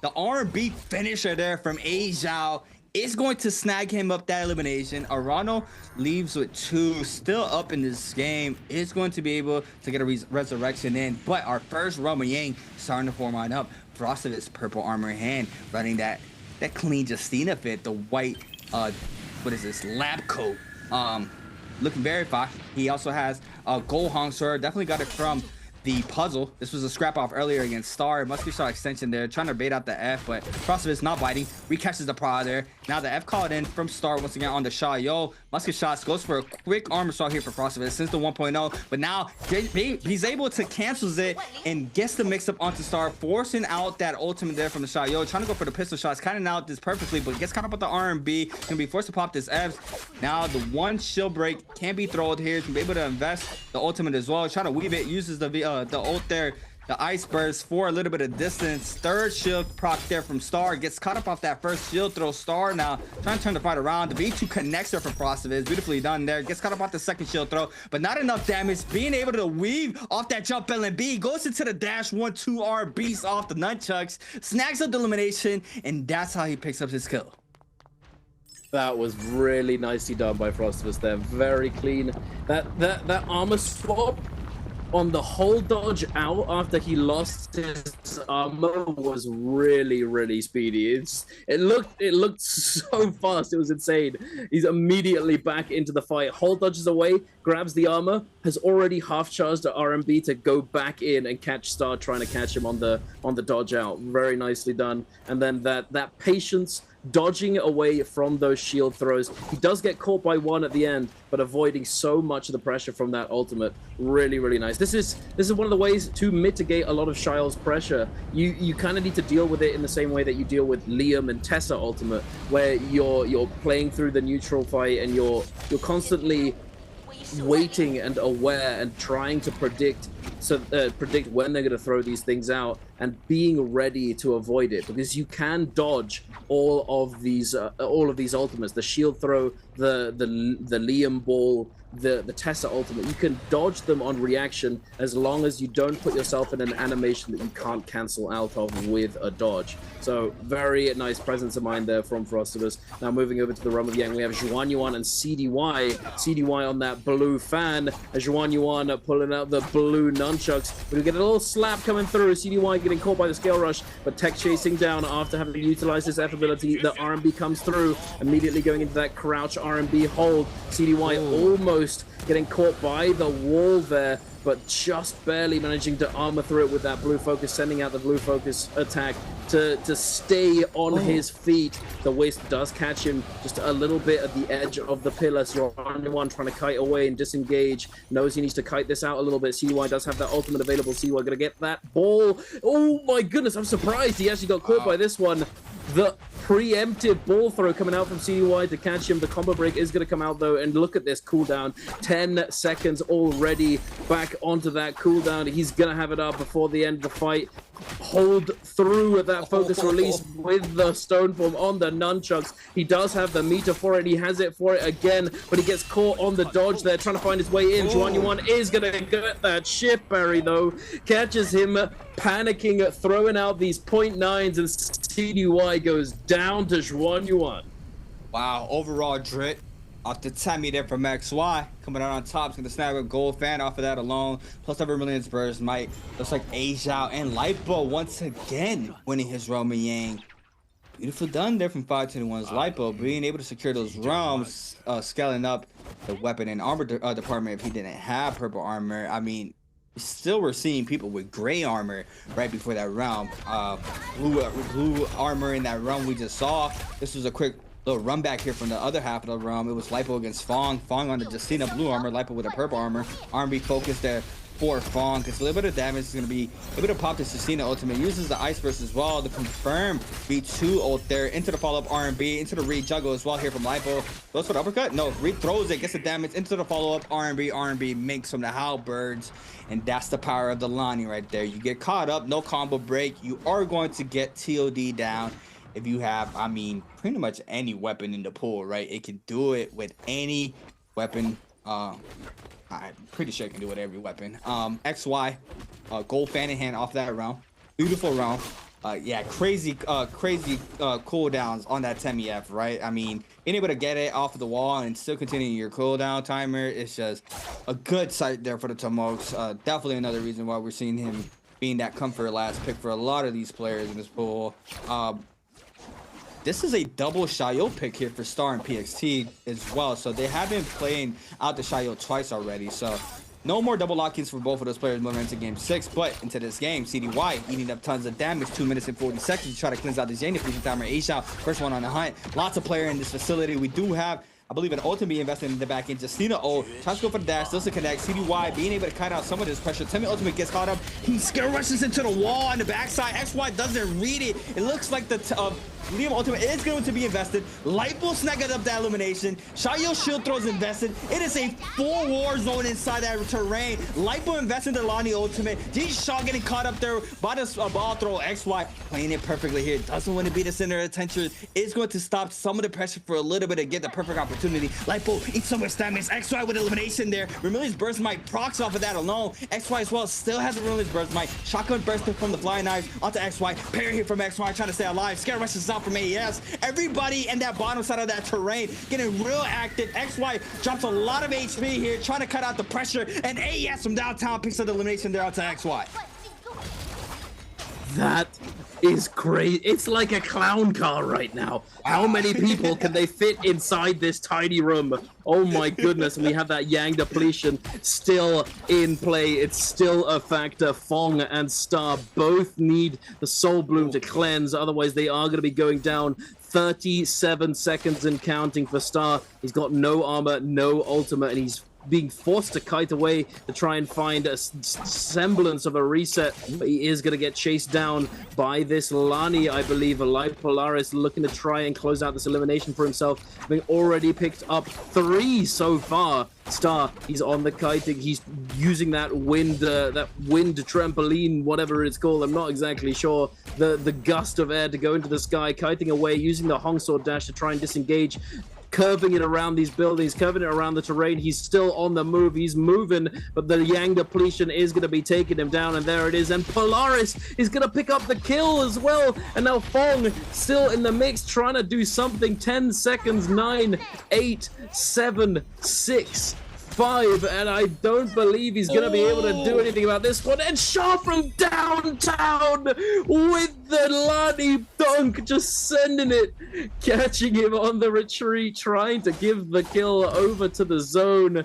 Not to be. He goes down to Shah, and now we're moving over to the Realm of Yang with Alliance Azal and Wolves PXT, the Shiel versus ACOS matchup right now.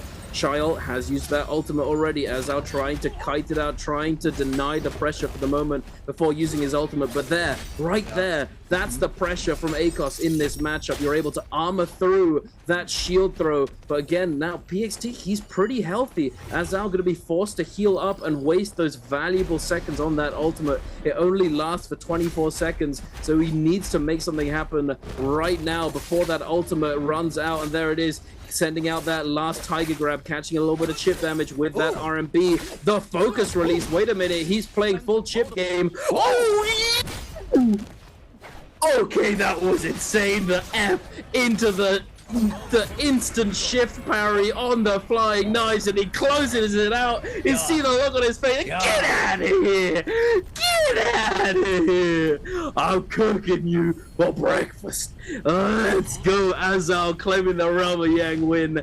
Golden armor and White Tiger's prowess. Very fitting for this ACOS pick right now. He's got the ball rolling, C8. This is exactly what he needed to do well in this lobby, being the only ACOS to be picked up. Yeah, I know that boy been in those 3-band trenches. That double cross up back into the R&B jump LB catch. If you know, you know. He's been in those trenches, and you see it there on the Hong Sword, playing that perfectly there alone. Beautiful showcasing there. I mean, back towards the wall too. Had no armor left, and still wins that fight with a disgusting F1 parry to open up that possibility of winning, which he did. I mean, that was just so clean there from the Akos. Azal letting them know too. Vocal, love that as well. Being able to get excited winning these fights. Staple, you got your heart into it. We see Azal performing well as well. 23.5 overall game score from that alone. He's looking good right now. 22.1 for Star. Gets eliminated with only 1 elimination on the board. XY still in the game with 2 eliminations. 19.8. Lipo 4 kills. 19.2. Closing out that distance there from him and Frostovich that has 16.4. PXT Yang depletion timer 15.7. Massive parry though from Azal. The whiff throw from XY, and he does this every single week. He manages to catch those whiffs off the parries, and XY with disgusting whiffs off the Tomok Fs alone, being able to apply tons of pressure off of that. GG Shaw now getting lobby. PXT first one up. XY in the back end playing fly. Now shotgun burst can do a lot of damage there with that gold rarity weapon. Azal fluid chasing in, try to cast off the whiz, doesn't manage to do so. GG Shaw in big trouble trying to stay alive. Has his Lani ultimate online, might throw the ball now, is gonna be able to do so. F1 to avoid that from Azal. Sierra rushes on out, has blue armor still intact, so Sierra rushes out, gets a little bit of distance, has no online. These players are going to be looking for the Lani, and I don't think we have another Lani. Yes, we do. We do have Lipo as well. Has to be very silent. He is on the top left-hand side, but these players know which one of the two Lonnies is the one with no ultimate.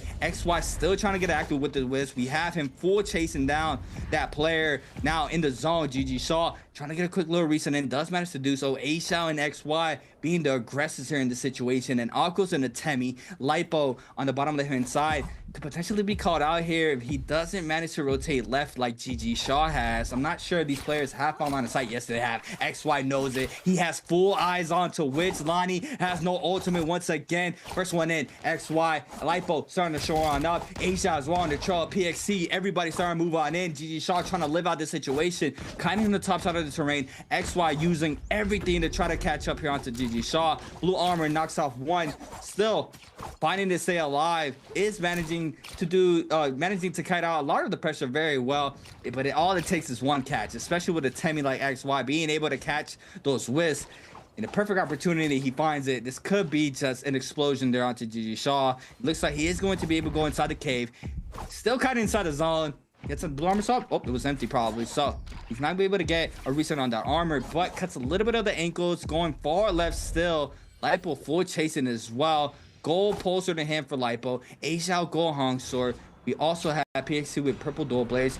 Oh, the roller coming in hot. Gotta be careful. GG Shaw does manage to avoid it. Swapping on over to the flying knives now, trying to use the terrain to his best advantage as he does to be able to kite out the pressure once again. Lots of players still posting up here. AES dropping line of sight. Oh my god, Cavalry Bloom dropped on there from one of these players. A-Shao now catches on up, and it's PXC with a Cavalry Bloom there. And I believe PXC has Zane depletion timer, so he needs to try to cleanse out the Zane depletion timer. He's able to do so. But GG Shaw using the top side of the terrain, doing a really good job not getting caught up by any of these players. We do have A-Shao still in the mix. Storm Strike from one of these players as well. No ult zone popped, and now with a minute and counting, PXC might have not found the opportunity he was looking for. Yeah, no, it's going to be tough right here. He immediately engages onto Live Polaris, just trying to exert pressure at the moment. Polaris stone forming all of those hits, coming on through, trying to kite away. That little bit of chip damage is going to attach to him, though. And now the Moonshard Storm coming into play from one of these players. PXT backing up for a little bit, going to look for that reset. But Azao is not looking to let him go. He's like sinking his teeth into him right now. The Tiger Ferocity trying to chase him. You're not going anywhere. And in this kind of terrain situation, it's so difficult to disengage, but he does manage it. Getting up that cliffside, going to be able to scale rush up now, swapping over to the fan, trying to kite over to that open space, dropping down another cliffside into the other canyon across the way. PXT still eating chip damage along. Oh my goodness! The wisp from Xuan Yuan. He is a machine with these wisps. It's insane. Just sniping people from a million miles away. And as I say that, he hits the snipe with the pistol shot. Oh my goodness, this guy, what a beast. He doesn't skip his aim training. He has figured out a way to practice because he is hitting all of these shots with the wisps and with those pistol shots. Very nicely done by Xuan Yuan. And now he's going to be the first aggressor, first player to try and lock down this Spirit Well, having progressed it quite considerably already. More than half, about 2/3 of the Spirit Well, popping that ultimate as well. And now seeing this fight take place just outside of that Tumult Wall, trying to get a little piece, trying to send in that chip damage, but not going to be committing for any of it just yet. Xuan Yuan much rather secure that White Tiger's prowess moving forward into this endgame. GG Shaw on the back foot, having used that ultimate, needs to try and retreat and find an avenue of escape. But Xuan Yuan, I think he knows where he went. I think he spots him out. I think they know there it is. Shah is going to get spotted out. The bush is not going to save him for the moment. Now, popping that ultimate immediately. A rare whiff on that ultimate from Xuan Yuan. Not able to close him into that wisp, that Tumult ultimate. And now Shah actually getting clipped on the outside right now. Does scale rush away using that tree, but no armor. It's going to be tough. Xuan Yuan now going to head over to that Forbidden Seal. Is he going to pop it? I thought he might do, considering he just used his ultimate.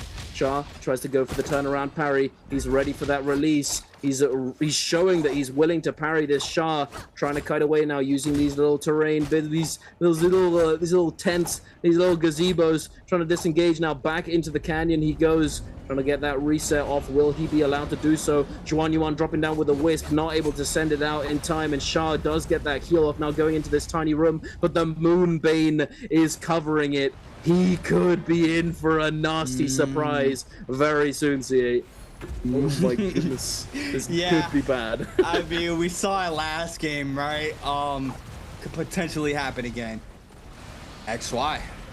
Controlling the tempo right now. I can picture it, right? Early days, XY hopping on the game.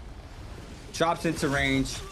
Puts the ball onto range training. Swaps on Temi. Tries to snipe down Wiz. Oh my god, there it is. Bang. Invested. XY eating the damage as well. I was yapping. Doesn't even matter. A-Shao drops very low here on the backside. GG Shot turning the fighter around. Is going to go ahead and invest his Lonnie ultimate. The Aqua's ultimate is going to be called in. Using the V2 to create the distance. In the backside, XY snags an elimination there onto the Aquos. And that was a beautiful showcasing there from XY. Still cutting out the Bane. Now it looks like GG Shot might be clipped. Oh my god, this is dangerous in the back end. Lightboy as well in the back end. GG Shot playing inside the Bane. That's a lot of damage happening towards Lightboy's way. Counter Bloom's on in there from GG Shot. Getting a little bit too aggro here from Lipo. He is going to be able to get to safety with that ultimate investment. We still have 5 players remain with no ult left.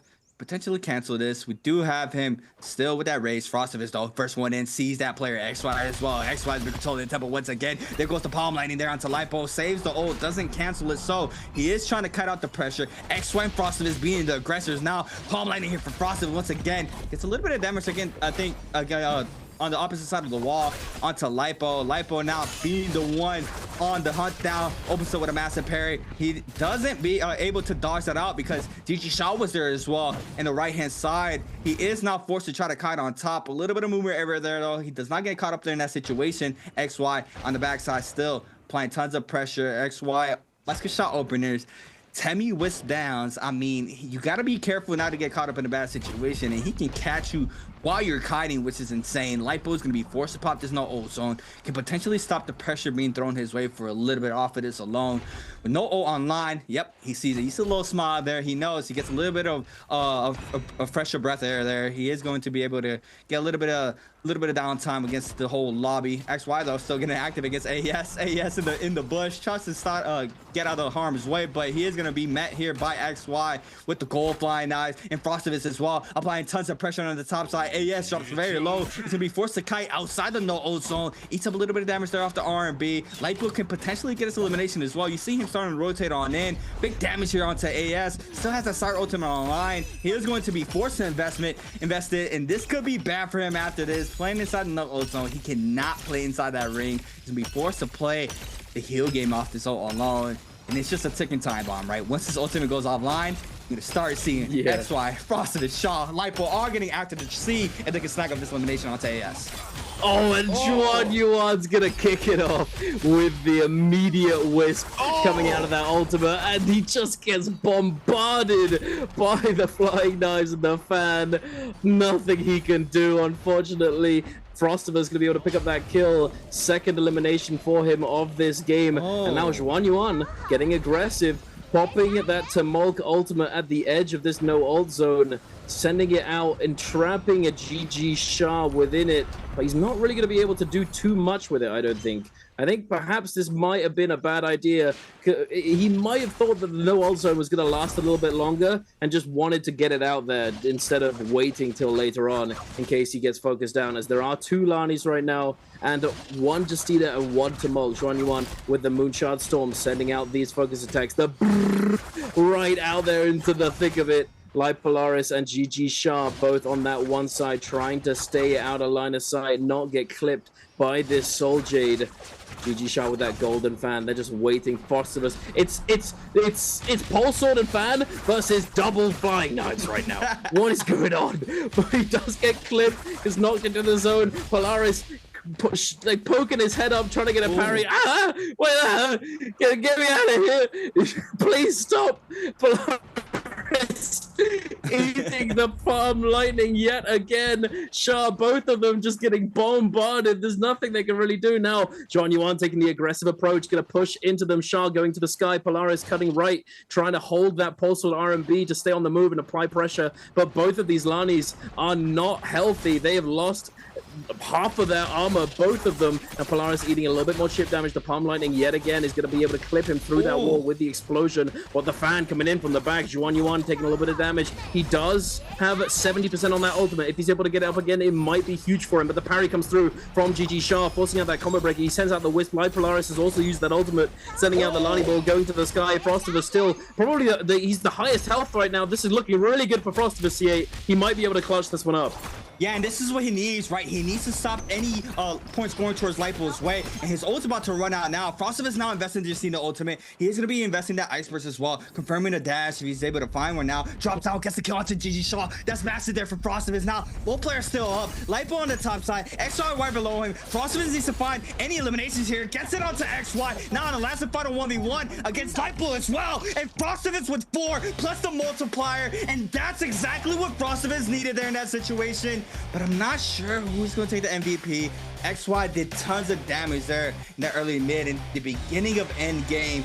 And I think he's going to go towards Frostivus' way. He had 4 on the board, plus that multiplier as well. It has to go towards BBE's Frostivus, I believe. And there he is. Man of the hour is going to be snagging up that MVP, and that is perfect for him right there. Looking at the numbers wise, he was 12 points or 2 points, more like 1.8 points difference there against him and Polaris. Polaris had a 2-kill advantage against him there, but he snags up those kills in those last and final moments of game 5, which gives him that multiplier as well, and just gives him a little bit more comfort room moving on over to that game 6.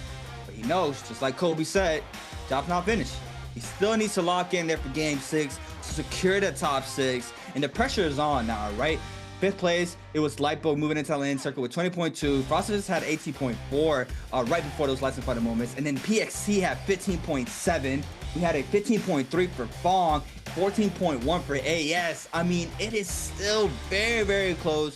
5-point kill differences can be snagging up that 6th place spot, moving on into this game 6. So pressure's on now, Duncan. I mean, we are going to be looking at that bottom form a lot more clear now moving into this game 6.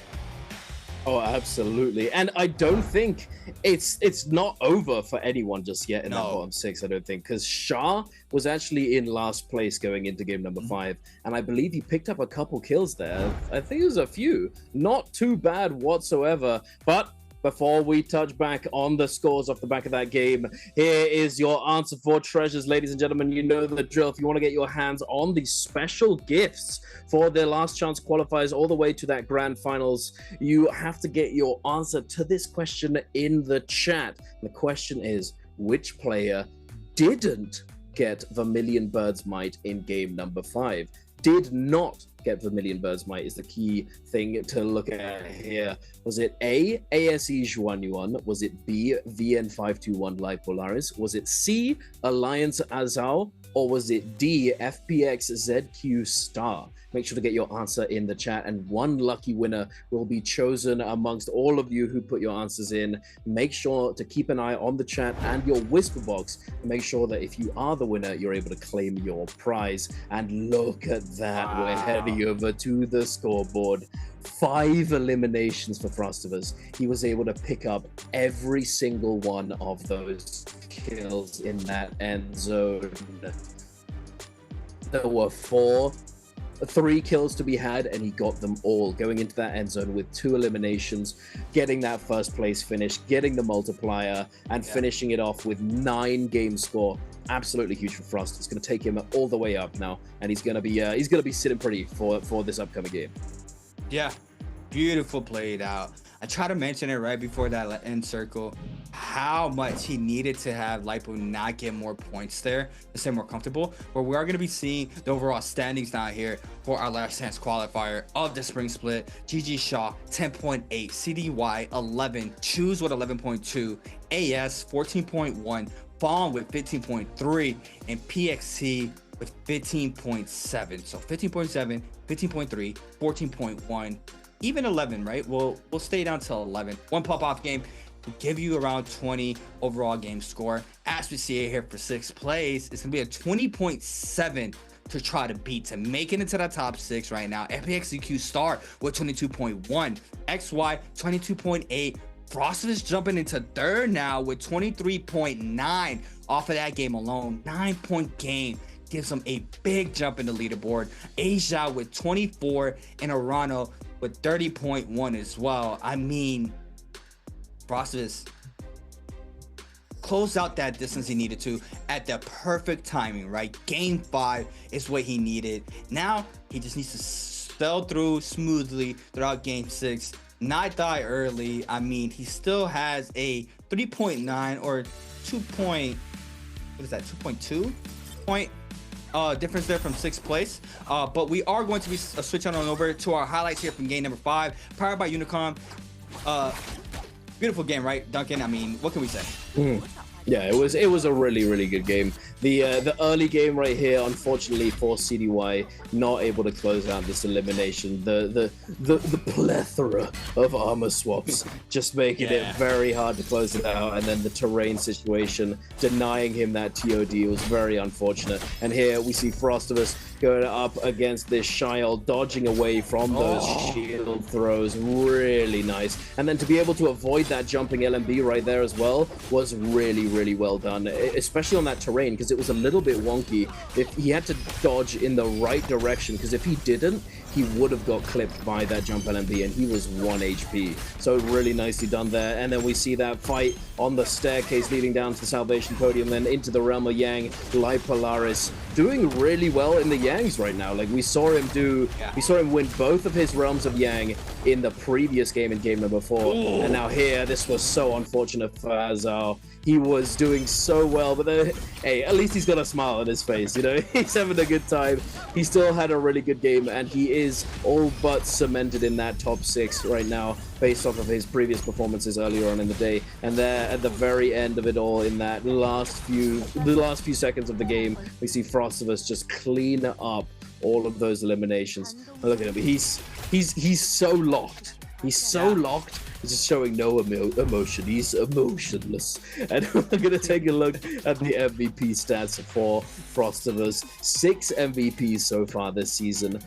10.9 thousand damage in that game. Not that many, but able to close out those eliminations at the end, because the majority of that damage coming from that storm and just hitting the opportune dashes, the freezes, and getting those last hits. Really nicely done.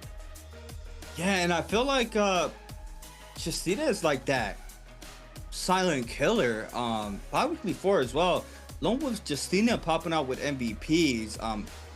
We've seen how strong she's able to do in the hands of these players, how she's able to stay alive in the last final moments, being able to snag up those MVPs, as we just saw here for Frostivus as well. So I feel like Justina's kind of like that, I would say like bread and butter, right? It's that character that has so much love, has very high skill ceiling.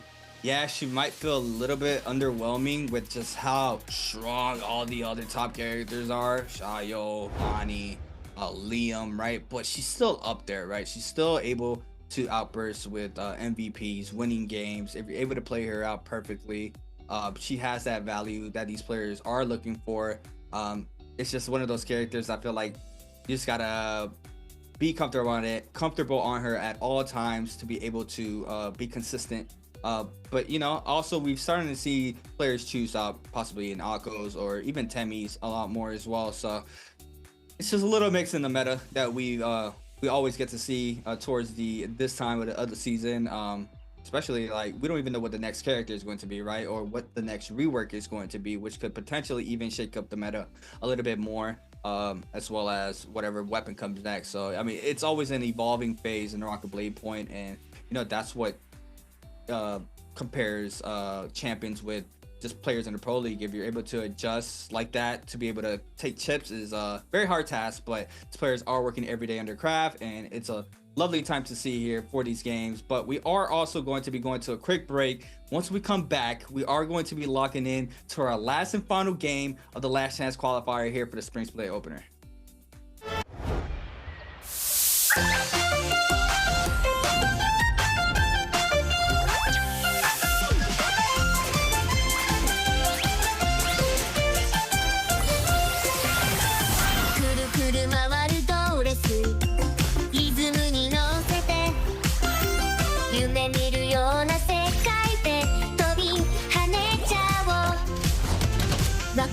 するステージ視線を集めてキラキラした瞳でさあ遊びに行こう一緒にいればもっと輝けるよピカピカ光るステージで君だけの物語ぽよぽよなリズムに乗せて弾けようよどこまでも広がる空勇気を持って進もう君が主役のストーリーさあ始めようこの瞬間が宝物だよキュンとするでしょ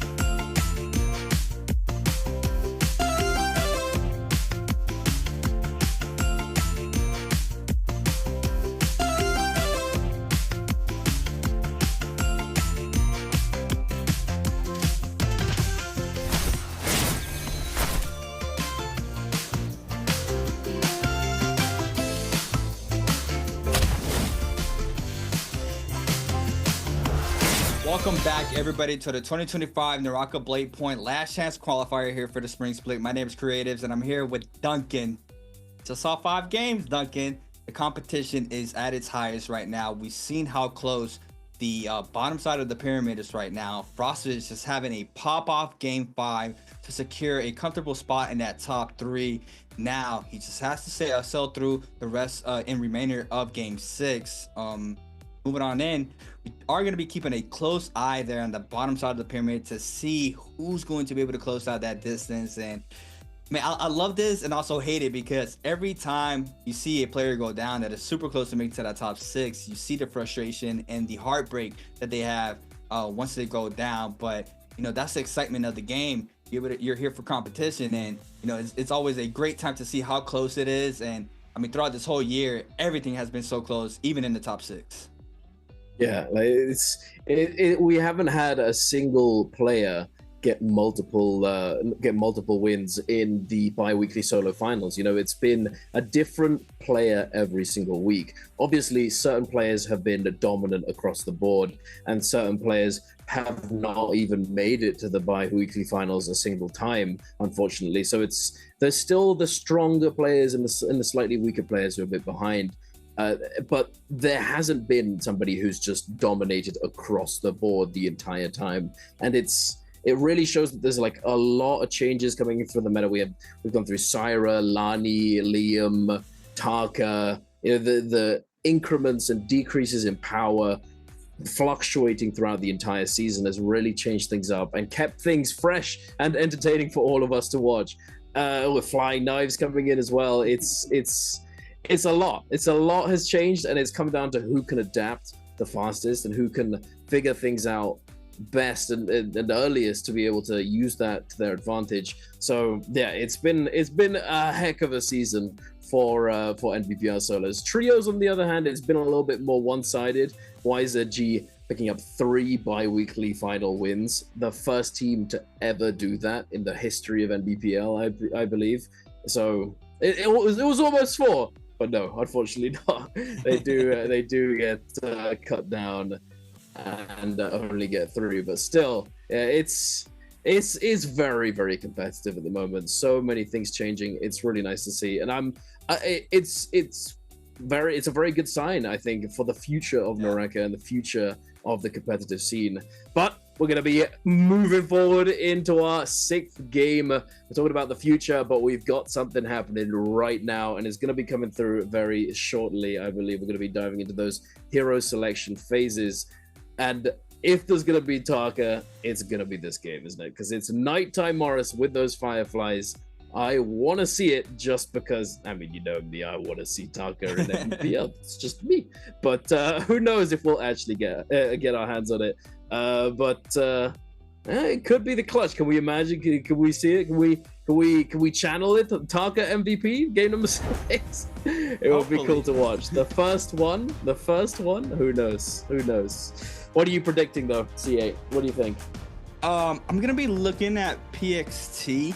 I'm pretty sure he's close to making it to that top 6. But off of game 5, him and Star both double locked in Shayos. So I don't know what is going to be available in the character pool for those players alone. I think Star is in 4th or 5th. So those 2 players are going to have a little bit of a mind game before the game starts to see what character they are going to be locking in, as well as you know what the other players are going to be locking in for their 2-round, their second time selecting that character, right? They're on the top side. They have a little bit more free will to double lock in something that they haven't, or that they already played, opposed to somebody in the bottom, which might be forced to play a little bit of a whatever's more available. So the character selection for this game is going to be very interesting moving on in. But yeah, it's going to be very close one. Lots of pressure now. I think Fong didn't make it into 2 bi-weekly finals this season. I'm pretty sure. He's always been one of those players that was able to make it into that bi-weekly final last year. But he's starting to fall back just a little bit. We see him struggling multiple times. I don't know. Seeing him finding success in that third-party action that he does. First Holoroth game, ballista shots for the 1 ballista shot into the elimination. I mean, that's a good game style, but probably would have to go back and just watch a full-on bi-weekly day / even this Last Chance qualifier of where they just show his gameplay alone to see where he's falling the most, right? We do see him not being able to win those off-drop fights a lot. He did win it last game. So it could be, I mean, multiple scenarios that just doesn't let him scale up. But for our first round selection for this game, we have Frostivus and PXT being able to have free will to pick any character they want, even a double lock in if they haven't used it. Star and Fong being that second round selection, CDY and Arano being the 3rd, Lipo and Shaw for that 4th round selection, AS and Choose for the 5th. Now, picks are going to be locking in.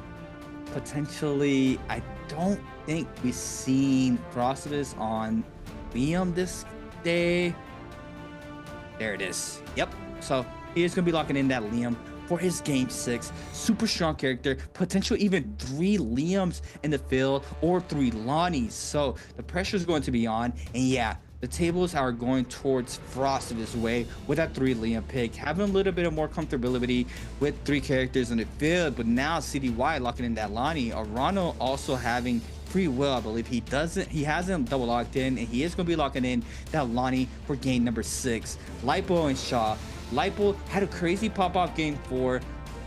He still has to fight through this though. I believe 7th place is only 2 points compared to him to be able to make it to the top 6. So he needs to really put a lot of thought into this next pick that he is going to be playing for this game. And yeah, I mean, round selection has stopped. It's a lot of mind games right now. You see these players and coaches trying to tell their players as much information as possible to see what is going to be their best bet moving on into game number 6.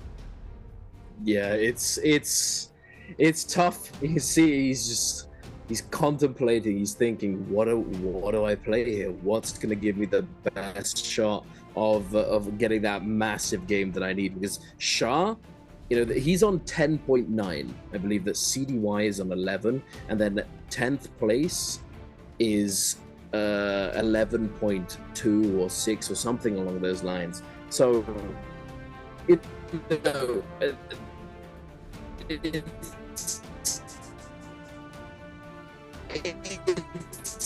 feasible We did just see Frostivus get a 10-point something game. Arano, what are they going to pick? What are their best chance to secure a 10-point or so game? Because that's what they're going to need to make sure that they get into that top 6. And it looks as though there's gonna be no Taka C8, sadly to say. No Taka whatsoever. And we're gonna see the Justinas come through. We've got triple Liam, triple Lani. Unfortunate. But considering how well it's actually performed, I'm not too surprised. They have to give themselves the best chance. They have to put their best foot forwards in these final moments, because it's game 6. It's make or break. It's now or never. You need to do well if you're in that bottom 6. Otherwise, you're not making it into that grand finals for the spring split of 2025 Nbpl. And here we are with all of those picks, all of those ability choices as well. And it looks as though Polaris double picking his Tumult, Frostivus double picking Liam, Shah double picking Justina, AS double picking that Shyle, Arano, CDY both double picking Lani, Azao double picking that Justina. It's gonna be a spicy one. It's gonna be an Oogly Lobby C8, absolutely. And here are the drops. And look at the northern side of that one. Oh my goodness. Yeah, I mean, the spread right now is very congested. Lots of players landing on the left-hand side of Temple as well as the right-hand side of Sunwing. Possible rotations here from these players. We see it here on the left-hand side. These players, Frostivus being on that top anchor of that map for BBE. Remainder of the players landing, I believe, west. No, it's right left of Celestia. So they are going to be playing right next to Zez Winery. I mean, these players love landing there time and time again, every single time. Lots of players using the outer walls there for kiting. As well as Firefly drops as always, right? We do have the contestant off of this. Looks like PSC manages to grab 172% off of his ult already. Game 6 locked in. Oh, I mean, look at the points right there, Duncan. I mean, 15.7 to 20.7 is doable. It's 100% doable. Just 4 points. Oh yeah, absolutely. It's definitely doable. Yeah. We're all gonna be that's. I mean, people. I will say this though. People think that it's a lot of points. It's not a lot of points, rather. The getting 2 or 3 kills is not a lot of points, but it is. It's hard to get this many kills in this competitive environment. Absolutely. Yeah. I wasn't even keeping an eye. Even AS, and AS already getting active. We see him with 1 elimination on the board. Drops very low, but Choose in the back end very low. Spin sack to 1.0 there from Star onto AS. Choose manages to stay alive, taking a full reset in the back end. Shy ultimate invested here for AS. Star with no ult online. She'll throw connects there for AS. Trying to get the last and final hit in the back end. It's going to be Star with an R&B finisher now onto AS. And now it's going to be Star against Choose. This is tough. Chuzong needs this kill. He really wants to scale up fast, popping that ultimate now. He does avoid the Liam ball coming out from the V2, avoids the second as well. And now Chuzong on the front foot. He's trying to chase him down, looks for the dazzle, doesn't find the first, but gets the second. The beam comes through. Now Star on the retreat, desperately trying to disengage, but it's gonna be difficult if he can't make it over to that terrain. But no, Chuzong is gonna be the one of being focused down by Shah here. Shah popping that Justina ultimate, wasting no time, does not care, wants to get that kill under his belt as soon as possible. And this is one of those players. He is currently in 12th with 10.8. This could be the kill that lets him start scaling up and getting the snowball going down that hill, building and building to give him the chance to actually qualify into that grand finals. But we'll have to wait and see as we're heading on over to DRG Fong, kiting away from Arano and Frostivus. Yeah, Fong trying to stay up here in the situation. Arano jump LNB opener here against Fong, forcing out the F very early here against Fong. Catches the raw uppercut again. Frostivus trying to wait for the perfect opportunity to try to get a hit in onto Fong. We do have, I believe, this was in hand there for CDY. Arano with the LNB focus onto Fong. He is going to be snagging up the elimination there off that blue spear. Frostivus in the mix here. Purple Duck protectors in hand. R&B focused there onto Arano. Both players pairing the backside. CDY is getting a full reset in, so this could be bad for one of these two players. He is gonna be able to F on out. Now the cooldown is in. CDY switching his attention onto Frostivus. Arano gets caught about the parry bait. Now comes in off the light. CDY with another reset in the backside, overholding that dash focus attack. Massive parry there from Arano onto CDY, but the pressure's gonna be going towards Frostivus' way. Lonnie ultimate invested there from Arano onto Frostivus. Throws down the ball, gets the hit. F caught in there from Frostivus. 80% here on this ult for Frost, is trying to get this ult online to be able to get caught off of this one alone. And Arano there with another elimination onto Frostivus. Onto this time around CDY and Arano going at it. The two Lonnies in this game are applying tons of pressure to each other with these ults online. Tries to go for the reset. He's going to TP to stay safe. He is going to be able to get clipped. Yep, Arano is going to eat up some of the damage. No, has F back on cooldown. CDY, no throw left on that ultimate alone. Opens up with a 1.0 there off the fist blade. Spins back to R&B focus. CDY this time around. Blue fist blades against purple fist blades. He is going to be clipped off that Scarrow. Snags up the common armor, but it doesn't even matter. The damage in the corner there from Arano. Snagging up his starter elimination for game 6. And that is the opener Arano wants to signify here for this game 6.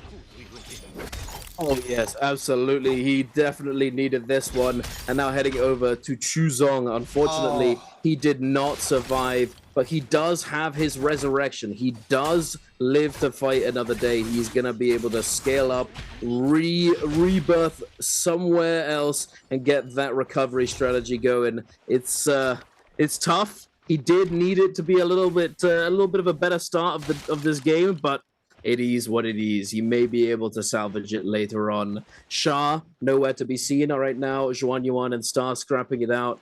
Both of these players, I believe, are in that top 6, so they aren't, they're not sweating too much, but it's still something to think about. If one of the players in the bottom 6 manages to pop off, for example, for Zhuan Yuan, he is at risk of dropping down into that bottom 6 if somehow something crazy happens. But we shall see. Zhuan Yuan is eating a lot of damage, and he is going to go down to Star, getting caught by the flying knives, not able to disengage, and Star going up to 3 eliminations in 2nd place overall. Very nice indeed. Now he's going to be prepping to go to the realm of Yang. JLAS trying to loot up. Is that his Moonbane? It is indeed. He's picked up that Moonbane. Is going to be going into that realm of Yang very happily and trying to scale up. And we see 3 players over here, Arano, Azao, and PXT, all looking to contest this Yang pass. But who is going to be the one making it in C8? Because they all want in. Yeah, everybody trying to score right now. PXT being able to snag up that Yang pass now has the pressure of 2 players on his back. Arano showing up to the mix. GG Shaw as well. PXT canceling out this pressure. Is gonna be able to get a quick reset in. Not sure who picked up the pass at the back end. Could be Choose, I believe. We do have him ulting. I see him in the back end. 2-on-1 there from the back end from the Hong Sword. Massive elimination there from A Zhao. He is going to be snagging that up with a pistol. And now the follow up here from GG Shaw, applying tons of pressure onto PXT. And PXT needs to try to survive this. He needs to try to pick up more eliminations on the board. With no resurrection left, has 0. Trying to fight his way into this top 6. Catches the prior there onto GG Shaw. The Justina F now invested is going to be on cooldown. A quick little reset here from PXT. Choose doesn't have the pass, I believe. In the backside, we do have another player, Asia, with the pass. So he is going to be the one able to go inside the realm in 3 seconds. PXT eating up tons of damage still. GG Shaw going right back in. Wants to see he can snag an elimination onto PXT. If he's able to do so, he could potentially do this, being in last place.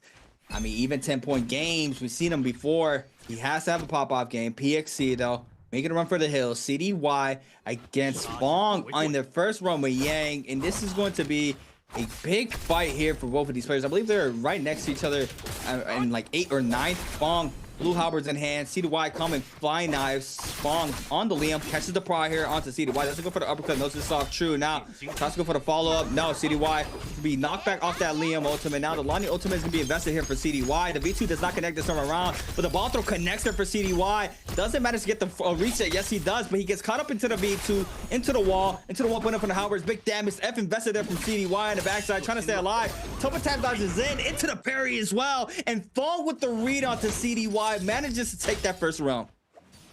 Whoa, that was intense. Those last couple seconds, he just manages to take him down. That ball throw, throwing him up to the sky.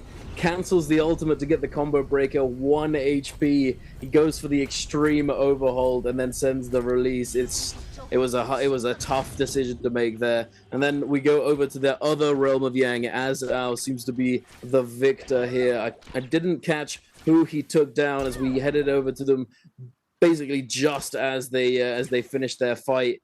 It looks as though AS is one of those players who did get taken down in the Realm of Yang, picking up a bounty now. Arano gets a bounty onto CDY, and CDY gets a bounty onto Star. We're going to see how this whole thing plays out. Wolves PXT did manage to survive the aggression from those players around that Realm of Yang before it took place, and is now hiding in a bush, trying to stay out of sight. He doesn't want to get fully engaged upon by one of these Yang depletion players, because they will for sure fully send it, as they need to survive and cleanse that soul bloom sooner rather than later. Now we're going to take a look at Fong, Azao, and I believe Shah and Star all in the same vicinity. Azao taking the brunt of the focus, the brunt of the damage right now. CDY looking to join in the fight. GG Shah goes for the parry, gets baited by Fong into the combo. He does manage to get one of those heals off, I believe, and then Shah gonna get sent down the hill, sent packing. That gold weapon scaling the ball damage right there. PXT now have an engagement with Polaris, and Polaris again, by the way, winning his Realm of Yang. He's winning all of these Yangs. It's insane. He's clutching so hard today. He's currently in that 6th place position and needs this elimination if he wants to secure his 6th place spot to deny any potential overtakers. Fong being in 7th with 16.3. Paced, kiting out, heals up a little bit from that ball. Polaris, having committed the ultimate, does not have Wisp actually. Now using the combo breaker, avoiding the ball. No combo for PXT. Okay, flying knives. And he's down. Unfortunate to say the least. And that is our first player eliminated from the 6th game of the day, CA. That is rough for Paced. And I mean, a player like GG Shaw, right? No eliminations. He's been very tough on these players who are 7th through 9th right now. I mean, you saw the aggression he had towards PXC, and yeah, the heartbreak, and that's what I was talking about right before this. You know, it's so rough not being able to qualify. 15.7 there for Wolves' PXT. Not going to be in the grand finals of the spring split. Did his best, just wasn't able to find his fitting, and like I mentioned as well, look at aggression, so much aggression here for game 6. CDY drops very low, has Yang depletion time with 1 on the board, needs to try to stay alive, but the pressure there from GG Shaw once again. He is being that main aggressor. He snags an elimination onto CDY. Choose takes out Arano, and let me proud for XY jump LMBs, but on the backside, GG Shaw once again stops the pressure there. Could have continued that full momentum back. It's the R&B focus damage. Now the Shayo proc is going to be invested here for AS. Double dash there. Triple dodge. Doesn't get any freezes onto AS. Now on the backside, GG Shaw going for the scare rush. AS jumps very low here in the situation. Needs to try to cleanse the Yang depletion time with 15.6 overall game score. Does manage to get 1 shield throw onto XY, but very low. Ult is gone after this. Just a couple of seconds left. Trying to kite it out. Catches, I believe it's Justine in the back end, the opposing Justine XY. And AS is going to fall there to XY. And it's just top 6 getting kills. Look at the bar. Everybody above the bar. 4, 2, 3, 1, 2, 2. Just finding success there. And the bottom side is just 1, 0, 1, 2, 1, 1. Not a lot of success on these players trying to make it to that threshold. Fong manages to stay alive. 2nd Realm of Yang starting to form on up. Who is going to take the chance and the gamble to try to win this realm, potentially scale on up, or even potentially get Yang depletion time, where you're put into a predicament where you're forced to try to get aggressive? And with how the aggression of this lobby has gone so far, it could go anybody's way. A lot of players getting active as Lipo, playing that Temmie as well, like he did in that Holoroth game, game 4. Had very good success playing Temmie Spear that game alone. That is the game he MVP, but Frostovich takes out Fong, and that is Fong's game 6 as well, and would not be qualifying for the last chance or the pre-finals, I should say, and the grand finals next week. And the body's just dropping. The only one left is choosing Shaw and Duncan. It is looking rough right now for 10th and 11th. It really is, but that being said, C8, is it actually mathematically possible for Chuzong to do it? Because he already has 2 eliminations. If he were to get all 5 and then first place, I think it's doable. Yeah. But we'll have to wait and see. We're taking a look at the replay of the fight between Fong and Frostivus. And oh my lord, that damage. The tap dodge into parry, catching the very last knife being thrown out on that R&B focus. Very nice. Into the sap parry. Huge from Frostivus here. He sends that. Oh, you see it right there, actually. He didn't send the last one over towards Azao. He sends it in the opposite direction. He learned from Fong's mistake right there. He catches Azao on the entry. Wait a minute, catching him after the F as well. It's over. Azao puts his head in his hands. He knows it's cooked. He knows it's over. And Frostivus, massive. The Knife King from BBE Frostivus, cooking again. That was a very fast Yang. That was a very fast Yang indeed. And we do see ASE Zhuanyuan also picking up the White Tiger's prowess from his realm of Yang that may have started a little bit earlier on. But yeah, both of them pretty quick. These players are antsy. They want to fight. They're trying to burst people down very quickly, play very aggressively right now. Yeah, I mean, we saw the pressure at the beginning. And now, quick replay. This was the other half. XY gets GG Shaw. 1-2 into the jump LMB. Recatches power, forcing out the Justina F. Tries to go for the catch there. Doesn't manage to do so. XY is forced to pop the F. Comes in with the 1.0 off the 5th place. Both Justina's ulting. Ice burst after ice burst. The stare down there from GG Shaw. Tries to catch the prowl, but the V2 there from XY into the R&B finisher. And GG Shaw's he's been breaking hearts game 6. I'm not gonna lie. He's been applying tons of pressure throughout the whole lobby. Nobody in the bottom 6 were able to find momentum off of this game alone. And a lot of that was because of GG Shaw on the Justina, not letting anybody breathe. We saw him there on the bottom 6 players, just being able to apply tons of pressure, making them use resources, take resets, and back up off of fights. Wait, that's a silence there. That's a stun there from Aejan to GG Shaw. GG Shaw now might be hitting a double-edged sword here. Tries to get some aggression onto Aejan, but the aggression is being thrown his way. Doesn't lose a lot of that white HP, not at all. Just loses pretty much all that purple armor. He isn't able to take 1 powder in. Aejan still trying to get aggressive here onto GG Shaw. Both shots on in. XY joining the party as well. Oh my god, headshot there from the bow. It's a little bit of knockback there onto GG Shaw. XY now, first one in. The follow-up R&B doesn't connect. Tries to go for the backwards parry. Force invested there, or F invested there from GG Shaw. In the back end now, XY still trying to grapple on in. Justina dashes on out. Trying to create a little bit of that space. Can't use this temple as a movement ground.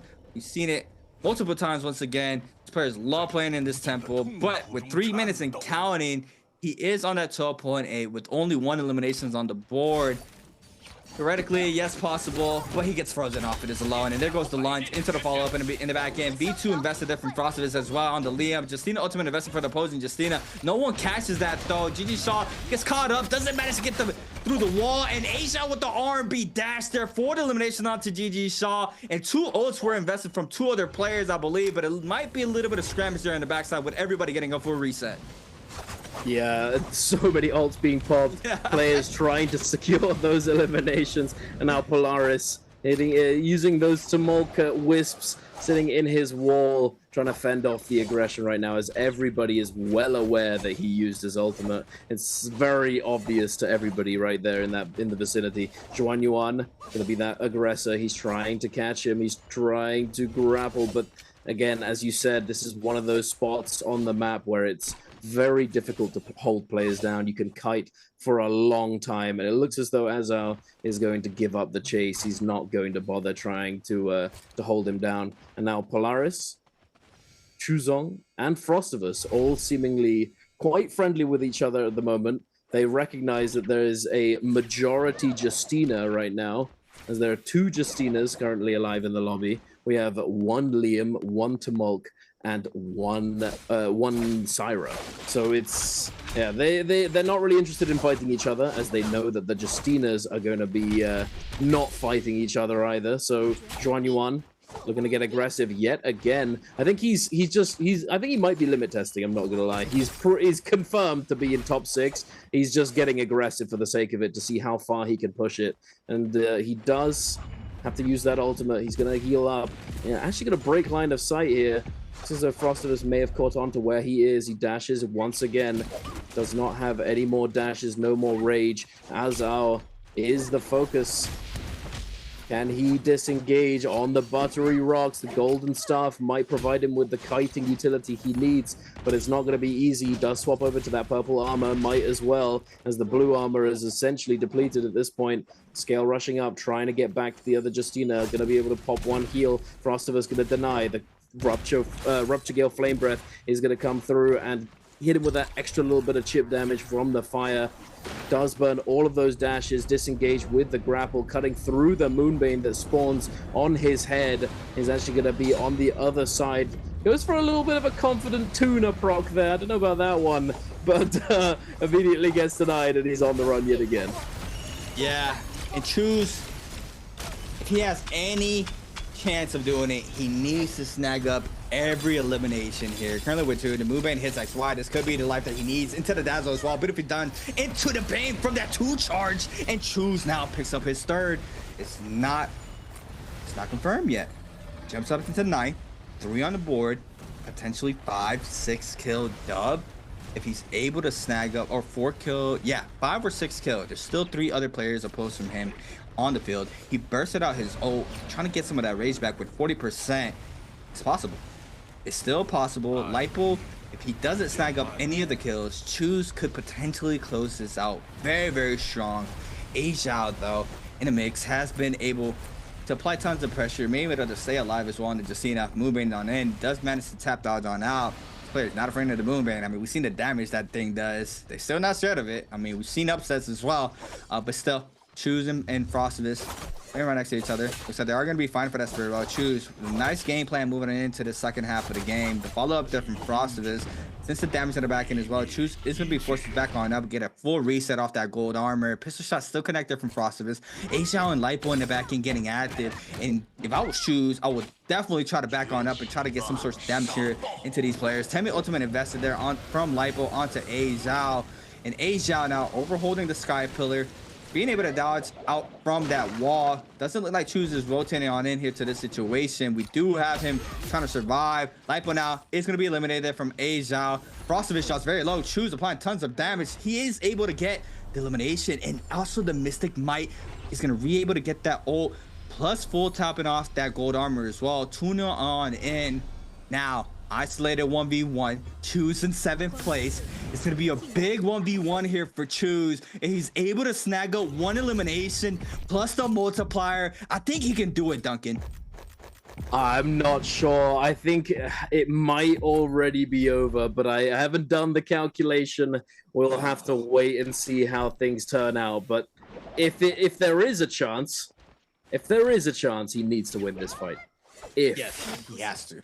That's a big if. I'm not sure if it's enough points, to be quite frank with you, because Polaris has got quite a few on him. 7 points on top of Chuzong here, but we see the Cyan Fan come out. The Sky Pillar is a threat. He's trying to find the opener. He's trying to find that parry bait, but he gets the half charge. The terrain denying the full combo. Goes for that jump LMB into the LMB there. Not true. Does get the half charge, forcing out that ultimate from Azal, though. He is going to be able to get... Oh, wait a second. Dash it through the Moonbane. Very dangerous right now. Azal does not care. He is sending it now, using his entire ultimate to disengage. Probably for the best. His only chance of escape right now. Chuzong inside the Moonbane, having used his ultimate. We're going back to reset. Full neutral yet again. Neither player has ultimate, but Chuzong does have that little bit of an advantage. He has that buff. Oh no, wait, it just ran out. Oh no, wait, he does. Just wasn't showing the top right. 1 minute 30, 1 minute 28 seconds on that buff. And it does give him the information as to where Azal is, but the main thing here is that it gives him that damage reduction, the defense buff. But it's not going to be all that useful if he loses the initial neutral right here. Chuzong eating the parry, does eat a little bit of damage, but no significant follow-up coming out from Azal. Gets caught on the dodge away. The 1-2 has the Cyan Fang, and he reacts. He gets the turnaround parry. Chuzong, he's ready for this one. He's fighting his heart out. He doesn't know just yet how he's going to do this. The R&B on the floor catches him out with the tech chase. Is that true, C8? I don't know. Going down the hill, he does have the armor sword ready to go, and now we're back to neutral once again. But the aerial dash is gonna cook oh my goodness, the damage. He could have full jungled that too. Goes on and grapple LMB, trying to close out this fight. H-Out catches the Sky Pillar into the follow-up R&B as well. Big damage into the uppercut, into the grapple extension. Oh my god, trying to get techie H-Out. Tries to go for the full punishment off of that. Now the Star Ultimate is online. I don't believe they're just in Ultimate online. Yes, it is, but the final 1.0 there from Choose. 5 on the board. Oh man, I don't know. I think he needed 6. I think he needed 6. I'm not gonna lie. Gets the MVP. He didn't do it. I think they let him know. He ain't do it. I don't think he did. I don't think he did, CA. I think it was cooked, unfortunately. I think he needed to get 1, maybe 2 more kills, and he could have done it. But still, he put up a valiant effort at the very end, securing the MVP for game number 6. 5 eliminations and the first place finish. But I don't think it's gonna be enough. And the look on his face, I think he knows it too. Unfortunate to say the least. Oh my goodness, that is rough. The emotion, it's really heartbreaking for all of those players in the bottom 6. It really, really is, because this was it. The last chance qualifier to make it into the grand finals for Spring Split 2025 solos. Yeah. Man, I want to see what was the standings before we hit into game 6 and how much ground Choose covered. He was around 10 to 11, I think, moving on into that game 6. He just needed a little bit more in game 5, possibly, just to make it a little bit easier for him.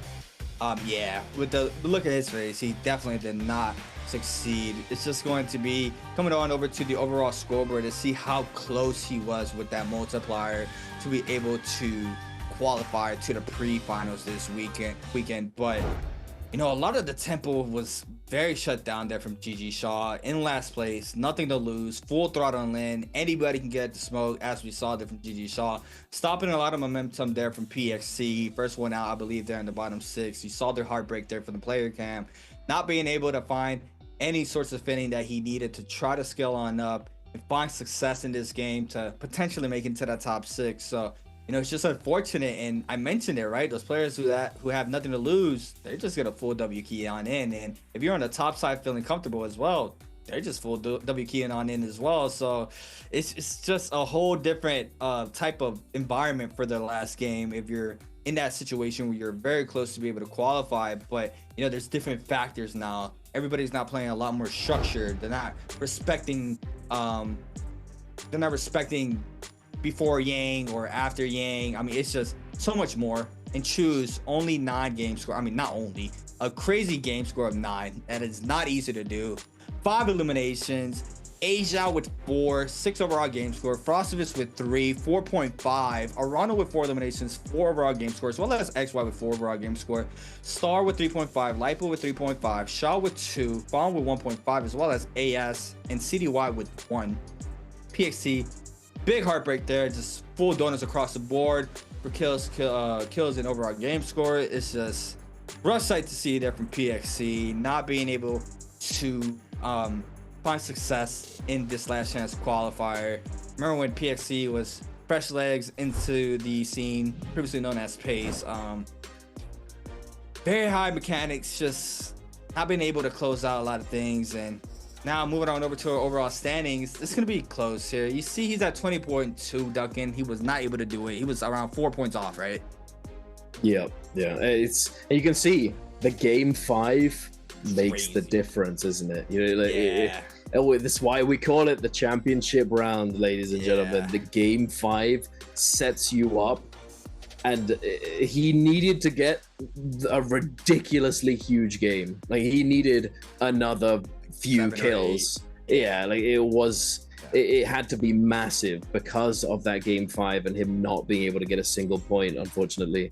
But here we are, ladies and gentlemen. On a lighter note, our top 6, the players qualifying into that pre-finals to go to the grand finals for solos. Spring Split 2025, Polaris, Star, Juanyuan, Frostivus, Azao, and Arano, all in that top 6. And here we are, we're going to take a look at some of the highlights off the back of game number 6, MVP'd by Bowder Chuzong, brought to you by China Unicom, and oh my goodness, you're going for a ride, buddy.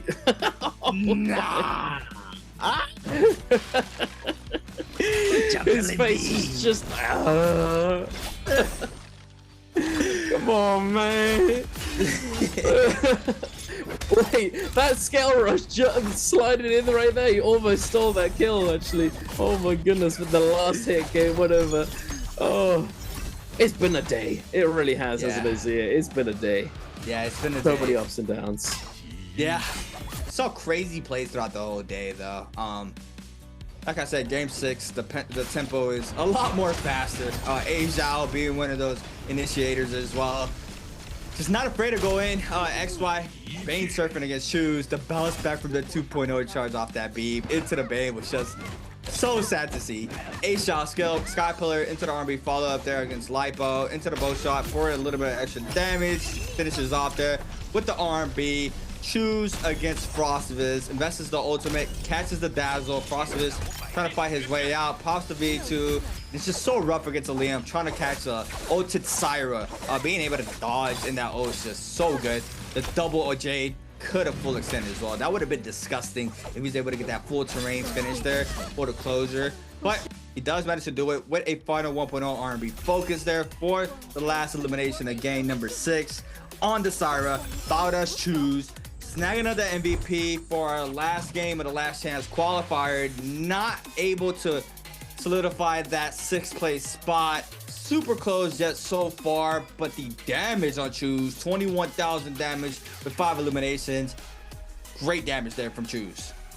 Absolutely. And we see the flying knives being the weapon that contributed most to that total damage, followed closely by the hang sword. We did see that aerial dash, that combo. He could have offered that LMB after the double uppercut with aerial dash. I think he probably could have gone into a slide uppercut, into infinite slide uppercuts there, because of the terrain situation. That would have been a highlight for the montage right there. But unfortunately, we did see the combo break coming out from Azal. But you know, we feel the heartbreak for those players who didn't manage to make it through, especially Chuzong, having put up such a valiant effort in that final game. But we have to feel very happy for those players who did make it through, of course. It's a huge day for them. Huge for Polaris, especially, having not done well at all throughout this season. You know, he did not do very well at all. He struggled time and time again. He did get 3 MVPs overall, but still, it's been a struggle for him, and able to come in and get that 6th place spot, having done really well as well with those Realm of Yang wins back to back on the Tumult play going crazy. You know, it's big ups to Live Polaris, absolutely. So congratulations to all of them and all of them above them. Frostivus, Azal, Arano, Star. You know, was it Star? Yeah, Star. Yeah, he did get top 6. Yeah, it's huge for them. Absolutely massive. And yeah, but it's not over now. It's not over. You're in, but now you got to go to the pre-finals this weekend in 2 days. If that wasn't stressful enough, it's gonna continue to be pretty stressful. But we do have a bit of a break after this weekend, thankfully for them. So yeah, we will see. Yeah, I mean, I don't even know what the stats were like, but I don't even think Lipo dropped a realm after that Padoria game. I mean, we kept looking at it and he just kept getting buffed. It was just 521 buff, 521 buff. So he just had a crazy run there in those rounds, and we see how important it is to be able to win those, especially with the scaling off the chest at the end. Armor, weapon, it's just so good. Another thing that's so good is this interview. We are going to be going to an interview with one of our players right before we close out the show. 好的，欢迎来到赛后采访环节，我是陈瑜。这次我们有请到了来自 BBE 以及 VN521的选手来到我们的采访席。小二先跟我们大家打个招呼吧。大家好，我是龙哥。大家好，我是国一的北极星。欢迎两位选手，首先也是恭喜两位选手这次成功在复活赛当中突出重围，最后进入到我们的总决赛。首先先问一下，在结束了今天6把比赛之后，现在的心情是怎么样的呢？ First of all, congratulations to both of you qualified this time the final of Nbpl Spring, and we already finished all the 6 matches. How do you feel right now? I'm feeling pretty happy, of course, knowing that I qualified, and yeah, I'm pretty happy right now. 那我很开心，在知道了我晋级之后。Please, Polaris, the same question. I think I feel kind of released, and it's a good chance for me to improve much in the final. 其实我觉得放松了很多，可以说是长舒了一口气。当然，我也觉得这是一个非常好的机会，可以让我自己得到一个很大的进步。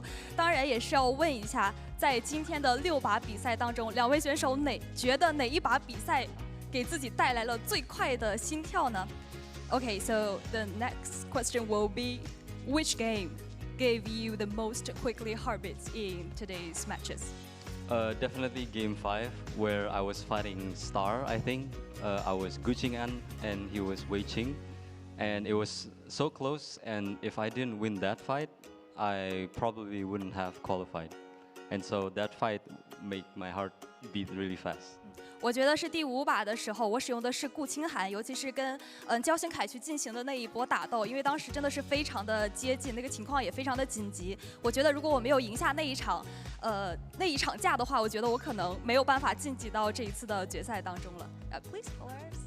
I think for me it's the game 4 where I got the glory with the Thomas, the same man, because in the first Yang fight, we have the fight so close. Like I was about to think it's a tie, but actually it turns out it's not. So that's where I got the glory for that game.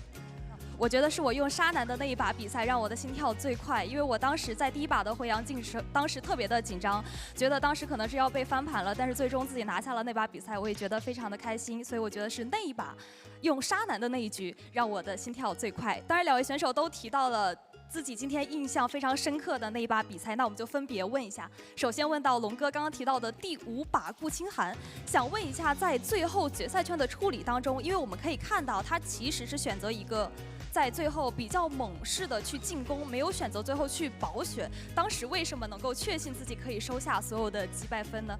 Also, we're gonna talk about the game you mentioned about Justina.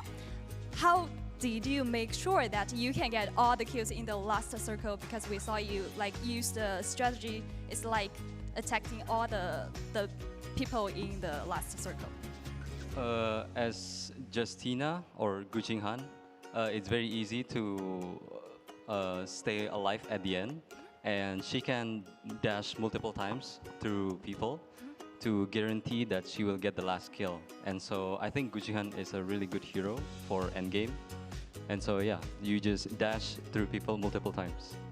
好的，我觉得顾清寒这个英雄是一个非常可以在比赛当中最后很容易活下来的一个英雄，因为他的大招可以不断的就是说去用冰寒分友去冲击你的敌人，所以在最后他的生存能力是比较强的，也可以很好的去拿分。所以我觉得在那一把的时候，我用顾清寒，我当时因为这个英雄，所以我觉得我一定能拿下那把比赛。当然，我们也问到北极星，因为他提到了自己沙男的那一把比赛，想问一下，在第6把比赛当中，其实是一个4轮的选择，为什么最后把自己的命运交到了沙男手里？因为其实从分数来看的话，是离晋级线非常接近的，其实是风险很大的。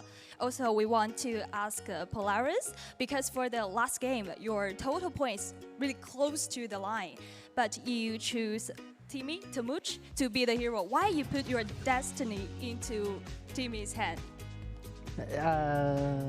It's obvious because I got the glory with the Thomas, and it's make me feel confident with that hero. So that's the reason why. 哦，那其实是因为我们他在之前的比赛当中有用沙男拿过这个天选，所以对这个英雄有非常大的信心，所以在最后一把选择去使用沙男这个英雄，最后成功的帮助了自己晋级。当然，其实我们也知道，两位选手都是我们外籍战队的选手，这次成功进入到我们的决赛当中。想问一下，那作为第一次来到 NBPL 去打比赛的北极星，觉得自己整个赛季下来的进步改变在哪里？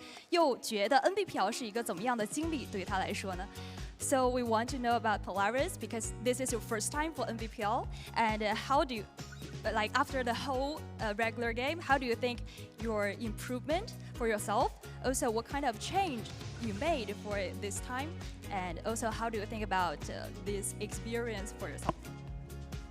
I think it's a very important experience in this tournament for me, and give me a chance to improve more and more, so that I can compare with the top player like Mike Spire and OK. Verse. 哦，其实我觉得这一次的经历对我来说是非常的重要的，尤其是可以帮助我不断的去进步自己，让我可以和如此多顶尖的选手去进行打斗，并且越来越向他们靠近，像 Spider 呀、像 Mike 啊、像 Verse 这种非常厉害的选手，可以跟他们在同台竞技，是感觉非常开心的。那我们也是要问一下龙哥，一整个赛季下来，觉得自己的进步改变在哪里呢 ？Also, we're gonna ask Frost students, how do you think about your improvement and change so far? Of course, my improvement is because I was like studying the whole time, alone or with my friends. And for this finals or the LCQ, my friends were helping me with the notes on like other players, and so I feel like it's more about preparation right now for me instead of practicing my skills. And so yeah.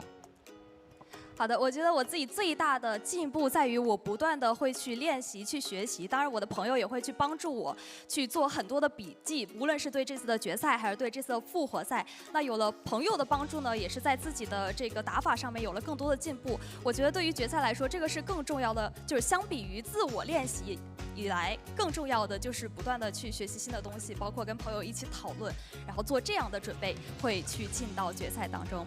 Okay, so the last question will be, what's your expectation for the finals? Both of you, please. Me first. For me, the expectation is to win, of course. OK， 那对我来说，绝对的，我最大的期待就是，可以在最终的决赛当中赢下，拿到冠军。那我们同样的问题也是要问到北极星对于这一次的决赛有怎么样的期望 ？The same question, please. For me, I think it's like be able to compare with the top player. It's gonna give me much more experience, so that I can improve, and then I can win them. 好的，我觉得这一次决赛对我来说，更多的是可以让我有一个机会和这些顶尖的选手去更多的进行比较，并且从他们当中可以学习到更多的东西，从而证明自己来到这个舞台上。也相信在这一次的决赛当中，通过两位选手不断的这一整个赛季积累下的经验也好，做的练习也好，最终都会在决赛里面发光发热，拿到非常好的成绩。再一次恭喜两位能够成功进入到这一次的决赛。那我们的采访到这里就结束了，我们把镜头交还给解说席。Hello and welcome back after that interview. Very nice interview indeed to have both of these players up on the stage as well. A rare sight to see for us, but both of us, you know, both of the cast, you know, having that both of them having English, being able to speak, it's making sense for everybody. So that's why we got both in one, both CN and English interview there. But yeah, so you know what the drill is though, ladies and gentlemen. It's time to move on over to Answer for Treasures. We'll be touching back on that interview afterwards in a moment. But for now, here it is, the last chance for today. Bear in mind, there are still plenty more chances to get the Answer for Treasures special gifts leading all the way up to the grand finals. So take it away, C8. What are we looking at here? Our last answer for treasure, potentially for the baseball cap. Everybody was going. I've been going active for that all night long. Our last one will be, the question will be, which hero did WZ Arano choose twice today? Oh, I really got to be locked in for this one. Is it going to be A, Syra, B, Liam, C, Justina, or D, Lonnie for the double pick here for WZ or Rado. Make sure you guys answered on the countdown in order to have a chance to win a random special spring gift, which is either the tail wag emote or the baseball cap that everybody's been wanting, obviously, all day. But yeah, crazy last chance qualifier. We're gonna take a quick look at our overall standings once again. I believe we're gonna see our top 6 after this standings. This is the last. This is the overall for today's matches. So CDY with 12, GG Shot with 12.8, AS with 15.6, PXT was right above them. Top of the pyramid, Arana with 34.1, Asia with 30, Frostivus with 28.4, XY with 26.8, Star with 25.6, and Lipo with 24.2. Top 6 has been concluded here for the last chance qualifier, going against Mike, Spider, Wufong, Edward, T225, and Verse. Almost left out my boy Verse. Yeah, and hey, all of these players, every single one of them, you know, all 12 of them, they put in the work, and it comes down to the last day whether or not they're able to pull it out of the bag, and some will and some will not. Some improved considerably, and some, you know, they didn't manage to lock in enough for the day. It is what it is, you know. But here we are taking a look at the full lobby for our grand finals, our pre-finals in 2 days, and taking a look at these little pips, and they indicate whether or not a player has made it into the bi-weekly final or whether they haven't, and whether or not they won. Gold is if they won, red is if they qualified for the bi-weekly final, and grayed out is that they didn't qualify. And Polaris, you can see based off of that as well how big of an improvement he has made this week. He's gone from not qualifying a single time to getting in to this grand finals here. Insane, very nicely done. And he was talking about it during the interview. You know, his goal is to gain more experience so that he can compare himself, and he can like match up to these big heavy hitters. You know, he mentioned Spider, Mike, and Verse. You know, he's got a lot of respect for these guys, and building that confidence is what he needs, which I think is exactly right. It's a lot coming into this scene. It's not easy whatsoever. Frostivus has been here for a little bit longer, and his objective is definitely to win. That prep work, hey, he shouted out to the boys. Big respect, big ups to Frostivus. I love to see it, and yeah, he deserves it for sure. But here we are taking a look at the trios days for the last chance qualifier tomorrow, and I think it's going to be the same as usual. No, see, I didn't see anything different. I think. No. I think the lineup is the same for tomorrow, so very excitement. Another full day full of action for the NARAKA BLADEPOINT Pro League. Trios last chance qualifiers, super intense as well. We're on over to our pre-finals this weekend, and then our following week will be our grand finals for the spring split. But yeah, I mean, looking at that board, having Lipo being the only player there that has not qualified once for the bi-weekly finals was just insane to watch. Everybody else had at least 2 qualifications throughout the whole spring split, and then just him there, lone wolf, being able to clutch it up game 5 or game 4 I should say, because that was his massive pop-off game in Perdoya on the Tembi. So we're seeing some drastic improvements there from the Vietnam player, showcasing that he's able to win these matches. They're third MVP I believe of the season as well, so you know he has won some games throughout his time here for the spring split, and you know he, like you mentioned, he's just trying to get better. He wants to fight the best of the best, wants to get those reps in, wants to, you know, that muscle memory be a lot more better, because, you know, he just wants to perfect his craft. And yeah, it's playing out perfectly for him. Has had a great day here for the last chance qualifier, and you know, we're gonna have to wait and see how he does for grand finals. Once again, guys, pre-finals will be this weekend. That is where the players will be fighting for the majority of the points to be able to take on some points for the grand finals the next for the grand finals next week. But you know, Duncan, that is going to be enough for us. We have 6 games locked already. Top 6 confirmed here at the last chance qualifier, top 12 going at it in the pre-finals. It was an amazing day. My name is Creatives, and I was here with the guy, the man, the myth, the legend, Duncan. Thank you so much, everybody. I hope you guys are having a great rest of your day.